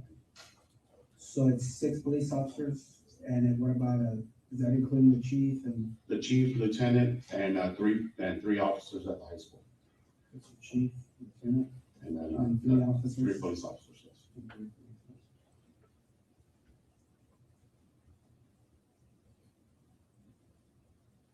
So the 6th one would have been the female that just, The 6th one's actually housed, she covers, her campus is Morales Junior High, which is the junior high. which you said she's leaving? She wasn't on scene, actually, Officer Ruby Gonzales was covering the school.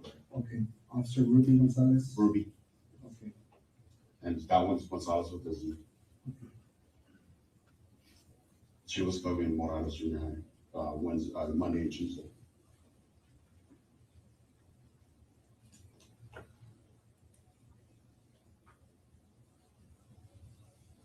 Who was assigned to the Robb Elementary School yesterday? Nobody was assigned to Robb Elementary. No officers, no assigned.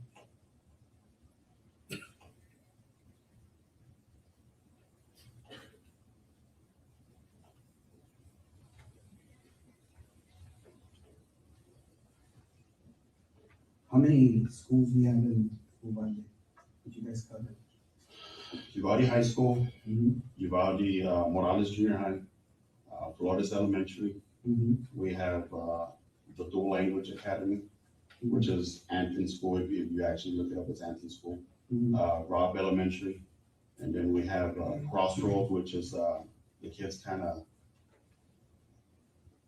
they work at their own pace, to get their GED or their diploma and things like that, and for expecting mothers. And then we got a campus at Batesville Elementary. Mhm. Yes, and Dalton Elementary, which is our pre-K and kindergarten class.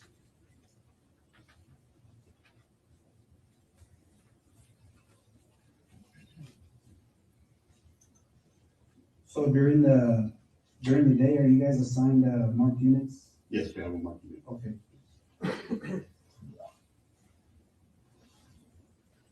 Yeah, they're actually we take them home. Okay.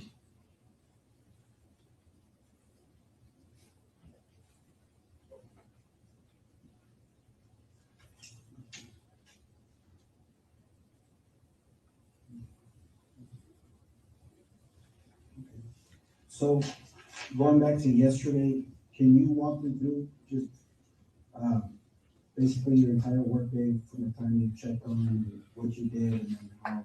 Okay, I checked in at the high school right before 9 o'clock, and I actually met one of the sergeants from the police department. We're out there talking for a little bit. He asked me if I was going to go to the park, which is we call it the Western Park, the Mexican Park. It's actually named Parque de los Héroes, Park of the Heroes. The senior class was having activities out there for them, which is a senior class, but they already graduated. He goes, "Are you going out there because they told us to actually patrol the park?" I go, "No, nobody's told me." Then my Lieutenant Mike Hernandez texted me and said if I can go out there from 9:30 to 11:30 with the seniors. Okay. So I got on location to the Western Park, drove around because there's some of our local, I guess, drunks hang out there just, waiting, just, doing whatever, utilizing the restroom, taking baths and everything like that. So patrolled, there was a couple of people there, just drove around because the kids, like I said, towards I want to say the back end of the park, there's a little basketball court and a volleyball court. Some of the kids were playing basketball and the two people that I observed were actually sitting on the park there. So I just drove around, just let them know that I was there. Okay. Parked a couple of spaces, stopped, to make sure everybody was, nobody was being approached. Drove around, finally got off and, interacted with the kids and the principal and some of the staff. I want to say maybe about 11:15, they started debriefing the kids, telling them, we're going to get ready because they bus them out there. So they had about 4 to 5 buses out there in the park. So they were telling them, hey, we're going to give you some packets. The packets were for the pictures for graduation. And you need this and you need to turn in before the day of the graduation and stuff like that. So they were telling the kids before they get on the bus to make sure they were, stuff like that. So some of the kids started walking towards the bus, and then I heard on the police radio of 1050, which was an accident at Geraldine and Grove Street. So I told the assistant principal, Joel, what's ahead? I'm taking off. I go, there's an accident by the school. So at the Western Parks, I want to say maybe about the 800 block. Rob was like 400 block of Geraldine. So I came up, I left, and then when I was actually getting in my car, I heard the radio traffic that the guy has a gun. So I turn on my red and blue lights. I'm not running sirens, so just red and blue lights. I come out of the park, which is Farrar Street, take a left on South Farrar, because the park's actually on Farrar Street. So I go Farrar Street, cut on West Garden, the 300 block, 400 block, and then I go up South Evans Street. From South Evans, I hit Geraldine. So Geraldine actually is where the school's at, sits on Geraldine and Ocarito. When I approach, I don't know if you're familiar with it, Geraldine has a little twist on it. Okay, towards the back of the school where the vehicle was at, like a half a block up, there's a little twist. So when I came up, I heard the traffic. I don't know if it was when I was on Geraldine on Evans that he was running towards the school. So there was no clothing description provided. So when I came up, I saw people at that curb, like standing, looking towards the school. So when I came up to school, I observed the truck inside I'd say a bar ditch, but it has like a concrete where I guess the water sits, so it doesn't sit, so it flows. It was sitting in there, and the rails were all broken up and stuff like that. So when I came up, the actual back gate, the teacher, I guess it's a teacher parking lot. There's a teacher parking lot towards the Old Carrizo, and there's a teacher, I guess the teachers that have classrooms in that where the shooting happened, parked there. But there's a gate, should have been closed, it was wide open. So when I approached, I actually saw a lady in a peach, maybe orange t-shirt running. I didn't know it was a lady or not. I knew it was a lady after I'm in contact with her, but I saw her, went to her because they said they're running towards the school. I was going over there towards her. No sirens, just light, red and blue lights. I see her fall and that's a cloud. So I get to her and I realize she's one of the coaches. I don't know her name, dark complected coach, short hair, boyish, tomboyish coach. And she tells me, he's over there. I go, who's over there? He goes, he's over there, the shooter. He's wearing black. I go, where? So when I turn, actually, my vehicle's still there. At the school, it's the Crown Vic that says UCIC. It's like, it's close over there. So when I get out and I approach her, she's like, he's over there. I go, where? She goes, he's over there. He's in black by the teacher parking. So when I look, I start hearing rounds going off. I don't know where they're coming from, but I just know they're getting muffled. They're behind the building. So then I hear like banging. So I think I under my radio, I don't know if I break. I said, hey, shots fired at Robb School. And then I tell him, the general location where he's at. So I start moving up, trying to get from front of my vehicle to the back. There was the only thing that was the tree and then the building. So I started walking towards there, and then I see an officer, one of the PD officers coming, and then all of a sudden I see like glass coming out and firing. Somebody firing at glass. A couple of rounds come out of the glass, and I tell the PD officer, get back, it's coming from over there. So we get there. I want to say Sergeant Page from the Uvalde Police Department show up, and the chief show up. Chief Adrian show up. So the chief, Donald Page, and myself go in on one side. Lieutenant Martinez from the Uvalde Police Department and Sergeant Gonzales come in through the other side, through the back door. And what door did you enter? I entered the door where my vehicle's at, so it's going to be the south door. Okay, because the school's right here. Yes. And then there's a big field. Yes. And then this is a ravine, right? Yes. And this is where the vehicle was. So you approached. There's a gate right there. Yes, there's a gate. Yes. Okay. So you parked here? No, I drove in because, like I said, I saw that lady running. She was actually about right here in this area. Okay. So I made contact with her. There's like a breezeway with the kids, like an Onyx. Yes. Okay. I made contact with her, and she tells me he's over here. She's pointing this way. He's over there. He's dressed in black. I go, where? She goes to the teacher parking lot. I want to say I saw a black car at that end, and then I started hearing the rounds go off, and then like banging, like somebody hitting a metal door. I can't see nothing because it's behind the building. I can't see it. So I notify everybody on the radio the best I could. And then, as soon as I start walking over there, I see the rounds come out of the window. Okay. So when you drove through this gate, you said it was open? That gate was open. Okay. And it should have been locked. How far did you drive in? To where my vehicles stopped. There's a pavilion back here, like a big seat, Yes. big roof. Yeah. So it's in between the school building? Yeah. Okay. So you park here because I know that there's a hallway that goes. Yeah, there's like a walkway, yes. Okay. I'm actually, where the vehicle's sitting at, that's where I actually stopped at. Okay, so you drove up to her and she's pointing that he's over here? Yeah, he's behind the building in the black, he's dressed in black. Okay. And when you drove through, did you see anybody? I didn't see anybody. Okay. Does your camera? No. So there's no audio, video in your? No. Okay. Do you guys wear body cameras?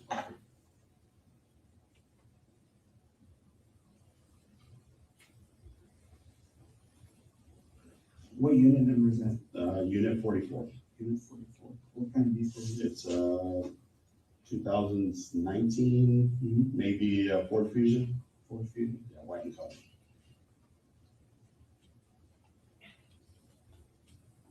Okay.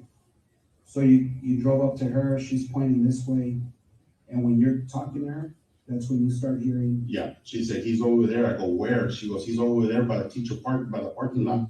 And then she goes, he's dressed in black, and then I hear the rounds go off. Okay. Because there's a door right here, right? Yes, there's a door, yes. All right. There's actually a door. Here? And then there's a side door right there. Here? Yes. Okay. That's where we made entry with the chief and Sergeant Donald Page. Okay, so you and Page came through here. Okay. And I want to say Lieutenant Martinez and Sergeant Gonzales from the PD came in through that back door because we're facing each other. Yes. Okay. And Canales, you said? Yes.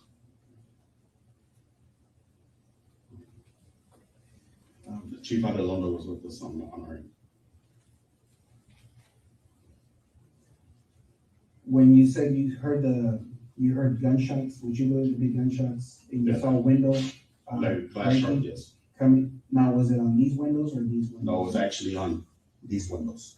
On these windows? Yes. Okay. When you saw that happen, where were you? I was, So at that point, did he point to a spot for you? Yes. And which windows was he talking about? He was talking about the windows on the east side of the main hallway where the shooting occurred of rooms 111 and 112. And so, looking at State's Exhibit 1, you're familiar with the Robb Elementary setup, are you not? Yes. This is the fourth grade wing. Which windows was he speaking of? He was speaking about these windows on the east side of the building. Did he saw shots coming out? Yes. Thank you.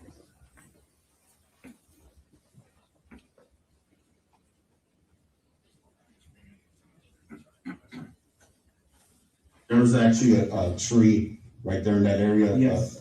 In that area, I was walking towards the building. Okay. So when you made entry with Adrian and Chief Arredondo, what did you see inside the school? Just, when we opened the doors, it looked like, have you ever seen somebody sell a fire extinguisher? Mhm. The smoke, that's what it looked like, smoke burn, something burning, So, we went in there, we kind of knew he was in that area, because I kind of told him, I don't remember if I told him, hey, it's like 3 or 4 windows down. Mhm. He's in there, so we kind of all, came in together. And I didn't see Lieutenant Martinez get hit, but I don't know what he did, Mhm. that he started firing, and then you see him go like that, and everybody scooped back, So I think he got hit. So we kind of moved back, as we're departing, because he was laying fire. When Donald Page stepped back, you see a piece of the sheetrock come through, a round come through. So we back up, and Page is yelling at Javi, hey, are you hit? Are you hit? And I see Javi holding his inner thigh, and he goes, yeah, I'm hit, but I'm good. So they walk out, and we walk out. When that's Well, you going know what? on, Sergeant Coronado was with us too. Coronado? Yes. He's with the UPD.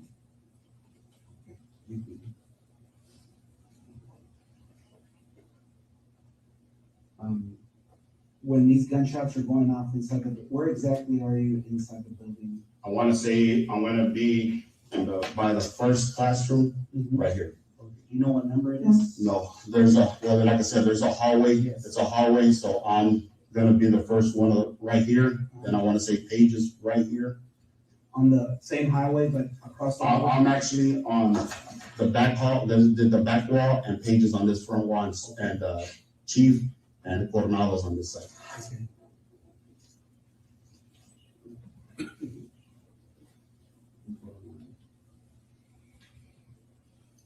And while you 4 gentlemen are here, where do you think the shooter's at? I know there's a hallway that goes this way, right?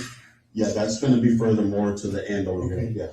All right. Is there another hallway that comes down this way? I know it runs from that back door to the front. There's a door over here. Okay, so one hallway. Yeah. All right. So I want to say there's a hallway here, Mhm. and like I said, Lieutenant Martinez was here and Sergeant Canales was there. Okay, so they were in front of you? They were in front of us, yeah. Okay. We were like, angled in it that way. Okay. You didn't see Martinez get hit? No. But when did you notice that he might be? Because he's brought it down, and then I heard Page tell him, are you hit? Are you hit? And he said, yeah, and he like moved backwards, and everybody kind of went back because he started laying around. So I don't know, like I said, I talked to him, he said he kind of peeked in, and that's when the rounds went in. But he said he never saw him. Mhm. So the classrooms were dark. From my point of view, the classrooms were all dark. So Okay, were the teachers that turned off? yeah, the teachers are instructed to turn off. That's part of the lockdown procedure. Okay. What else is part of the lockdown procedure? Whenever something like that happens, there's a threat on school, they go on a lockdown. Okay. Doors are supposed to be locked, Mhm. all doors, outside, inside the hall, inside that hallway, and all the perimeter should have been locked. Okay. For some reason, I guess they weren't, Mhm. but that's the process of a lockdown. But the lockdown didn't come into effect till the shooting was already occurring. Okay. Yeah, because we have it's called the Raptor system, and that sends automatic notification to everybody on campus, all the teachers through either through their laptops or their iPads, whatever they have. It sends them the system and it automatically goes to lockdown. And the front office should deploy something over the intercom saying the lockdown. So. Okay. So you guys how many rounds do you think you heard when you were inside the building? Inside the building, 7 to 9 maybe. 7 to 9 rounds? And when you were outside? About 13 or 14 rounds. 13 or 14, before you guys actually Yeah, went in? yeah. Okay.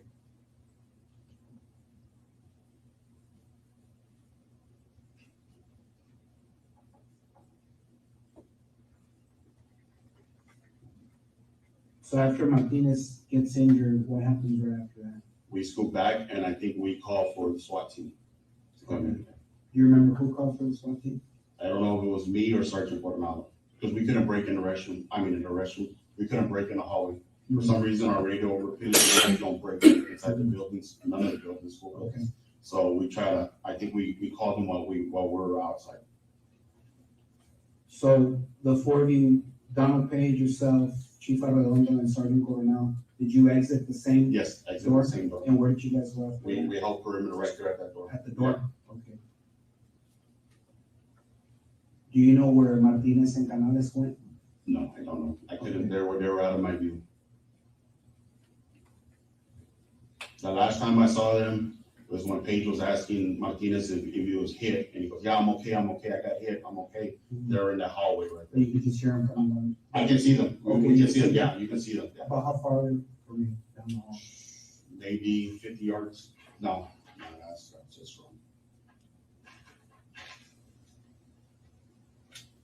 About 25 to 30 feet, 25 to 30 yards. 25 to 30 yards down the hallway? Down the hallway. Okay.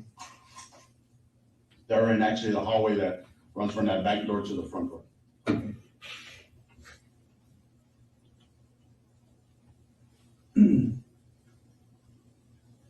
So you guys exit, and then who started calling for the SWAT team? I want to say either I broke or Coronado broke. One of us broke because, like I said, we weren't getting service. So we walked out, and I want to say I called, but I don't know if I called to activate the SWAT team. Okay. I called the dispatch. Now, during the break that you guys went outside, were there still No rounds more, being no. fired? Okay. How long do you think you guys were out there for? Maybe 20, 30 minutes. 20, 30 minutes?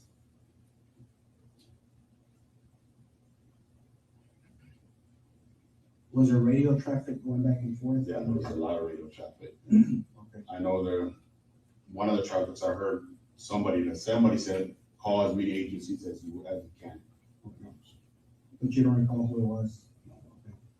Now, during those 20 or 30 minutes, you said you heard 7 to 9 rounds while you were approaching the building, right? That's when the glass is breaking that you said on this side? Yes. Okay. And then you went No, inside? 7 around 9 inside. Inside? Yes, outside was You more. heard 13 or 14 on the outside? Yeah. Okay, all right. And then this was inside? Because I know Chief Arredondo stayed close in the hallway, and we were trying to, I remember talking to, I want to say Officer Salcedo, and there was a female trooper that was with them, and I told them to stay where they're at because glass, they were shooting out the window. And if you look from that window that's broken, there's a hallway, classroom hallway, and then there's another one. And I want to say Lieutenant Hernandez came up there, and I told him to keep the other hallway clear because that had a straight shot, line of fire, so nobody, nobody else, none of the blue guys can get there. So I told him, keep that area open. So. Okay. When you come back outside and you guys radio for the SWAT team and you're requesting assistance, you guys were out there for 20 to 30 minutes. Was there any more, did you hear any more gunshots? No more. So everything just got quiet? Quiet. Was there teachers running out or could you see any students in the hallway? No. Okay. So initially when you guys made entry, the doors were closed, The You doors said are, lights were off? yes, lights are off. Yes. No kids were, No kids were running around. Yes. The thing is, on the lockdown, it's everything quiet. They hide, take cover, and complete silence.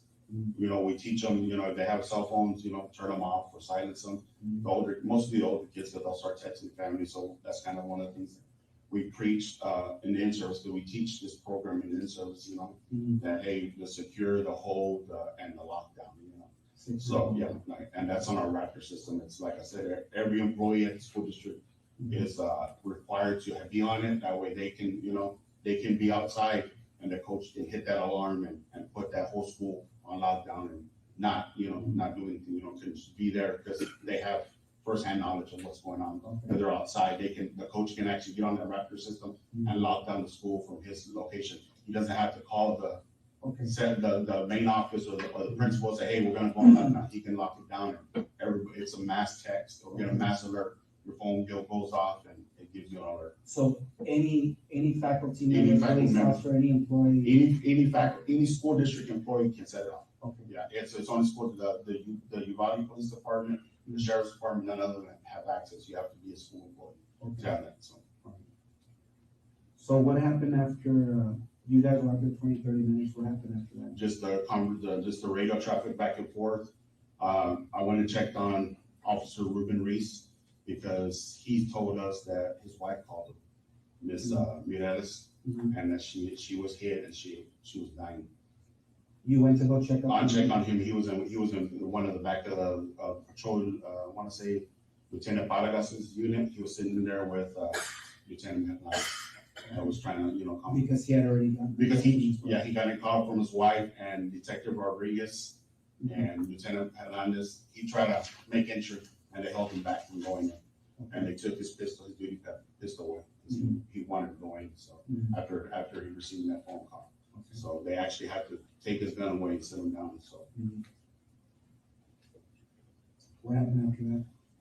I wanna say we started pulling kids out from the first classroom. If you look at on this side, there's the first window. We opened that window and we pulled kids out. Okay. And what we did, we pulled kids down, we just told them to run. Okay. There was officers there and maybe some family members, they were running too. Okay. And then we came to this one, and I want to say it was myself, Donald Page, and I want to say, I just know his last name, Gonzales. He's a Border Patrol agent. He broke that window. Okay. And once again, he showed you on a paper which windows that they were evacuating kids. Yes. Which windows were those? Windows on the west side of school. On the opposite side of where he saw the glass breaking out with the shots fired. Yeah, it was these windows to these classrooms. Thank you.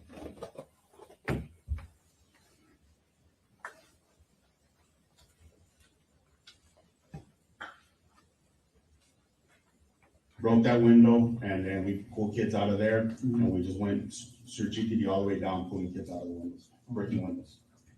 When you guys were pulling kids out of the classrooms through the windows, did you notice that any of the kids were injured? No, none of the kids were injured, yes. So all of the kids that were on these windows, they were removed safely? They were removed safely, yes. Okay, and they were taken to the front of the. They were taken towards that gate where that I came in.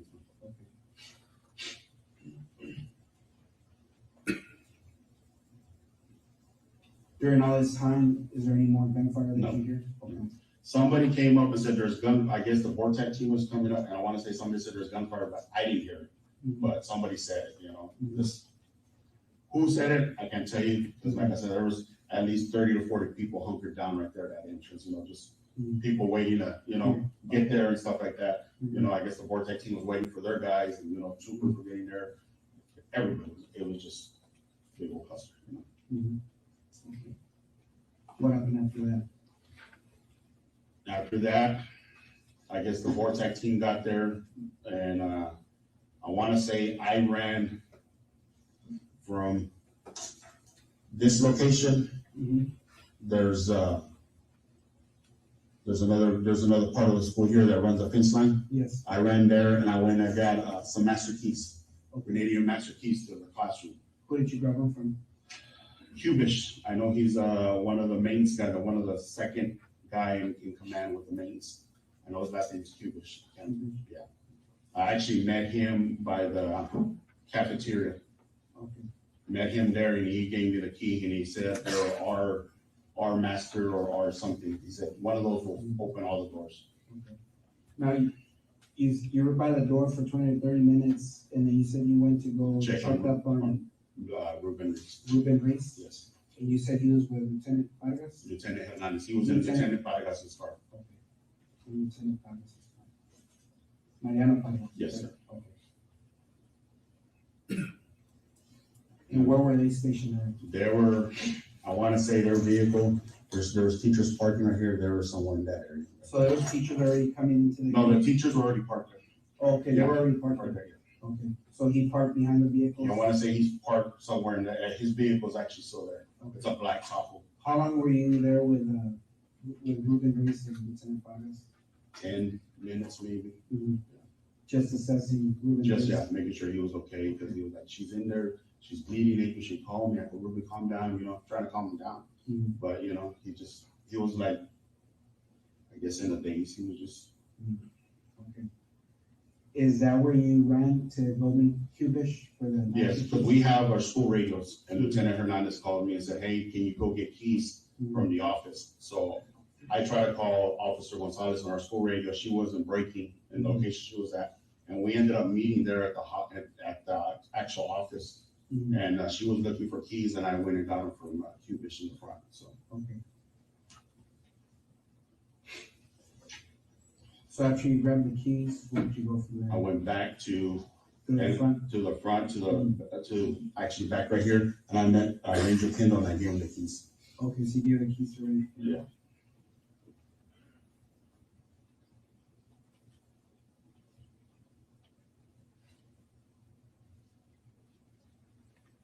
Okay, what happened after that? They made entry. Before they made entry, we set up EMS right there at the door, at least 3 or 4 stretchers. And then I grabbed some gloves, and they made entry. They said it was clear, and they started pulling bodies out, and we started, pulling kids out.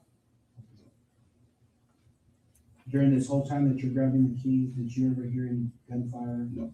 So the last time you heard gunfire was when you were in here? Yes, when Lieutenant Martinez got and you guys pulled back? Yes. To the rear? Do you remember who was with Ryan Kendall? No.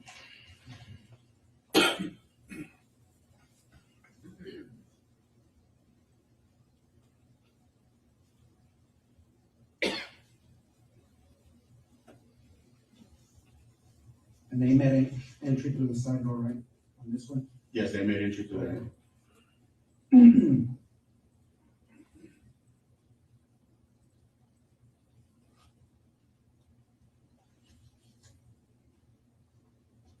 How long do you think they were in there for? I was in there for maybe 3 or 4 minutes, and then they started pulling everybody out. One of the border patrol agents said only medics are allowed in there, to work on kids. And when I walked out, they were working on missing it right there at the bar. And That door, yes. So when Kendall made entry with the team, did you go in there with him? No. You didn't? You stayed on the outside? I stayed outside with the EMTs. Okay. Myself and Detective Luis. Did you hear any more gunfire after that? I heard maybe 2 to 3. That was it.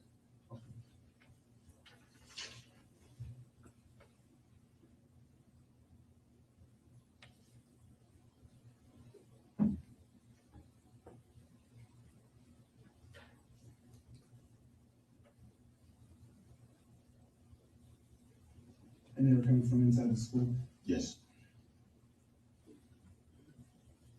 Somebody said, hold the line, hold the radio, because they were making entries, so. Okay. Right before they made entries. I want to say that's going to be Officer Michael Water that made that remark. And the voice is kind of, is this distinct voice that, I can see him behind me. I know he's talking, so I worked with him for several years. So. Officer Michael Wally with the Uvalde Police Department. 320.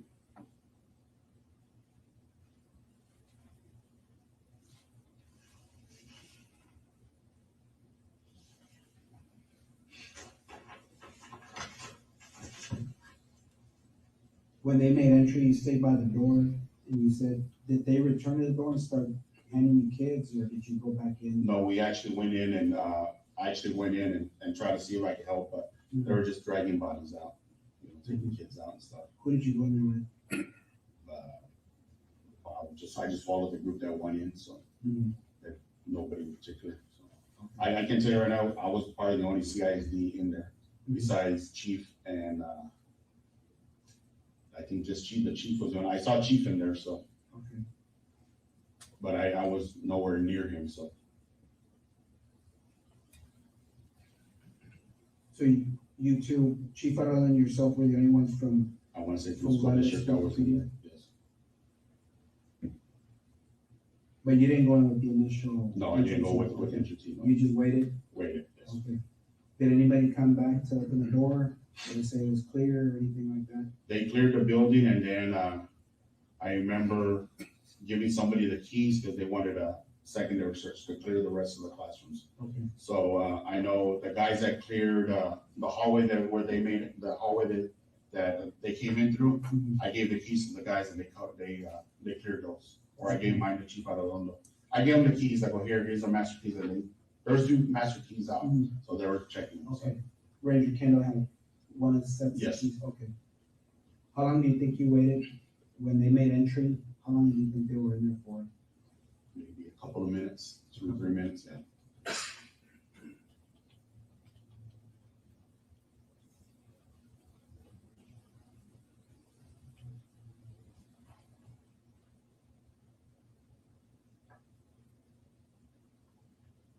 Before the initial clearing, right? Yes.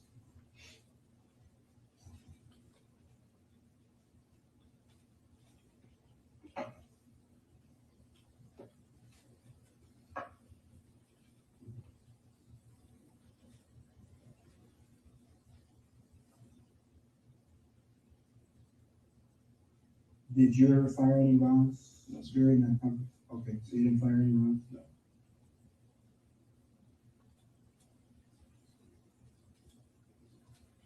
What were you, is that the uniform you're wearing? Yes. Okay, the exact same Same thing? thing. Minus a tourniquet. Okay. I gave a tourniquet to one of the EMTs and one of the Portec guys, and we were grabbing as many as we can, so I gave him mine. Okay. Because they were prepping, you know, for the victims.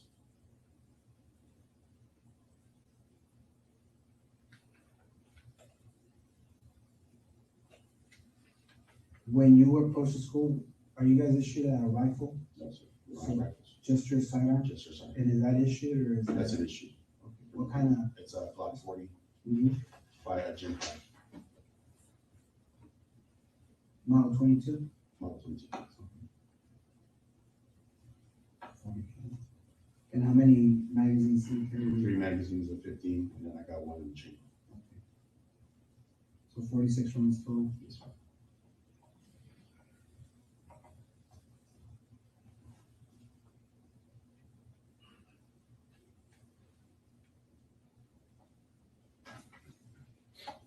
During the entire course of when you first drove in and made contact with the female coach that fell, and then she's giving you direction of where he's at, she never gave you a description? She just said he was wearing all black. He was wearing, okay, so she told you he was Yeah, she wearing all was, black? he's over there, he's wearing, by the parking lot, wearing all black.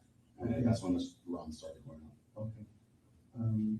Did you ever see the subject? No, we never saw him. Okay. Did anybody that was with you get a glimpse of him? As far as I know, no. Do you know if anybody on the entry team was wearing a body camera? Detective Page, Chief Arredondo? Maybe Sergeant Coronado was wearing one. I can't guarantee you, but maybe Sergeant Coronado or Sergeant Canales. Because, Sergeant Page is the sergeant of, I guess he does internal affairs and stuff like that, and the hiring and stuff like that. So I don't know if they carry, him and Lieutenant Martinez, I don't know if they got a body cam available. And they're both with, With Uvalde the Uvalde PD? Police Department.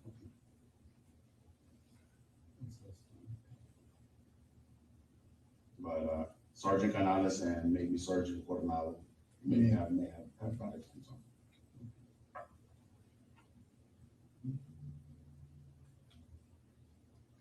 You have any questions? No, I'd like to just clarify something that way, and we're on the same sheet. So when you come up here, right, sir? Yes. You never see that individual anywhere? Never see. You never see him No. drop in? No. Okay. And as you're entering that door, right, you're hearing gunfire, correct? No, we never entered the store. So you never went inside the school? Never went inside the school till I got coverage over here, then we made entry. Okay. But as you're standing out here, you're hearing. I heard, I want to ask you about the statement he just made, that I never went in until I got coverage. Yes. We have been talking for quite some time about cover as a wall or something of that nature. Cover Yes. from gunfire. Mhm. But it's used differently here, is it not? Yes. And what does, I didn't go in until I got coverage, what does that mean to you as a police officer? He didn't make entry until there was other officers covering the west door. So coverage means other officers Yes. covering for you. Yes. And he didn't say west door, is that correct? He just said coverage. Yes, that's correct.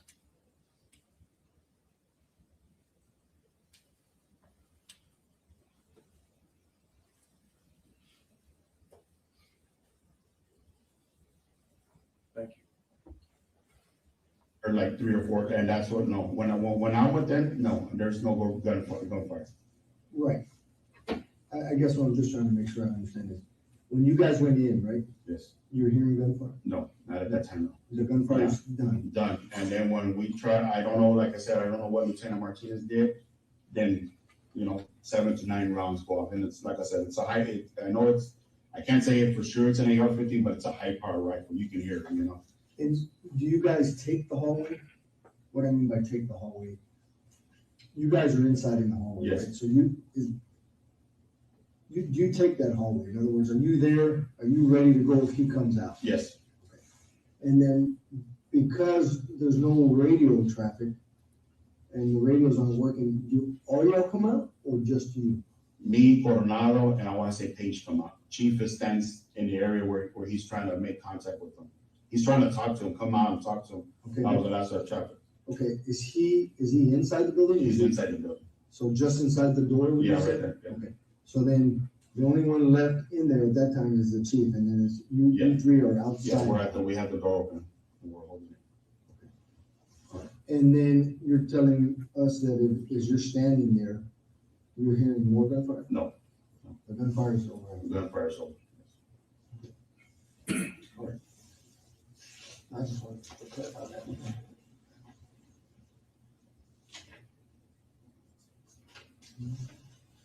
Your dispatch, will they have audio video recording?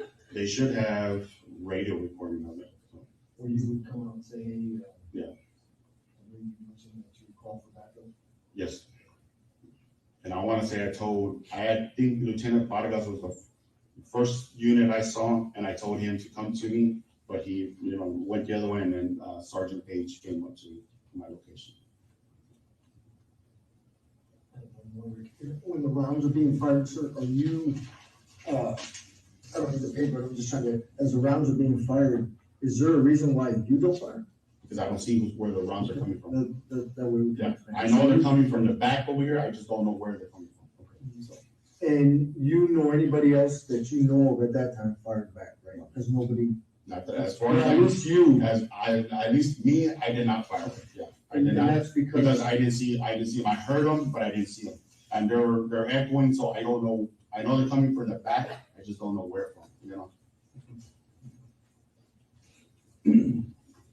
When you guys made that entry into the hallway, there was 4 of you. Did anyone in that group of 4 say, hey, we need to go down this hallway and we need to find this shooter? No. No? Did you think about that, or did it ever cross your mind? It did cross our mind, but we just never, nobody ever made, we were just covering each other, that's what basically we're doing. Holding, covering Chief and covering Page and, Ronaldo covering us, so. I wanna say there was only one AR and that was Sergeant Gonzales had the AR. Everybody else had pistols? had pistols. Did anybody ever suggest that when Lieutenant Martinez was hit, hey, we need to go grab Lieutenant Martinez, or we need to? No, because he was actually mobile. Mhm. So, Okay, he was. so yeah, so it's moving, and I want to say Lieutenant Vargas called for EMS. Okay, was Lieutenant Vargas with them? He was in the back. I don't know. I didn't see him, so I can't tell you for sure. You could just hear. I know he was there because he was the first one that I saw from my location where I was parked, and I told him to come to me for cover. He had the bigger unit, and but he was. We have that word cover and unit there, correct? Correct. That he saw Vargas. I told him to come to me for cover because he has a bigger unit. Would you tell us what that means? From what I observed in the interview, I understood that at some point he may have wanted to use the Lieutenant Vargas's vehicle because it was a bigger unit, bigger vehicle, has coverage if he needed it. And so he called Vargas over so he could have more cover. That's correct. But then Lieutenant Vargas went to the west side door, and that's when Sergeant Donald Page went over to Mr. Gonzales and met him at the south door. The next car that came was Page. I believe so. He deterred and went to that area, and then Sergeant Page is the one that came to me.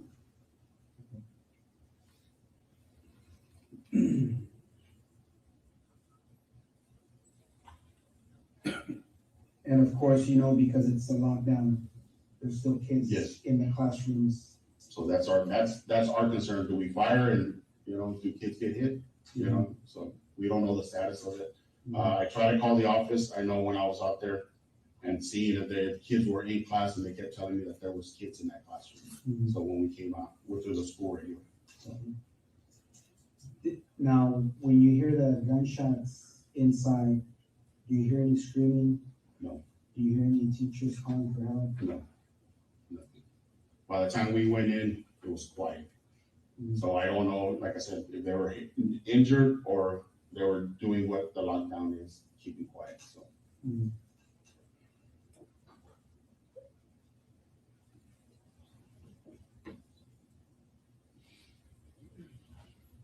You know approximately what time the lockdown came into effect for your text? Check if it's on the record. Sometimes when the alerts go off, they kind of. Is that an app? That's an app. It's a Raptor. How do you spell it? It's the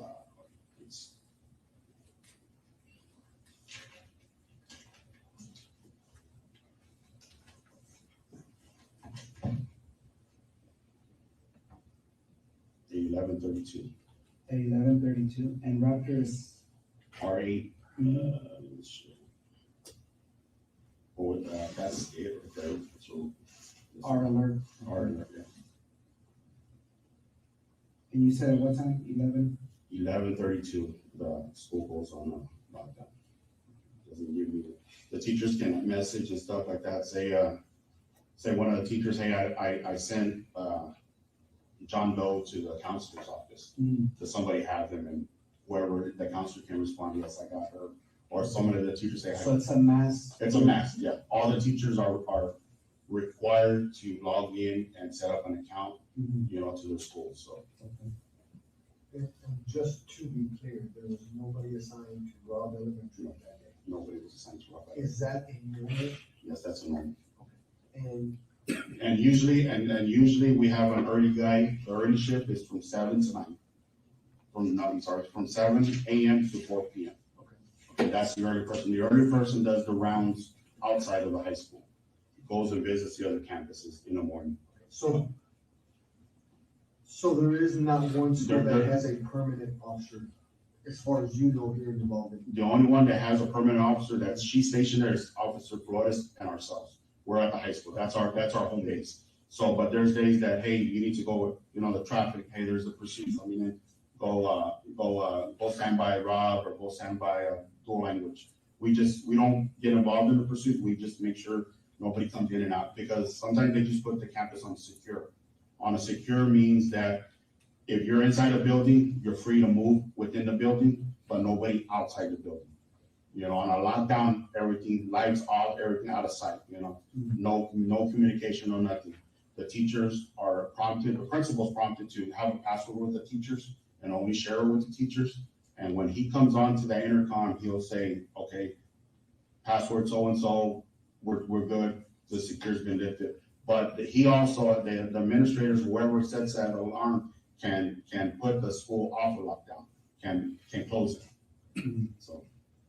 And does Uvalde ISD have non-commissioned security guard at any of the schools? We have a security guard at the high school. Non-commissioned? Non-commissioned. He's just a security, that's his, yeah, he's part of the school district PD, but he's just a security guard. And all he does is basically man the gates, and we'll utilize it for security at the local football games, basketball games, whatever we need, so. He has our authority, he just doesn't have the arresting power, so. Does it carry a weapon? No. And who's answering? That's gonna be Chris Sanchez. And he's always at the high school. He's always stationed at the high school. That's his campus.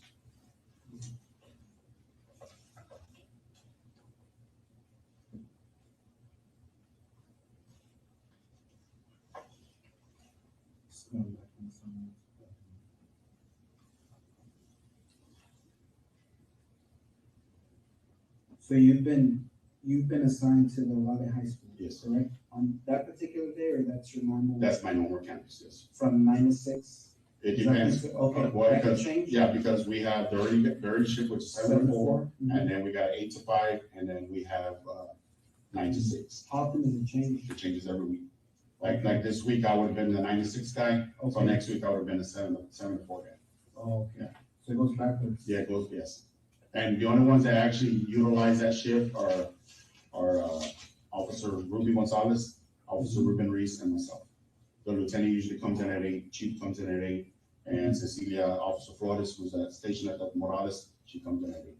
Okay. Sometimes we've had an incident where the traffic control at Dalton, the principal refuses to put somebody out there crossing guard, so we do that. So lately, it's been since I think after the holidays, the 8 o'clock guy comes in early and does the traffic control at Dalton from 7 to like 7:45.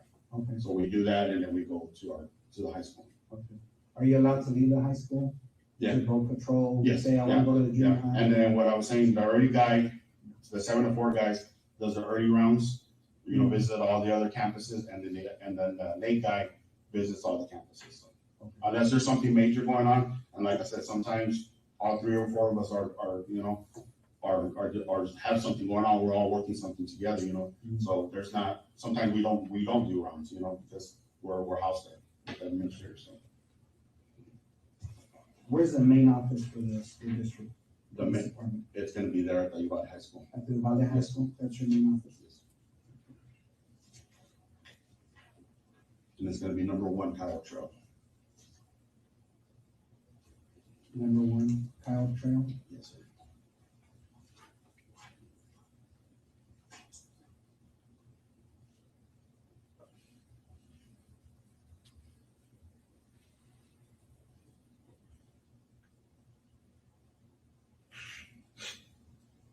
The chief has his office there, along with his administrative secretary, and we call it the squad room, where she's at, and then all 3, Lieutenant Hernandez, Officer Reese, Officer Gonzales, and myself have our own independent offices. And we're scattered throughout the inside of the high school. So the school district police department, you said is the chief Arroyo, lieutenant, 3 police officers, plus the female that recently just left? Yes, 4 officers. Okay, so it'd have been a total of 6, like you said? Yes. But right now it's 5? Yes. Okay. And how many marked units do you have? 6 units. 6 units, so every officer? Well, actually, there's only, the 3 Ford Fusions are marked, and Officer Reese is marked, but he has the gold decals. Okay. And chief and the lieutenants are just explorers, great explorers. They have red and blue lights and sirens, but no decals on them. Because they don't do traffic stops? We don't get it, we don't. Okay, so just to be clear, every independent school district police officer has a way to be mobile. Yes, Okay, and they're all take-home units. they're all taken on. Okay, so at any given time, you can respond from your house. Yes. If there's an emergency.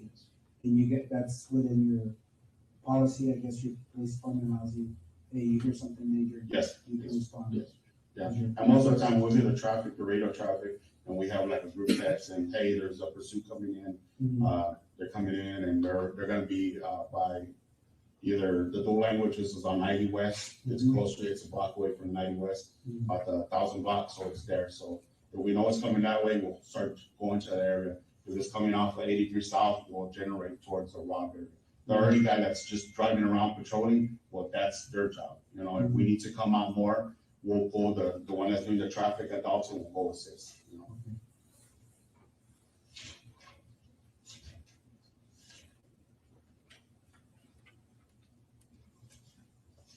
Going back to when you and the officers were breaking the windows here on by the teacher parking lot, Yes. Did you notice that there was anything on the ground?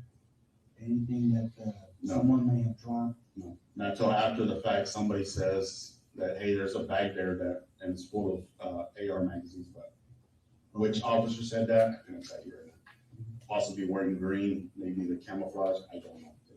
Okay. So, But it was after everything, kids were getting yeah, evacuated? kids were getting evacuated.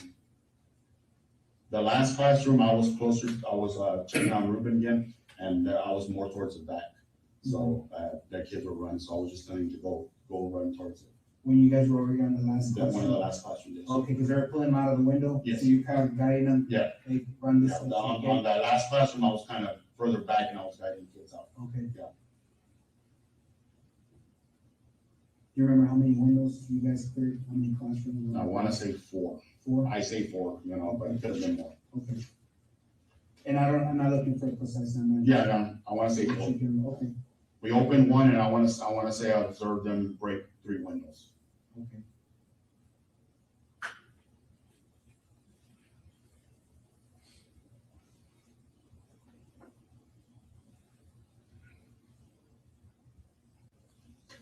And this is after you guys came back outside to regroup? Yeah. When the shots were fired inside? When the shots, no more, there was no more firing.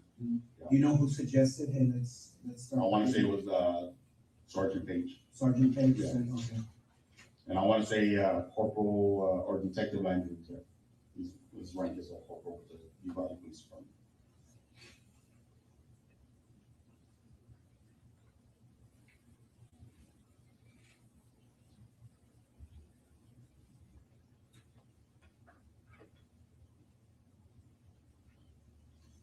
When you guys were doing this, did you ever see Lieutenant Martinez or Canales outside?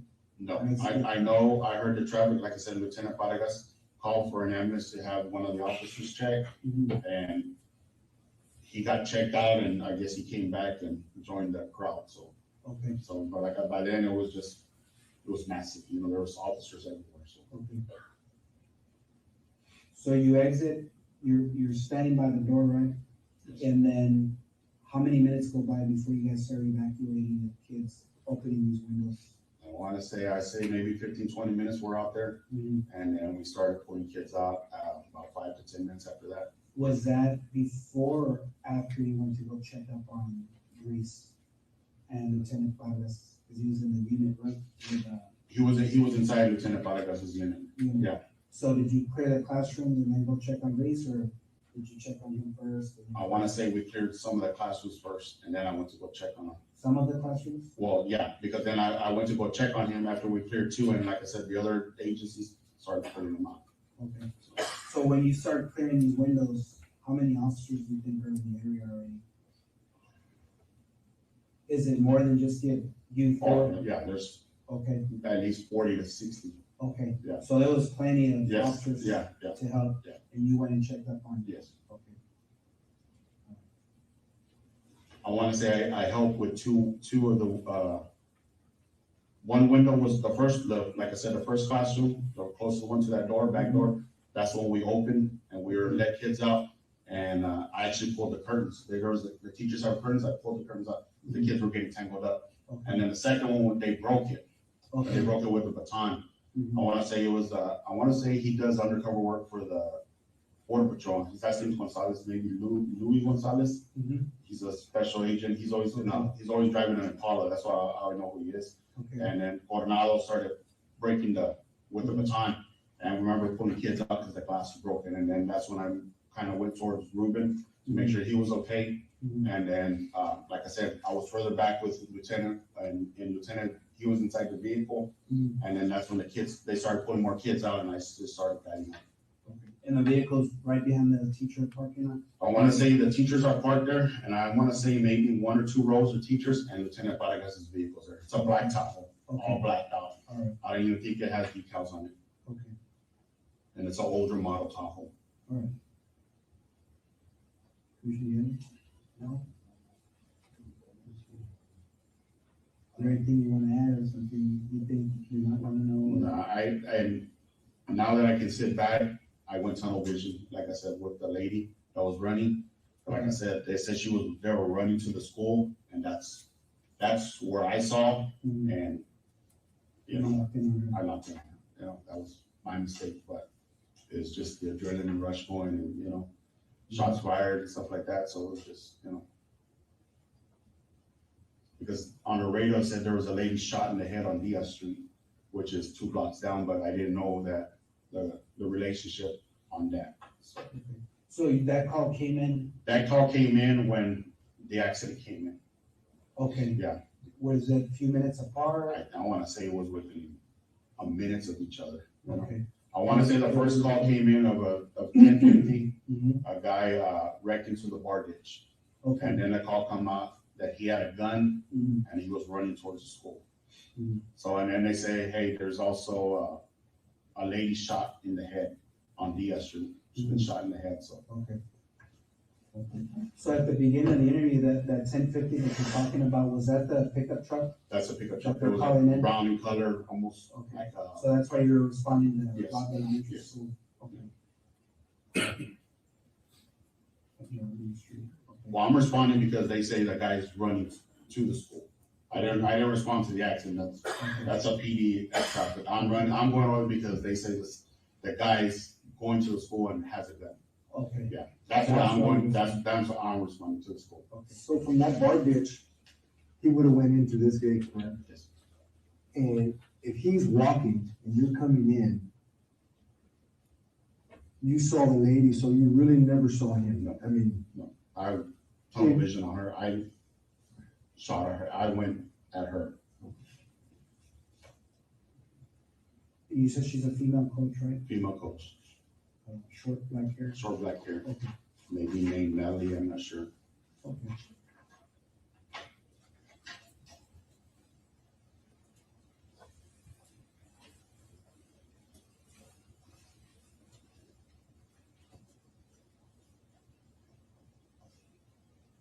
And she was wearing like a peach, maybe orange shirt, maybe khaki shorts, white shorts, I can't. Okay. Yeah. But once you make contact with her, she kept telling you Yeah, he's running this way? he's over there and he's, by the teacher parking lot, he's wearing black, and then that's when the shots started going, but I never saw him. So really, when you and now, so now I'm starting to understand that. So this is the building, right? This is the school. And teachers park like this, facing the wall? Yes. Okay. Some And you going, said- some in reverse, some are Okay. facing forward, yeah. So they can be facing this way, Yeah. that way, I whatever. wanna say the last vehicle was a black vehicle. Black, okay. And you said there's 2 rows? I wanna say there may be a second row. There might be Yeah. a second row, pretty spaced out Yes. to give these Yeah, people. maybe- because I think, I'm assuming- the only, and like I said, I'm just, I'm not saying for sure, but I think only the teachers that are housed in that back room In this and building? that building are the ones that park there. Okay. But on occasion, you remember seeing that there may be a second. Yeah, there may be a second row. So the fence line runs something like this, and then here, the horseshoes. Yeah, for the right school there, buses. like the half moon, and then the fence comes down this way, and you have the, let's call it a culvert, that concrete Yeah. drainage ditch? Yes, Okay, and the truck's facing this way, right? the actual front of the truck is Yes. facing, southbound. Southbound? Yes. That Yeah, way? yes. Okay, the tree line? Okay. And this gate's wide open? Yes, that's the gate I come through. Okay. So what I'm saying is, if the female's about right here, the door, and then there's a walkway, because there's a pavilion, I know that. I There's saw a that tree big there. Yeah, there's a tree there. Pretty big tree, right? Gives a lot of shade. I wanna I say. saw it yesterday, so. There's two trees. There's a tree more closer. I wanna say there's a tree closer to the basketball court. But that one, the one I'm talking about, maybe about 12 inches wide, 13 inches wide. Because there's a sidewalk right here, right, in front of the classrooms that goes into this door. A sidewalk? Or is there trees here? There's trees there. Okay, and then you got vehicles. Vehicles. So you come in, you hear there's a subject running into the school. Did they give a description? No. Just. She gave me the description. She gave you the description, over the radio? No description. So when you're coming in, you notice this I vehicle see the crashed vehicle, out, yes. and then she's wearing orange or. And she's right, yeah. So you drive in all the way up here, right? Yes. Do you think it's possible that maybe when you were driving up, the subject could have been behind cars and trees? He could have been, like I said. But you never saw him? I never saw him. Okay.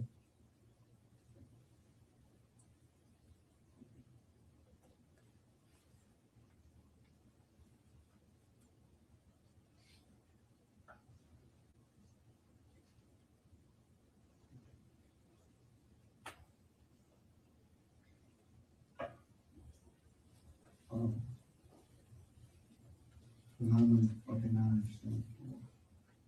And that weird curve is right here, right? Yeah, and like I said, I never saw him make entry, so, but that's the gate I came in, because it was wide open, you know? So it just makes sense to go into there? Yeah. Okay. Yeah. Because my thing is, the radio traffic said he's running towards the school, and, you know, the girl, the coach, short hair, you know? I wanna say maybe Somebody could have between taken her. 65, 100 yards away from me. You know, I don't have great vision, you know, but it's not bad, but I can see somebody running, you know, and just, I went on her. Do you wear glasses? They call shooting glasses, because to shoot. Okay, but not like reading. No, not prescription reading glasses, glasses, no. Contacts? No. Okay, all right, just checking.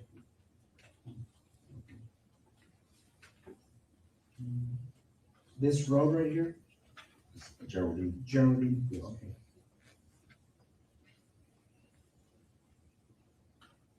And this would be Old Carrizo? Old Carrizo. Okay. And where the truck wrecked out, that's gonna be Grove Street. Grove Street over here, or Yes. this, the one that cuts it? The one that, yeah, one that intersects right there. Okay. The T, yeah.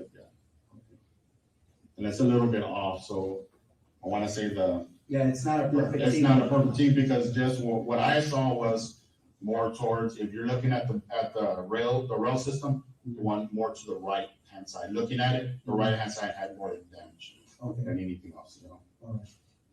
Okay. Now, I wanna say the driver's side door was open, but, you know, I can't tell you for sure, but, you know, a quick glance, you know, radio traffic said they were running to the school, so that was my priority, you know? So, No, there's a lot going on. oh, yeah. Okay.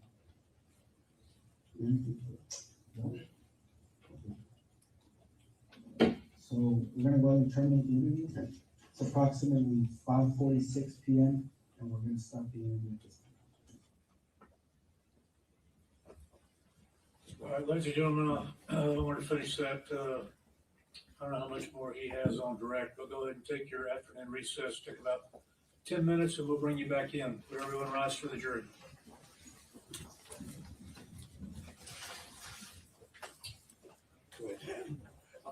I'm gonna appoint you.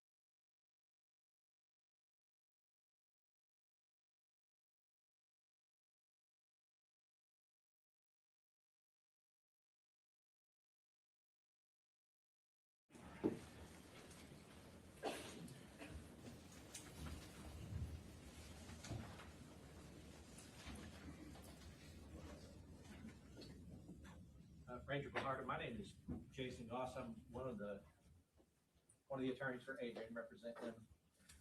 You and I don't know each other, but I do have a few questions for you about the statement that you took. I guess the first question, if I could, maybe you have it up there with you, maybe you don't, but do you remember how many different people's statements you took? No, sir, I do not. Do you have a rough estimate of how many? I couldn't even tell you. Like, was it more than 10? Yes, sir. You think it was more than 50? Close, but I wouldn't be able to tell you. And I guess, you know, it's not like a gotcha moment on you. I just want to make sure that it's clear that you took statements from a lot of different people who were involved at the scene on that day, right? Correct. And as far, I didn't really get to see, I know that you responded, because you responded there and you started taking statements as one of your duties. Were you, I guess, what time do you remember getting there? Did you get there on the 24th? Yes, sir. Did you get there while it was still ongoing, meaning before they shot the suspect or the shooter or the killer? Yes, sir. Okay. Do you remember when? I don't remember exactly how long I was there before the suspect was shot and killed. Right. And so what, if I could just walk back through it, what were you doing when you first got there? I know you might have answered it with him, but I don't think I caught it. When I got the call from my supervisor, we responded from Crystal City in Zavala County. So by the time we arrived, it took us a while to get there. I don't remember exactly how long we were on the road for. But by the time I got there, we ended up parking on the south side of Robb Elementary on Old Carrizo Road. We couldn't proceed any further because of all the law enforcement officers that had already arrived and were blocking Old Carrizo Road and Geraldine, which is north of Robb Elementary. So we met on Old Carrizo Road. We pulled off and I met with my lieutenant. And at that point, my lieutenant was just trying to gather as much information that he could from one of our rangers that was actually inside of Robb Elementary during the event. Okay. So do you know which ranger was inside Robb Elementary? Yes, sir. The Texas Ranger, Ryan Kendall. Okay. And I think that we did a reference on that from Adrian's statement. Ryan Kendall was the ranger that Adrian went and I guess gave the master key to. Correct. All right. And so one of the rangers, was that the only ranger that was inside the school? I believe so. Yeah, and I mean, if it wasn't, I'm not gonna come back later and go, oh, there was another guy there. But just to your knowledge, he was, to your knowledge, the only one that was there. Yes, sir, that's correct. Right, and then as far as rangers outside of the school, do you know how many of you guys were outside of the school or kind of in that mass of law enforcement?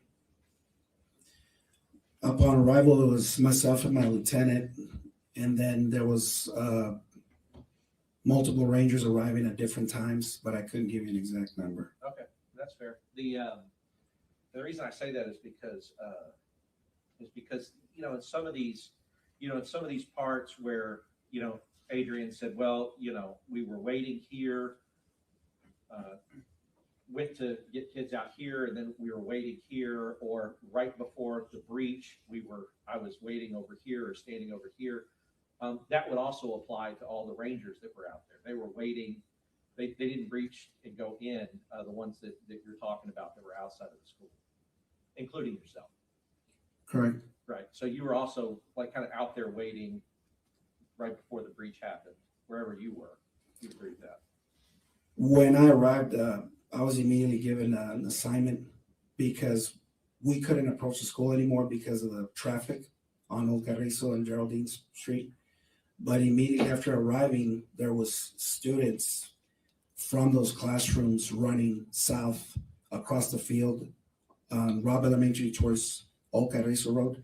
So we gathered uniformed officers to kind of keep them off the street and get them to a empty parking lot, or an empty lot, that's south of Robb Elementary.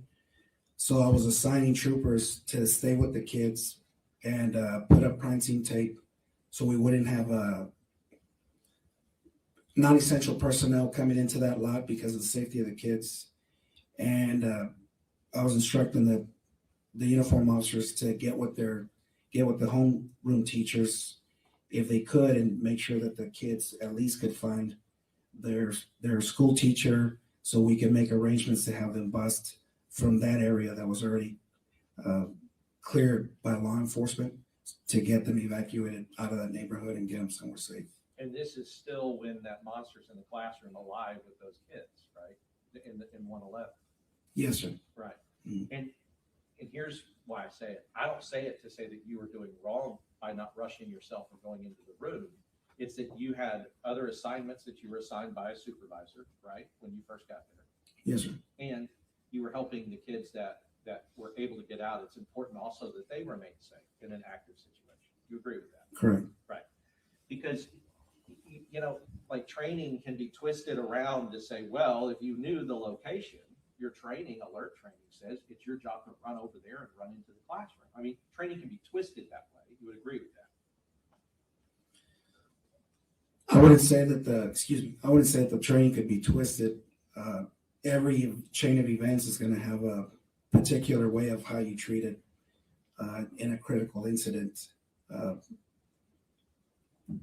Sure. And I guess what I mean is, though, is that if you just took the training, as you know, we've seen and kind of heard from different parts of training, if you just took the training as it is, the training doesn't say on alert active shooter, because he's still an active shooter at this time that you're there, right? There were no gunshots being fired when I arrived. So we were still gathering information as to, there was information that it was an active shooter, and then there was information that it was a barricaded subject, right, and possibility of a hostage situation. So there's still phone calls being made and information being processed that we needed to get, so we knew what proper steps that we need to do. And I want to key in on that.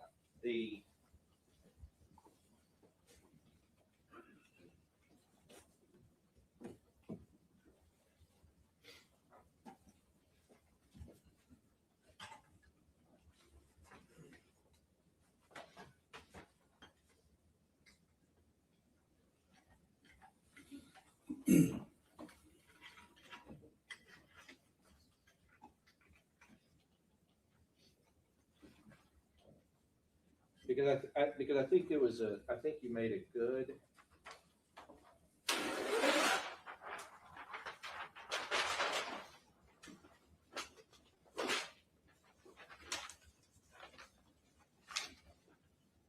I think you made a good distinction.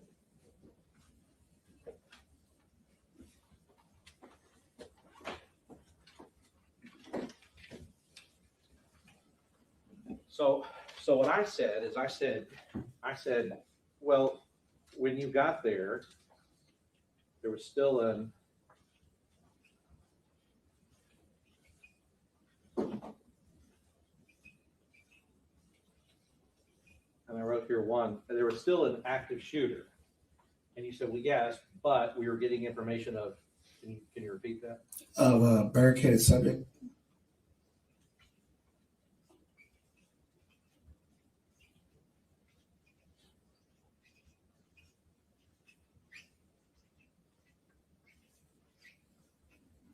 And then what was the other one you said? The hostages. A potential hostage situation. Potentially, yes.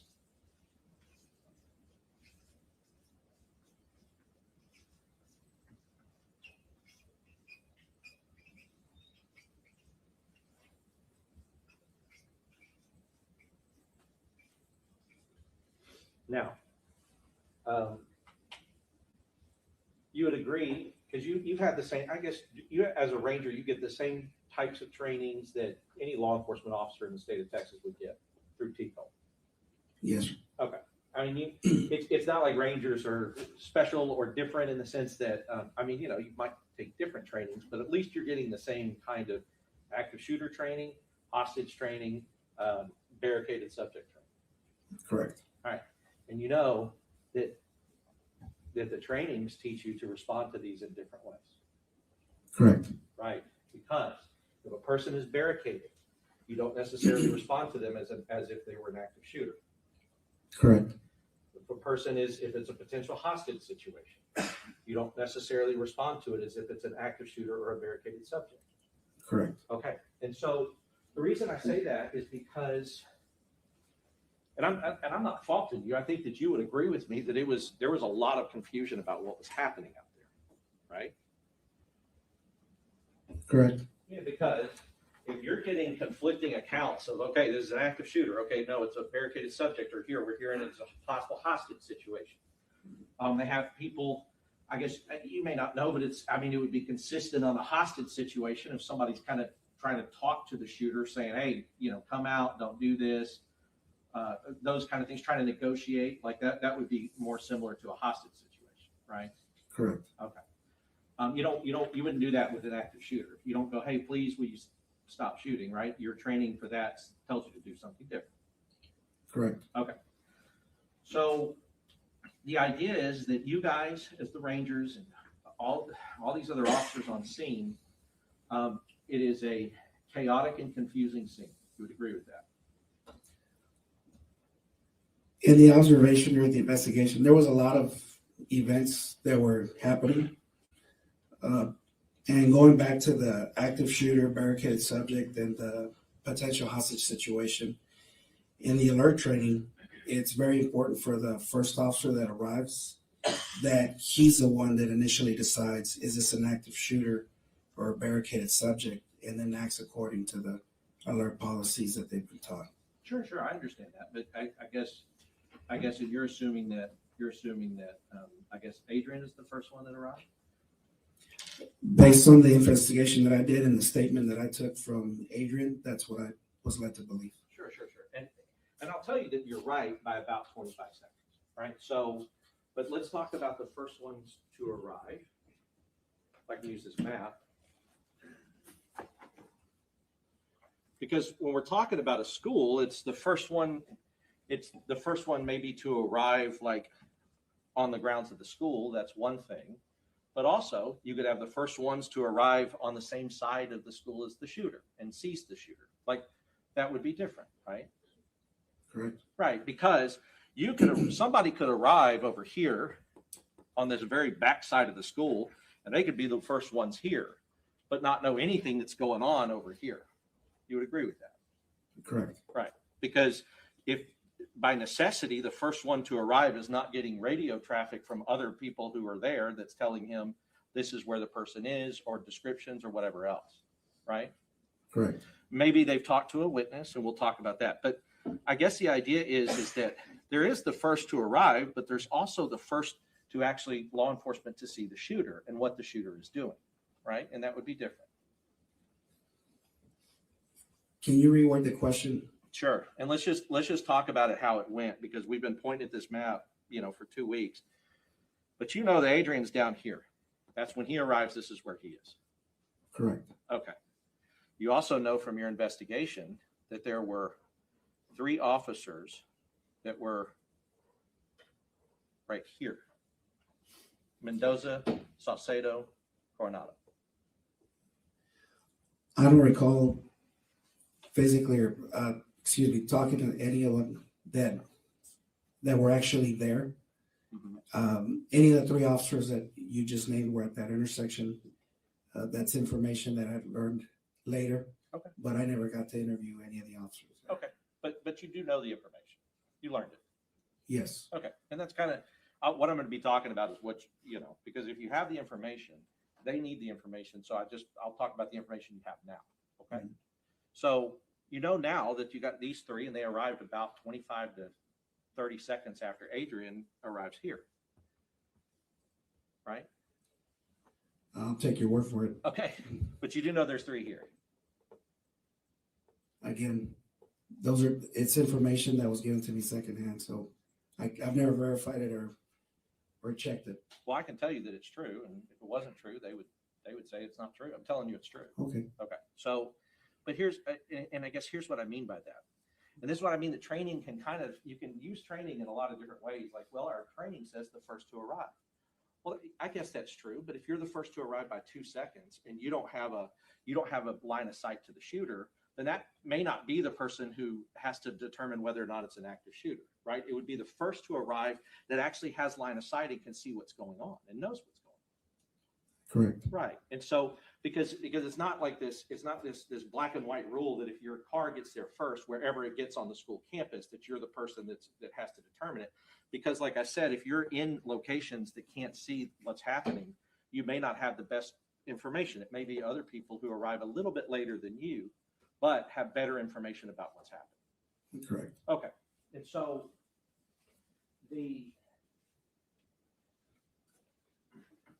because I want to talk a little bit about, the nature of interviews. As part of, and let's just talk about set the scene of when you did that interview. You did that interview on May 25th, 2022. Correct. Which is, was it less than 24 hours or a little more than 24 hours after this thing occurred? A little more than 24 hours. Okay. And you've heard, I'm sure, that interviewing anybody who's gone through something like this, that soon after, it's not the most advisable thing as far as getting the most accurate information. You've heard that. That would depend on the officer that's been involved in that critical incident. Sure. There's some that may be fine and, that can accurately recall all the details. But you have heard, I'm sure now, that there's like advice that says, look, you need to wait 72, sometimes 4 or 5 days until after that before interviewing somebody. That's usually done when officer's been involved in an officer-involved shooting that's used as a weapon or things of that nature. Because of the scope of this the scope of this investigation, how large it was, we needed to get as much information as quickly as possible because we needed to assure that the suspect that was shot and killed at Robb Elementary didn't have co-conspirators. So that was the urgency of trying to interview to gain as much information as we could. Yes, and do not get me wrong.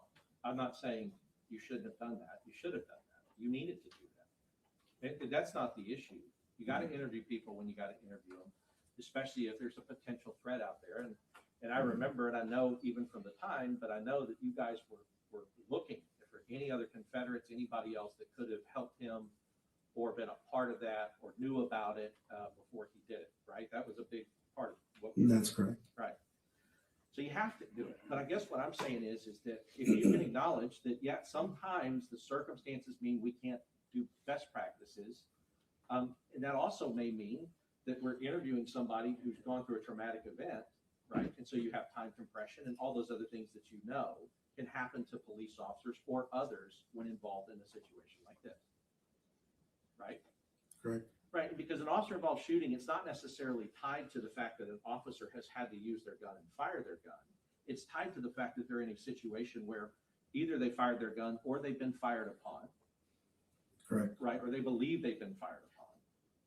Right? Yes. And one of the things that Adrian told you in the interview was these shots are starting to get fired, but he cannot see the shooter and he doesn't know where they're coming from. Well, that's not exactly accurate.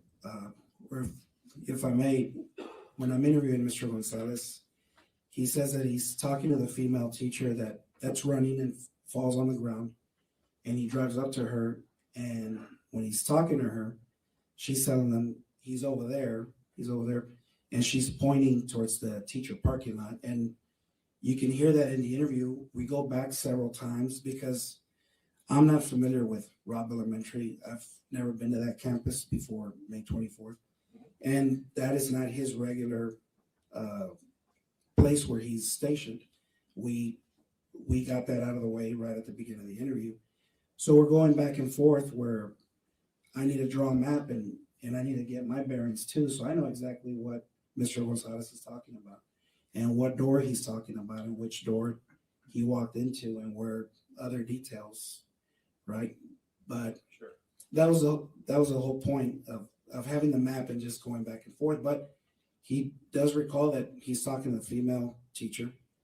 He turns around, immediately starts hearing rounds go off that he later describes as he believed were gunshots in the interview. Right, just to clear it.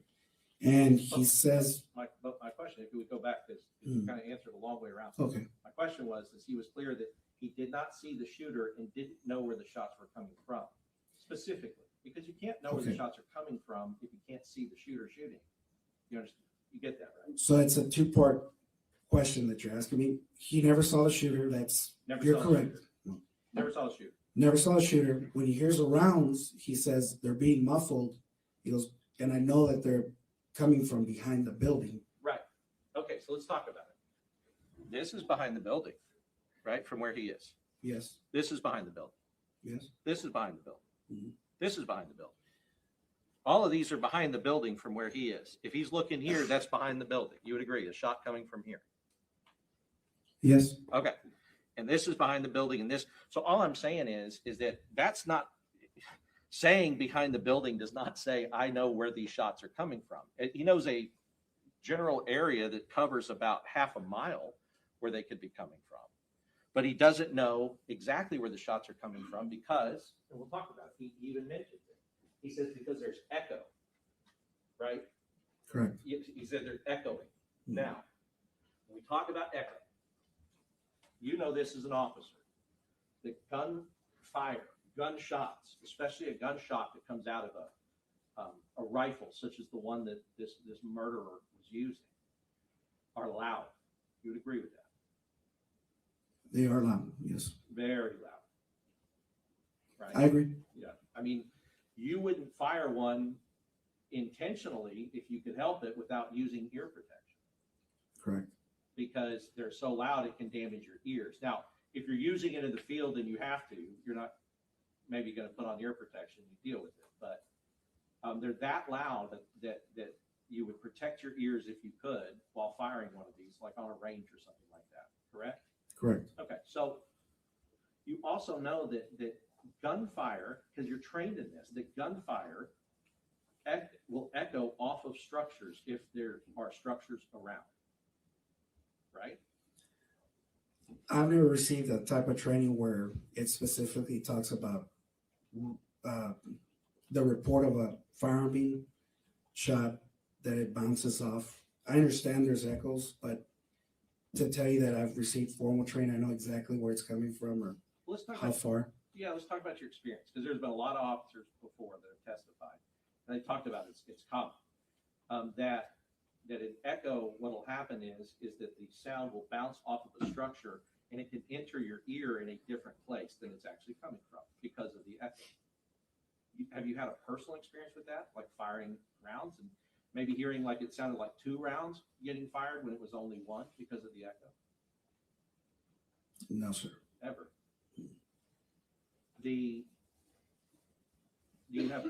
Have you ever been in a place that had an echo and even when you're a kid and said, hello, hello, hello, hello? Have you done that? Yes, sir. Okay. And I don't make light of it. It's just, I'm trying to gather, you do have experience with echo. Yes. And you understand the process, that sound bouncing off of things and then coming back to you. Understood.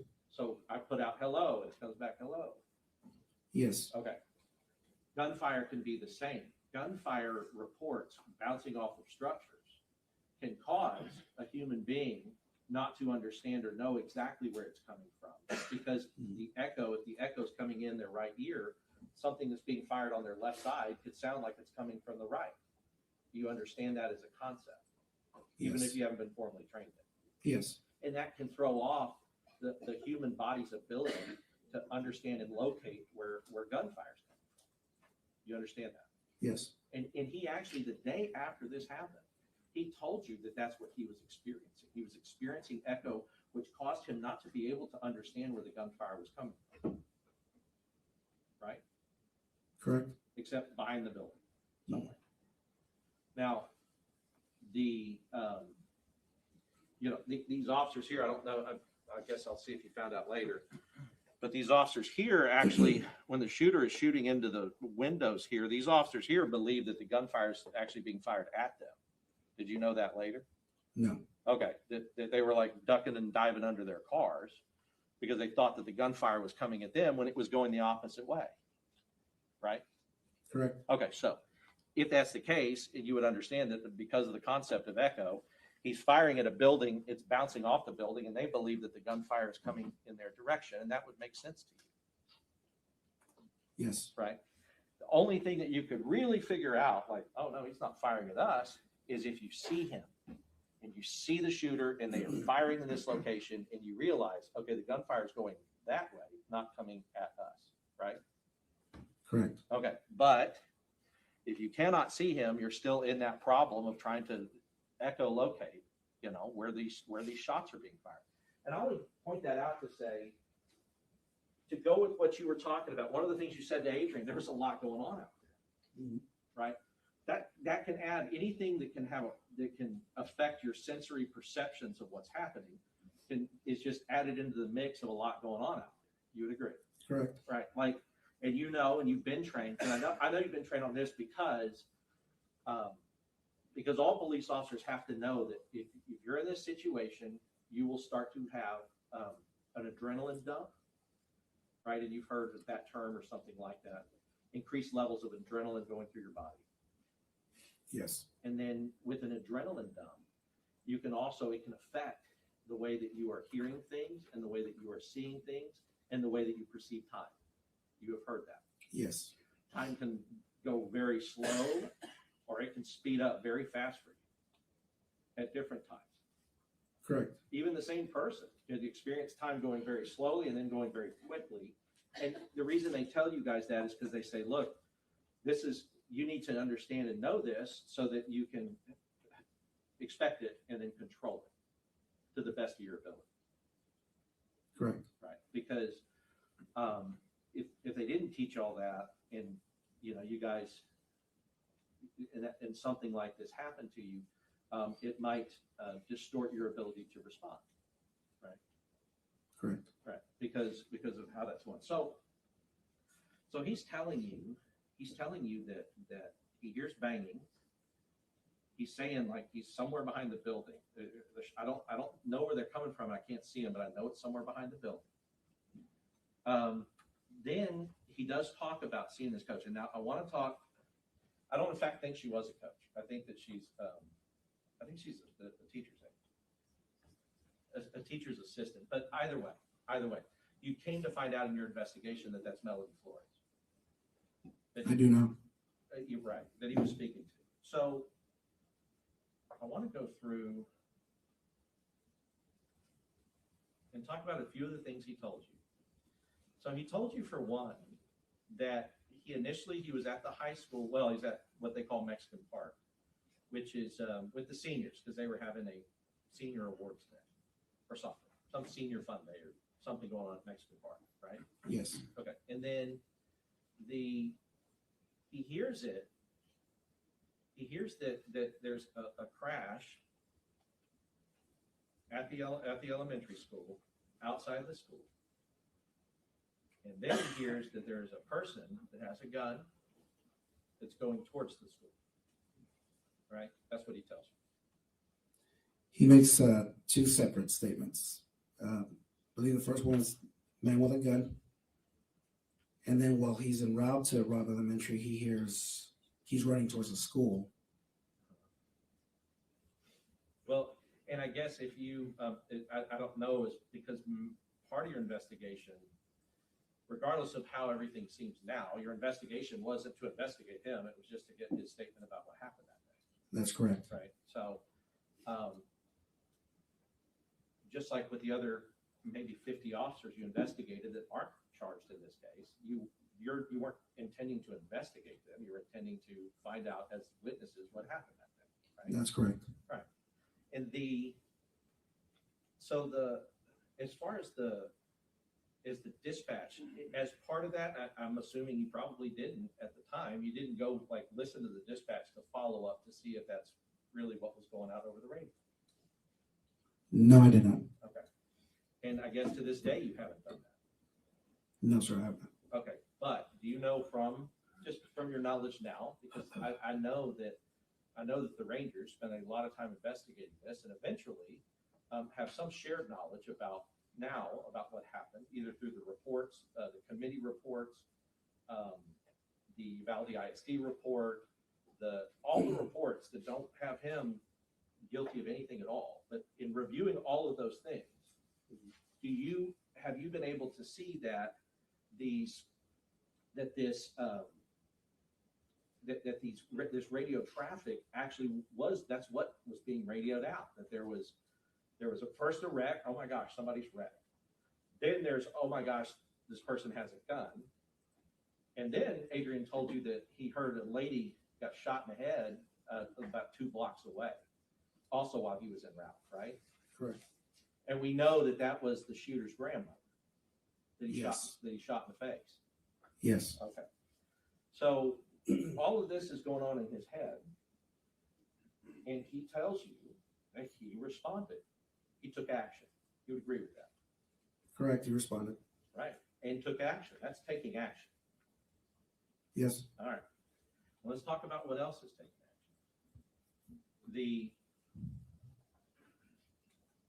Put this up here for you, please. Let's go to this one first. I'm just going to go back. Okay, so I'm gonna come up here with you. So what Adrian is explaining to you in this interview is that he's receiving this information, and he did not say, I'm gonna stay here, not do anything about it. He got in his car and he responded as you would expect him to do, right? Correct. Okay. And then what he tells you, because the phrase and the language that he says is, he said, well, I made a mistake, but I want to talk about whether or not he really made a mistake in this situation with what he knew. So he says he's coming down this street and he tells you that this gate has been left open, right? This is the teacher gate. That's correct. And this would be a teacher gate that goes into the teacher parking lot on the west side, which is what he explained, that the teachers in this building would park here, access that parking lot through this gate. And it's supposed to be closed, but when he pulled up, he noticed 2 things. There's a truck in the culvert and this gate is open. That's correct. Right. And then he noticed a third thing. Somebody is running towards the school up here. And he saw that. He told you he saw somebody running towards the school. Said he saw a person running. Whether or not it was towards the school or away from the school, that was never said in the interview. But I agree that he saw a person running. Saw a person running. Now, you're a police officer. Spit dispatch. Now remember, in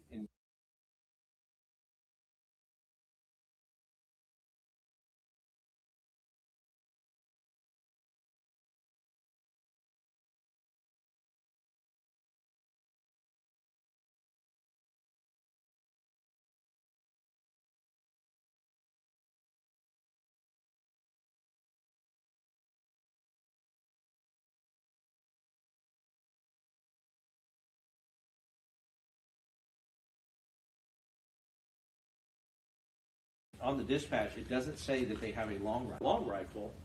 Maybe if you see a person running that doesn't have a long rifle, maybe you can exclude that person as a person who is the threat or is the danger, right? You would agree with that? Yes. Because it's hard to hide a long rifle, where from view.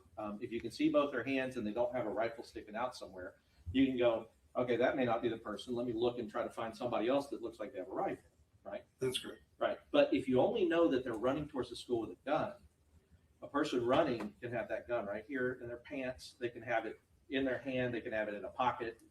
You wouldn't know. You wouldn't be able to know if that person had a gun or not. Right? Correct. Okay. So he comes and he sees this. He says, this is not my concern, because my concern is that I have been told that somebody with a gun is running towards the school and I can see a person running. Right? Correct. Now, his language, one of the things he says is he's talking about her as if it's a she, but he tells you that at the time, I'm saying it now because I know now that it was a she, but at the time, I did not know it was a she. She had short hair. I didn't recognize the person. And I believed what he's telling you by having tunnel vision, and I tunneled in on her, which he's saying her, but he didn't know her at the time. You'd agree with that? Correct. Right. I tunneled in on her.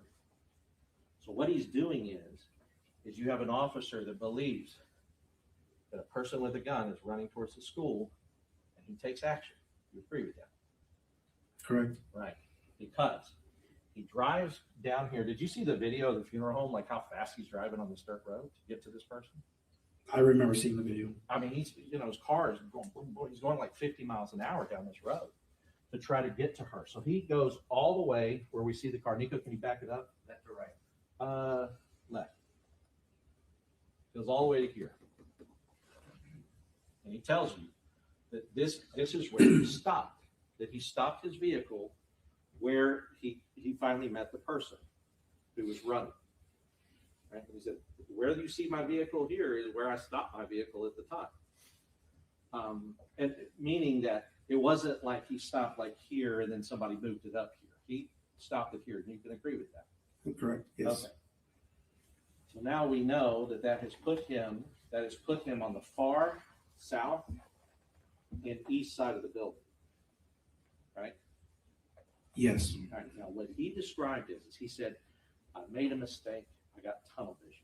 So first of all, tunnel vision means you have identified, and it can happen, not always, but when you identify a threat and you have tunnel vision, you start focusing specifically on the threat. That can happen with tunnel vision. Are you asking me? Yes. Yes. Yeah, all these questions, you know, it's weird, it's cross-examination, so the rules say I could just ask you and kind of put a little question mark on the end of it. But if you don't agree with me, please say no. But what I'm asking is that with tunnel vision, and you're zeroing in on a threat, what that means is that you're excluding things like in the periphery, right? Correct. So if I perceive you as a threat, all of a sudden, like right now, I can see the jury out of the corner of my eye and out of the side of my eye. I can see them. I can't see them well, and I can't see their faces, but I can at least see that there's people over here. If you pulled out a gun, I wouldn't see those people anymore. I wouldn't see this anymore. I'd be zeroed in tunnel vision on you. That's a possibility. Right. And that's a common possibility, common enough that law enforcement is trained on. Right? Yes. Thank you. So, yeah, and so let's talk about it. He said I made a mistake, but really he was mistaken about who the person was and what their intents were, or what their intent was as they were running. You agree with that? Can you reword the question? Yeah, he said, because he told you, well, you know, I made a mistake and I got tunnel vision. Well, it's not a mistake to have tunnel vision, because that happens to us without us wanting to have it happen to us, right? Correct. Right. It's like it's an involuntary thing that happens when you're responding to a threat. And so that's not him making a mistake. It's just what happened, right? Right. That's what Mr. Gonzales said. Right. Yes. Right. But but as a law enforcement officer, I'm going to ask you, you know that if you think you see a guy running towards a school that has a gun, you're going to get zeroed in on that person too, if that's what's been dispatched to you. Zeroing in on a person and getting tunnel vision are two different things. I'm not disagreeing with you. I'm just, maybe I don't agree with the way you explain it. Yeah, maybe. But that's okay. But I guess what I'm saying is that any reasonable law enforcement officer who's been dispatched and the person says they are running towards the school with a gun, if they see it, I'll tell you, this is where she was running. She fell down. If they see somebody running towards the school with a gun, well, with what they think is a gun, you're going to go to that person. I agree. Right. You're not going to dilly-dally around here and this person's now running into that building and shooting kids. Correct. Right. You're going to go right to that person until you figure out they're not a threat. Correct. Right. And say it is the person with the gun.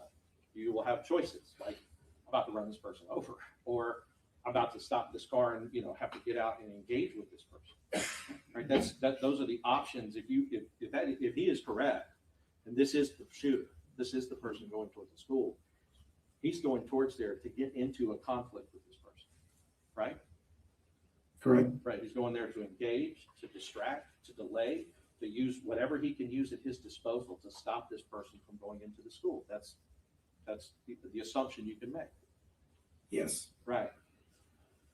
Well, it's not an assumption. It's what you're supposed to do. That's the foundation of alerts training. That's right. Is you isolate, you distract, and you neutralize. Right. Isolate, distract, neutralize. Had this person been the gunman, Adrian's going to isolate, distract, and neutralize. Correct. I mean, you believe that, right? And I mean, I believe it, and I think everybody else here knows that that's the reason he's down here. And he's consistently said that to you and and we've gotten it out through other witnesses. Correct. Yeah, and so when I said he's mistaken, what that means is that factually it wasn't the gunman. But with all the information that he had at the time, that is a smart maneuver. That is a smart thing to do, is to go to the person you believe is the threat. That's law enforcement. Correct. Right. You know, the day after, somebody may be beating themselves up about it, because what we know now through the witness is the guy's in here in the parking lot. And he drove right past it. Right? But did you review the testimony, or not necessarily the testimony, but as part of your investigation from the funeral home director who was calling it in and got shot at by the gunman? And he's across the street. I'll just tell you, he testified to the jury that the gunman was down between two cars, and there's no way Adrian could have seen him, because he could see him and he could see the cop, but he could see that the cop couldn't have seen the gunman. Did you know that? No. Okay. But the gunman now is hidden in this parking lot. He has gone this way. At the time that he gets out, he tells you he's talking to her, and then she starts to tell him. He's over on the west side, like in the teacher parking lot on the west side. He's wearing all black. Right? Is that what you remember from the interview? Yeah, go ahead. Yes, correct.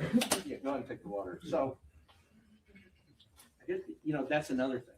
Had the description come out over the radio to him, or let's say to you if you were responding, and they said, person with the gun is wearing all black, well, this lady up here in orange or red, that's not the person you're going for, right?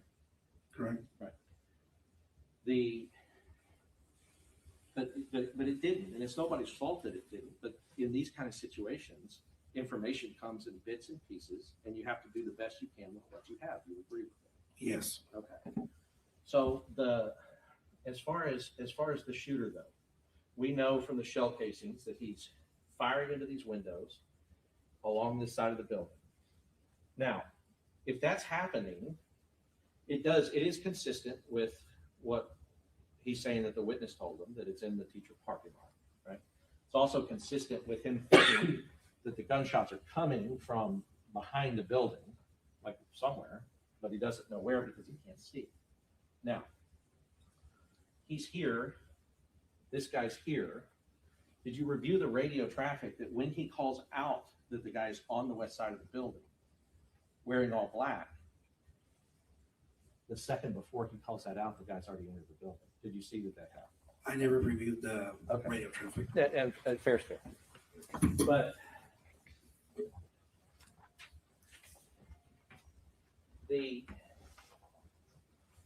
because there was another part of the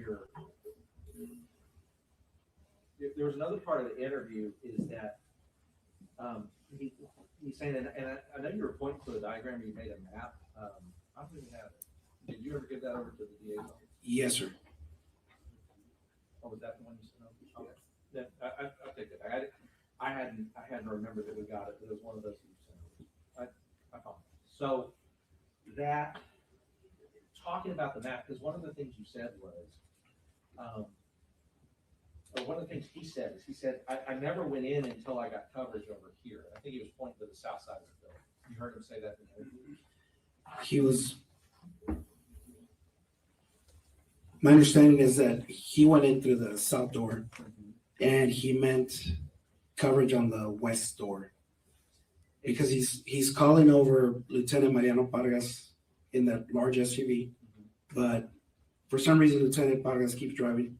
Donald Page comes over to him on the south door with Mr. Gonzales, and Lieutenant Mariano Vargas ends up on the west side. Well, you know that as a law enforcement maneuver, sometimes, so for instance, let's go back over here and look real quick. For instance, let's just imagine, let's imagine this, you see this little person right here? Yes. Hard to see, but small. Well, imagine shooter, or in this location. There is a law enforcement maneuver where you have one person in a car, a big car, like he was saying, where you would have the car kind of roll up this side to try to provide coverage with somebody behind the engine block, that if they take fire, they're taking fire into the vehicle. That is a maneuver that you've heard of Using a vehicle as cover, yes. That particular scenario, no. Right, like rolling the car real slow, and then as you roll the car real slow, he can pump, pump, pump, pump. He can I pump understand it. what you're trying to say. You see what I mean? You can Yes. pump into the car, but you can kind of pop it over. Well, the reason you would want a bigger car for that is you want a bigger engine block, because the engine block, as we know, is the only thing that can block or stop a round like the one that he was firing. If even that does, but it's the only thing on a car that really will, because everything else is going to go through it like Swiss cheese.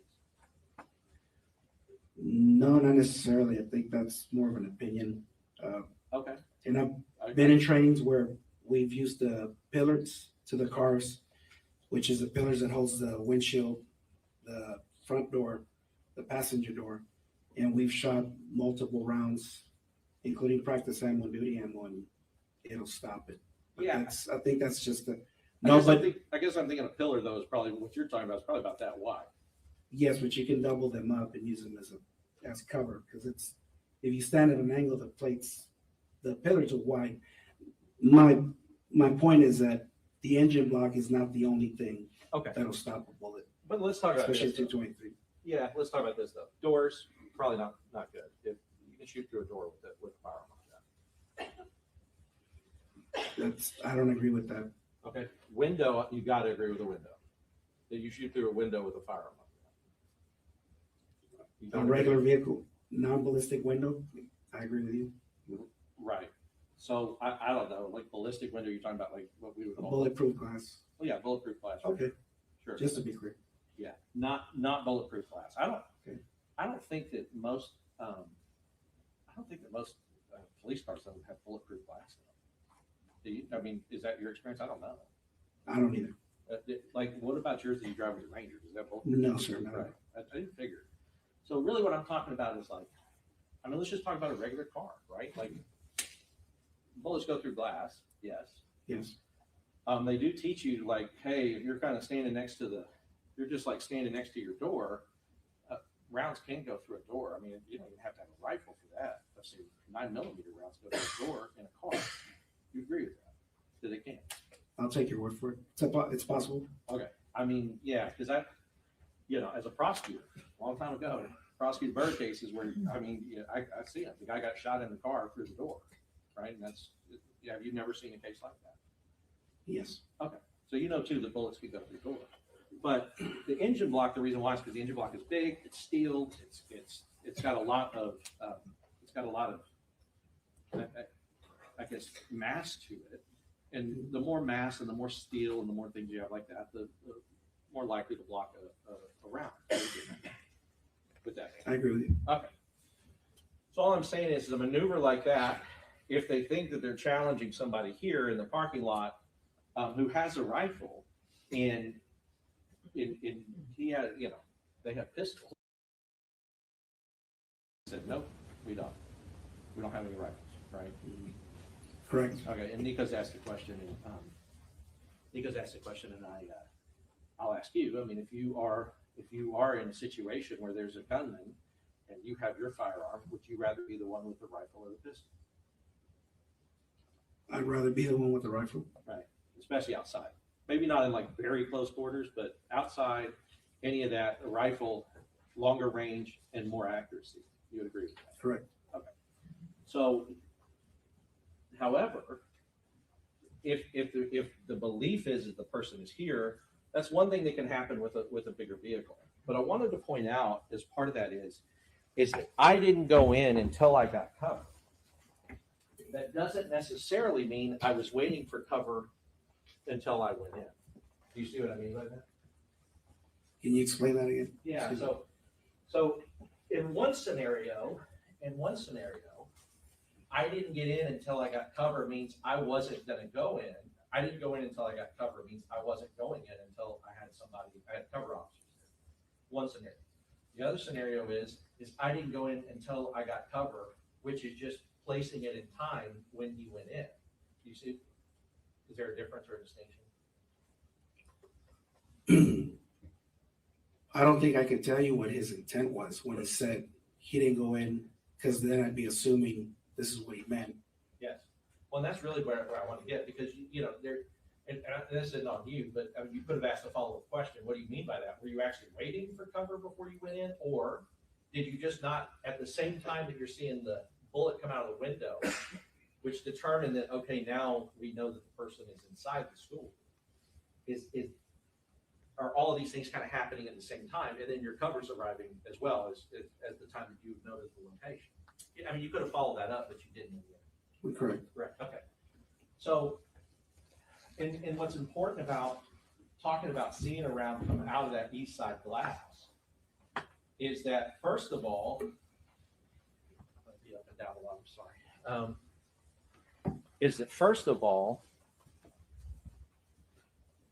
if he were in, because this is, I don't know if you saw it later. This is where Donald Page's vehicle ended up parking, kind of right here, kind of even with the south door. Did you know that, the other police officer? No, sir. Okay. Well, we'll see stuff that'll show that Page is kind of in this area. What I want to point out is that anybody standing in this area can't see rounds coming out of this window because their view is blocked by the building, right? You're saying that they're standing on the south side of the building? Yeah, like right here. Because if I'm standing here, even with this door, and rounds start coming out of these windows here, I will not be able to see the rounds coming out of the window because of the glass. I can maybe hear it, but you can't see it because there's a building there. You see what I mean? I'd have to get a better angle or a better view of another angle because I can't give you an accurate answer from Sure, that. no, I get it. So let me do it like this. If I am, we're talking about a building, so we're talking about big. So if I am a person in a building, I'm standing on this side of the building, right? This is the side of the south side, let's say, south side. And these windows are here, rounds are coming out there. If I'm standing here on the south side, blocked by the building, I'm not going to be able to have that line of sight across the windows to see rounds coming out of that. You would agree? Correct. Okay. And that's kind of because we've been out there, we kind of looked at all this, and that's how that school is. And I know you've been out there too. But, and my only point to make with that is to say, when he told you, he said, look, I'm seeing rounds come, I see something flying out of the glass on the east side. He's still up here, because up here, you do have line of sight to what's coming out of that building. That's correct. Right. And he tells you he goes down because Page has come up, and he goes down to Page. They meet here, and they go in the south door, along with, I think, two other people, the chief and somebody else, is what he said, right? Coronado. Correct. Right. So Coronado, they do that, and you've seen that hallway. You saw the hallway at the time that they're moving through the hallway, that they're going down the hallway, both south and in from the north. Like video, or you have it, I don't know. I haven't seen that video. Okay. Have you heard, or did you interview anybody? Did you interview like Donald Page or anybody else who were the first people to go in the building when they knew the gunshots were in the building? I don't remember interviewing Donald Page. I remember Anybody? I interviewed Eduardo Canales, Uvalde Police Department. Okay, so Canales. What about anybody that, like, what about the two that were shot in the exchange of gunfire with the gun, with the shooter? I don't remember if I did. So one got it in the leg and one got it in the head. It kind of grazed it. Did you know that? Yes. Okay. And that occurred, and Adrian told you that as part of the interview, that they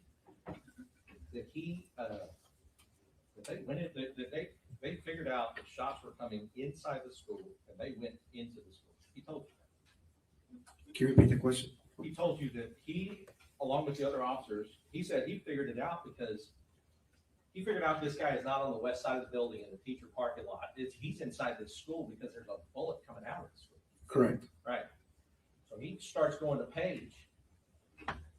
Page comes in, and he goes in with Page, and they go into that school building to the south side. Correct. That's action. You'd agree with that? Correct. Because, and you could probably attest to this, because that would be terrifying to be in a hallway with a gunman with a rifle. That is a scary situation for anyone to be. Correct. Who's intent on killing you. Yes. Right, so regardless of how that feels, you took action and you went down that hallway. But one of the ways you asked the question, you said, did anyone say, we need to go down that hallway, this hallway, and we need to find the shooter? He said no. Now, and it goes back to like, we parse out the question.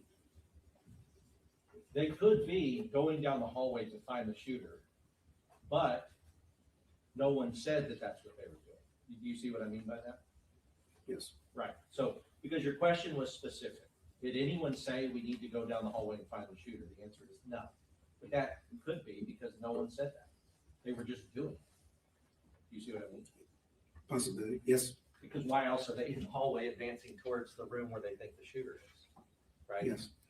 And I say that, and it's not because, like I said, at the time, you weren't investigating him, and you weren't necessarily asking some of those follow-up questions, and it did not know we would be sitting here years later talking about it in court. But I guess the idea that he's in that hallway and the shooter doesn't completely emerge from the classroom, but the gun comes out of the classroom and shoots two of the officers that are in that hallway, right? I don't think that's accurate, that the gun came out of the classroom? Are you saying that the suspect actually He didn't come out, the gun came. pushed the muzzle out of the classroom and fired rounds? Maybe I'm wrong with that. That's an assumption. I don't have enough information to give you a correct yes or no. That if I answered that question, I'd be giving you an assumption that happened. My understanding was that when I spoke to Mr. Gonzales, the suspect was shooting through the walls. Through the walls? Yes, from inside the classroom. But what Adrian said, well, he did shoot through the walls at some point, because Adrian said that like he could see like plaster whizzing out my page, right? He says that to you at the end. Yes, correct. Piece of sheetrock flew out towards. And that would be consistent with him shooting the gun and shooting through the wall, right? Correct. But Adrian also told you that the officers coming from the north, that they were trying to peek into the classroom. And he said he was trying to peek in, and I don't know what happened, but then shots started coming in their direction, right? That's correct. Okay. And those things are loud, and shot about, I think he said 7 to 9 times. Correct. Right. Mm-hmm. So, at the time that we're talking about that hallway, it seems to me that there are 5 or 6 people in the hallway, officers in the hallway. About 6 or 7. Okay, 6 or 7. So now Adrian is not the only officer that's on the scene. There are other officers. They are advancing towards a gunman. The gunman is using his gun to back them off, to try to keep them back. He's laying down fire at them. Right? Yes, that's correct. Now, the gunman, the shooter, this monster, being aware that there are now officers in the hallway. I'm going to walk through that. The gunman being aware that there are officers in the hallway, he knows now he can't come out of those rooms without meeting the officers in the hallway, right? You have to assume.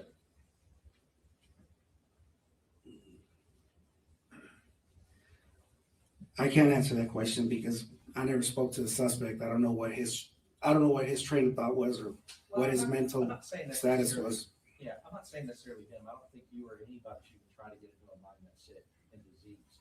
Mm-hmm. But what I'm saying is that anybody, just a human being who sees there's police officers now in the hallway, would know there ain't any other way out except out through those windows, or I got to come through the door, or they're going to come through it. That's a reasonable expectation. The officers are going to come in.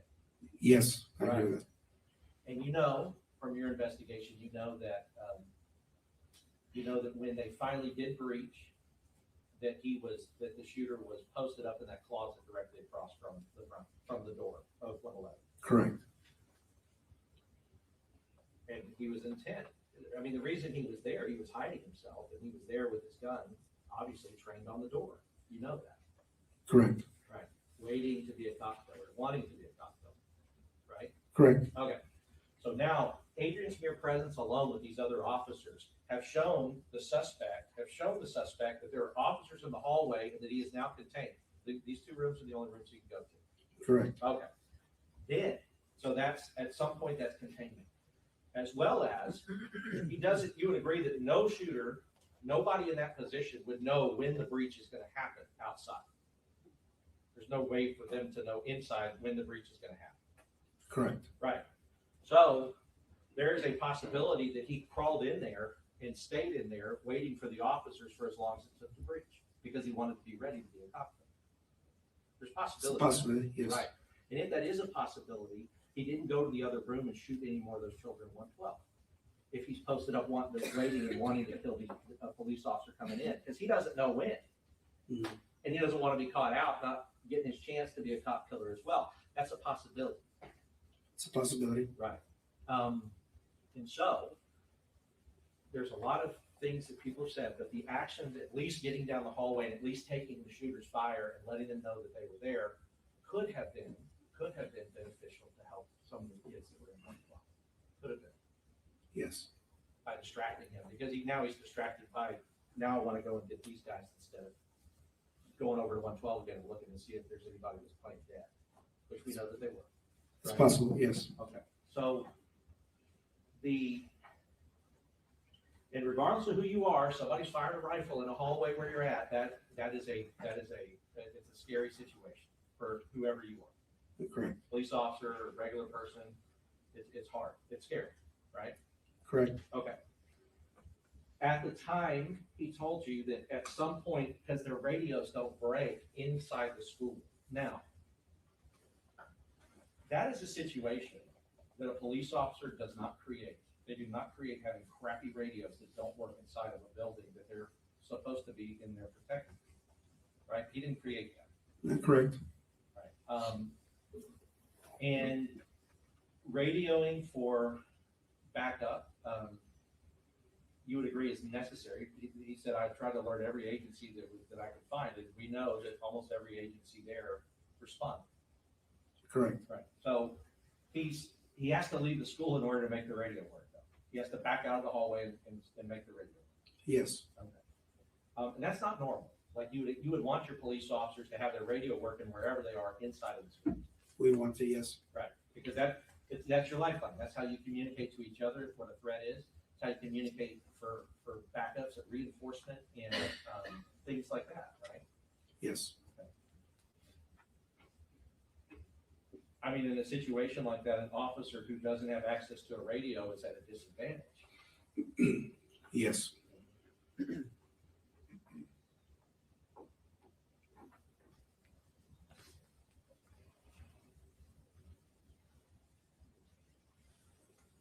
Ranger Ryan Kendall, he was there, but did he go in with the breach team? No, he did not. Okay. So the time that he was there, but not rushing to the door and trying to breach into that door. I can't tell you. I can't testify to what he did. Okay, but you know he wasn't on the breach team. He was not on the breach team. Got it. And we heard from one of the other officers that was, which, I mean, no doubt, it's incredibly brave and good thing to do for them to have done, because as we've heard, Wayne Jackson was on the end of the stick from Border Patrol and he got shot in the head by the shooter. Correct. And you knew that. And you also, I'm sorry, is it? Just bad water. Yeah, okay. And the shield person in front, like they went in behind the shield, and the shield person took rounds on the shield from the shooter as they were coming in the door. Correct. All right. Without the shield, that would have just been rounds inside a human being. Correct. Right. And depending on where they, shoot in the head, dead, but if they have a rifle rated vest, they can perhaps survive it. Right. Correct. If they don't have a rifle rated vest, those rounds will go through a pistol rated vest. I would assume so. Yeah. So, but a dead police officer cannot help anybody else. You agree with that? Yes. Okay. So,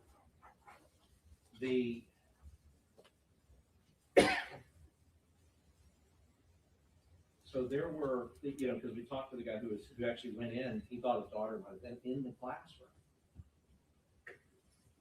Arrived at the school, figured out what was happening. And he said he arrived at 11:56 and the breach team went in at 12:50.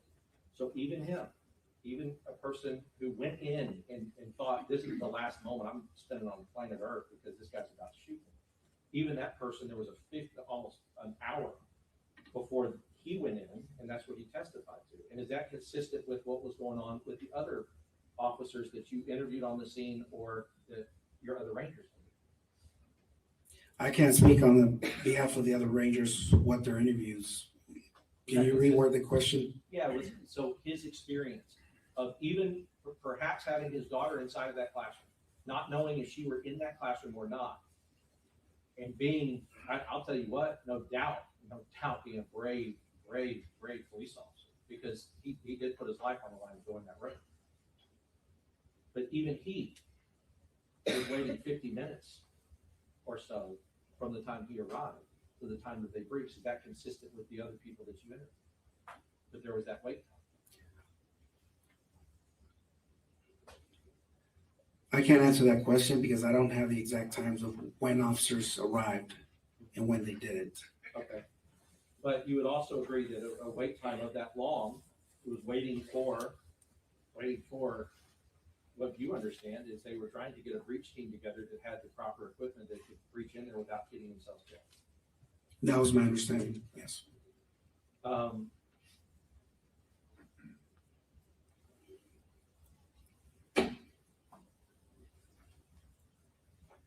Now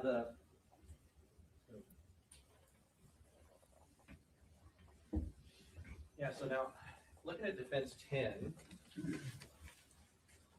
I don't know. To remind you, you said you did not know that the three officers were there, but you do know now. Is that a fact? Yes. Okay.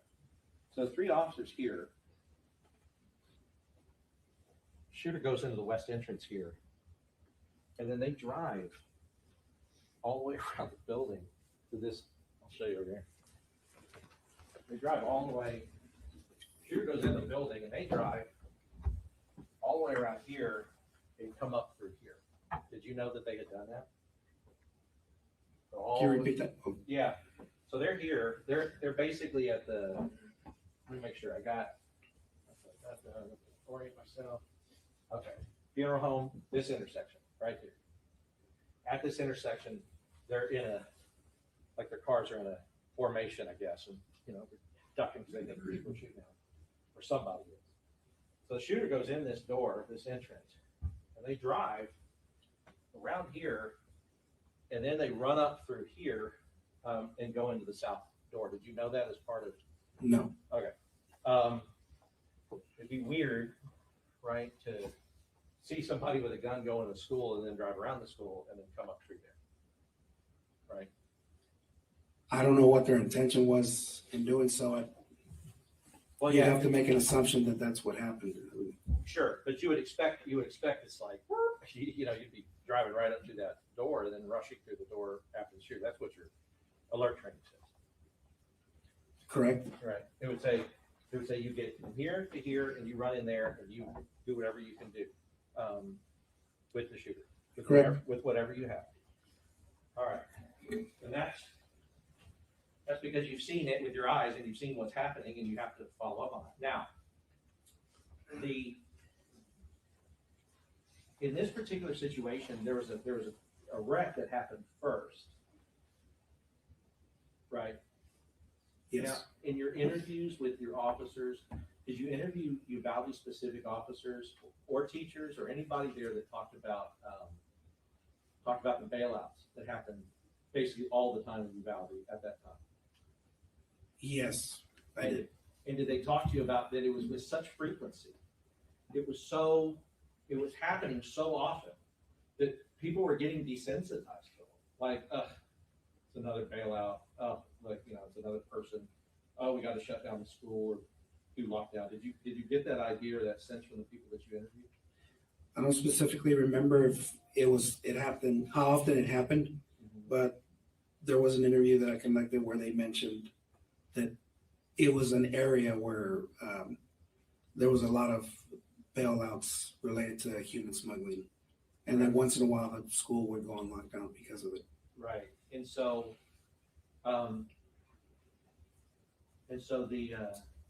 just talking about that, if there's a separate, like, and nobody's saying it's right in hindsight. Obviously, in hindsight, there's all kinds of stuff that everybody, probably including you, would have done different. But if there's that experience of these bailouts, and then there's a wreck, and then somebody's jumped out, right? Then, if you have that many, it can seem, or people can believe, law enforcement can believe that I'm dealing with one of those, right? Well, that goes back to educators and law enforcement with a complacency.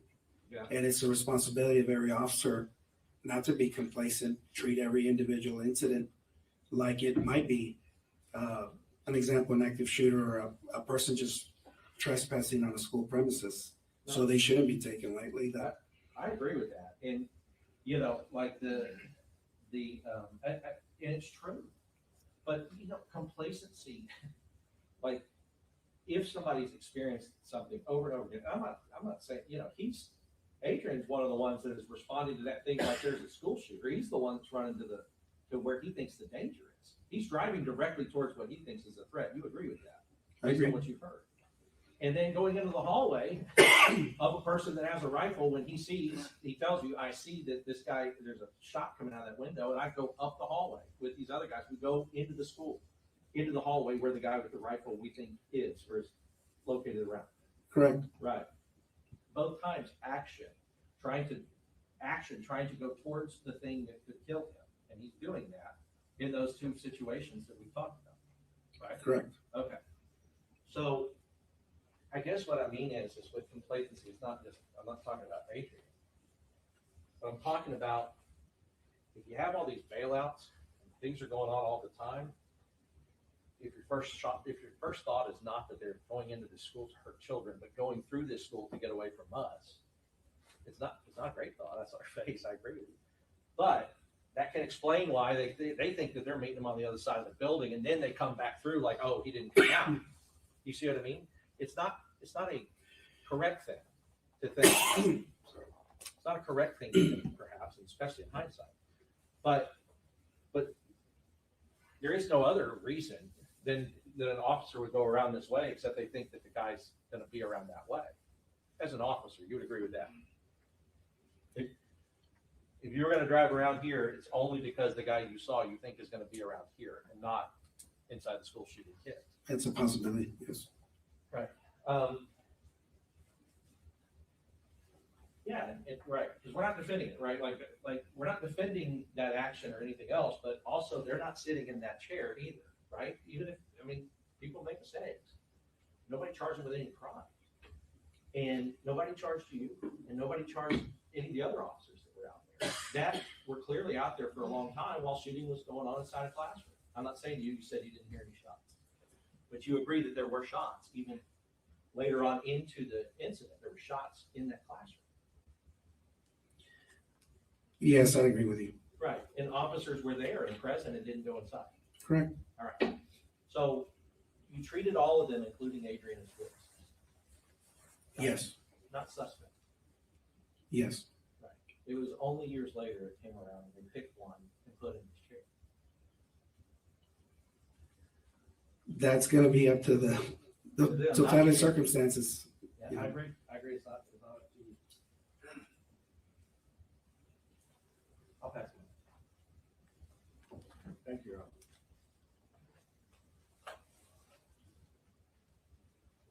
Just want to start tying down a few details, okay? There's considerable discussion about whether or not when the Melody Flores was talking to Adrian Gonzales, whether or not that was discussion about the shots were coming over there on the other side of the building or in the private teacher's parking lot. Correct. How many times did Adrian Gonzales say that Melody Flores told him by the teacher's parking lot. About 3.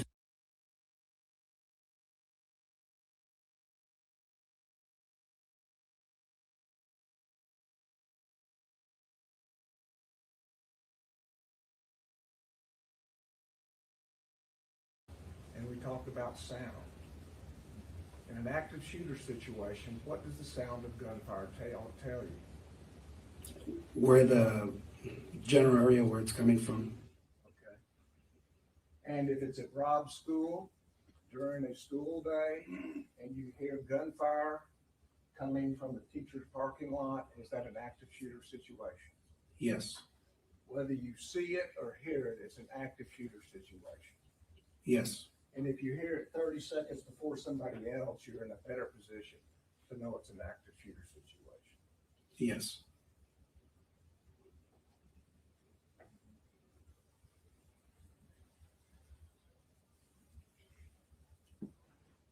And if you hear it's an active shooter situation and you're a police officer, what are you supposed to do?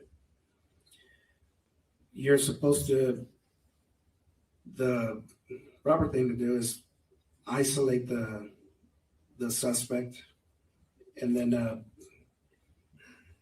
distract and then try and neutralize. So you move to the sound of gunfire as. You move to the sound of gunfire, Yes. try to distract him, try to isolate him, or try to neutralize him, take him out. Yes. And of course, a dead police officer would be no help to the kids in 111. Of course. A dead police officer would be no help to the kids in 112. Yes. With a police officer hearing shots all the way down the west side of the building and into the hallway and into 111 and 112, a police officer hearing all that and not moving, is that any help to those children in 111 and 112? No, it's not. Is it any more help than a dead police officer? No, it's not. But at least you tried. Who tried? I'll just object because that's, it's a big question, but honestly, I don't. I'll sustain the objection. Now, let me also ask you about a dead police officer. Can a police officer use this building as cover if he has specific information that the shooter is in the parking lot? Yes, he can. And by cover, it means that he can have cover so that the gunman can't see him. Correct. And he can choose the time to make a quick peek to see the gunman. The officer can use the cover as concealment also. Yes, to not be seen. So he can definitely have an advantage by peeking when he wants to, and he certainly has not put himself in any harm's way. Correct. And finally, I believe the testimony that you've given us was dispatcher said, man with a gun. Correct. No shooting at that time. Correct. Difference between a man with a gun and a man shooting. Correct. A man that is shooting is more dangerous than simply a man with a gun, Correct. right? Yes. So when Adrian Gonzales drove toward the person in pink, Not pink, it was orange or red. orange or peach, I think. Orange or peach. Yes. Peach. Yes. Drove to the person with orange and peach. He had no information there'd been any shooting then, right? That's correct. And so he acted when all he knew was there was a man with a gun. Correct. Now, when the teacher tells him he's over there, he's in the parking lot, he's in black, isn't that when Adrian Gonzales said that's when the shooting started? Correct. And did he act then? He said that he started walking to the back of his vehicle, and that's when he heard the shots fired. Walking in the back of his vehicle, Correct. taking cover. He never said he was taking cover. He just said that he walked from the front to the back of his. Did he tell you I didn't go in until I had cover?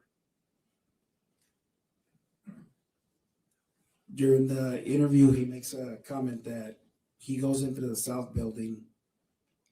I don't know. I don't remember exactly what his words were. I We hate can to listen to misquote the him. tape, Yes. right? But when he sees Pargas's vehicle, he wants Pargas's vehicle to come over because he's got a bigger unit, correct? That's what I understood in the interview. For cover. Yes, So when Pargas gets here, he's still looking for cover from Pargas's unit. yes, that's correct.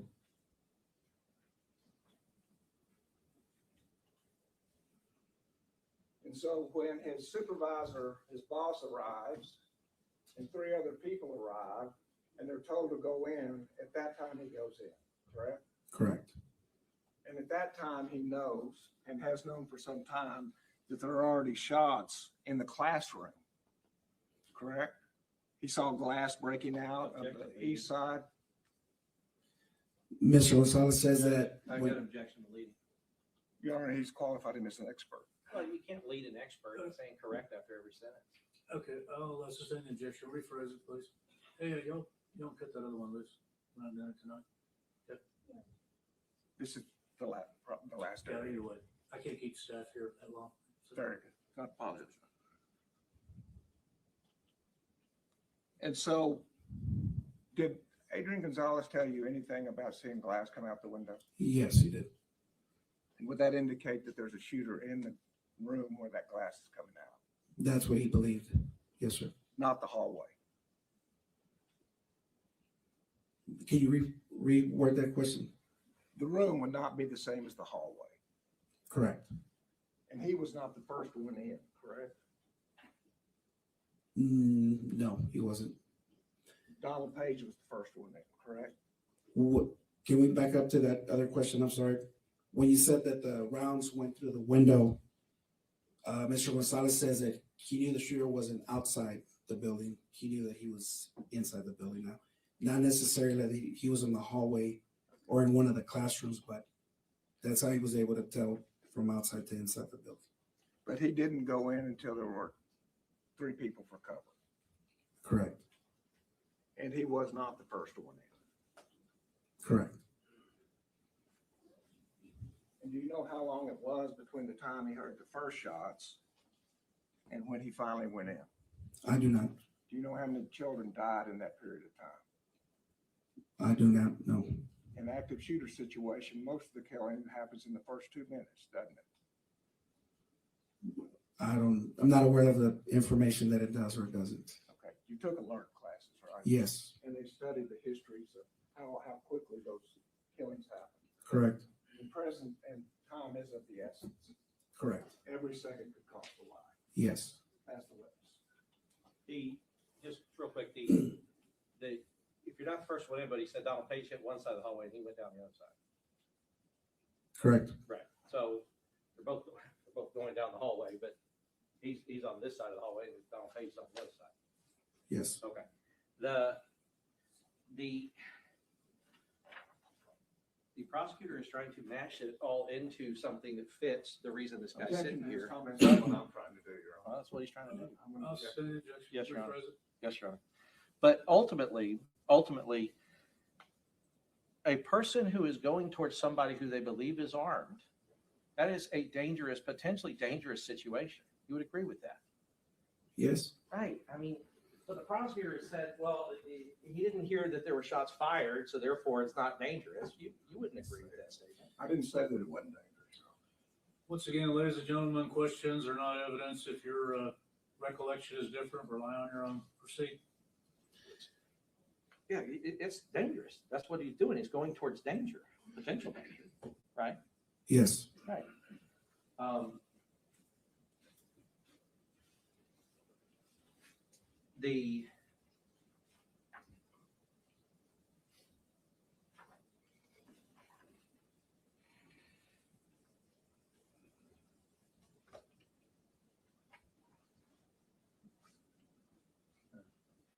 The doors, the outer doors, inner doors, outer doors, inner doors. Those doors are locked and the shooter has a harder time getting inside. You agree with that? Which doors are you talking about? The Outer. inside doors or the outside doors? Both. Start with the outside. The outside doors? If they're locked, he can't get into the school, or he has a harder time doing it. You would agree? He has a harder time getting inside the school. Right. You have to maybe back up and shoot it a bunch of times. I don't know, but it would be more difficult for him to do that. Yes. Okay. Inside doors. That's why we tell them to lock the doors, is because inside doors, if they're locked, shooter has a harder time getting Yes, there. All right. And gives officers more time to delay and distract and all of those things that we talked about. yes, of course. All right. Now, the prosecution's own evidence shows the video. The second, when he's able to call out that the person is on the west side of the teacher parking lot, the shooter has 1 second before that already entered the building.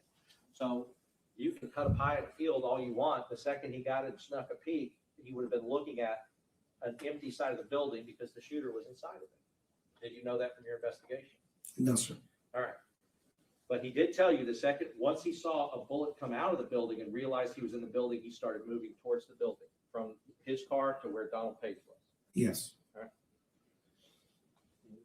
That's it, Jim. Pass it. And the time on the dispatch will say how long that distinction is that correct? Between radio, yes, between the time Mr. Gonzalez radioed anything, it'll show that time. So if Adrian Gonzales knows he's in the building and then dispatches, and then we then know when he heads toward the building, that will tell us how long it's passed that Adrian Gonzales did nothing when he knew the shooter was in the building. Correct? Correct.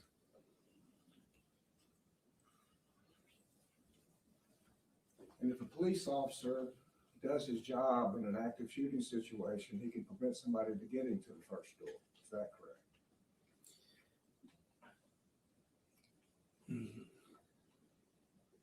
In a perfect example, yes. If everything fell into place, exactly, yes.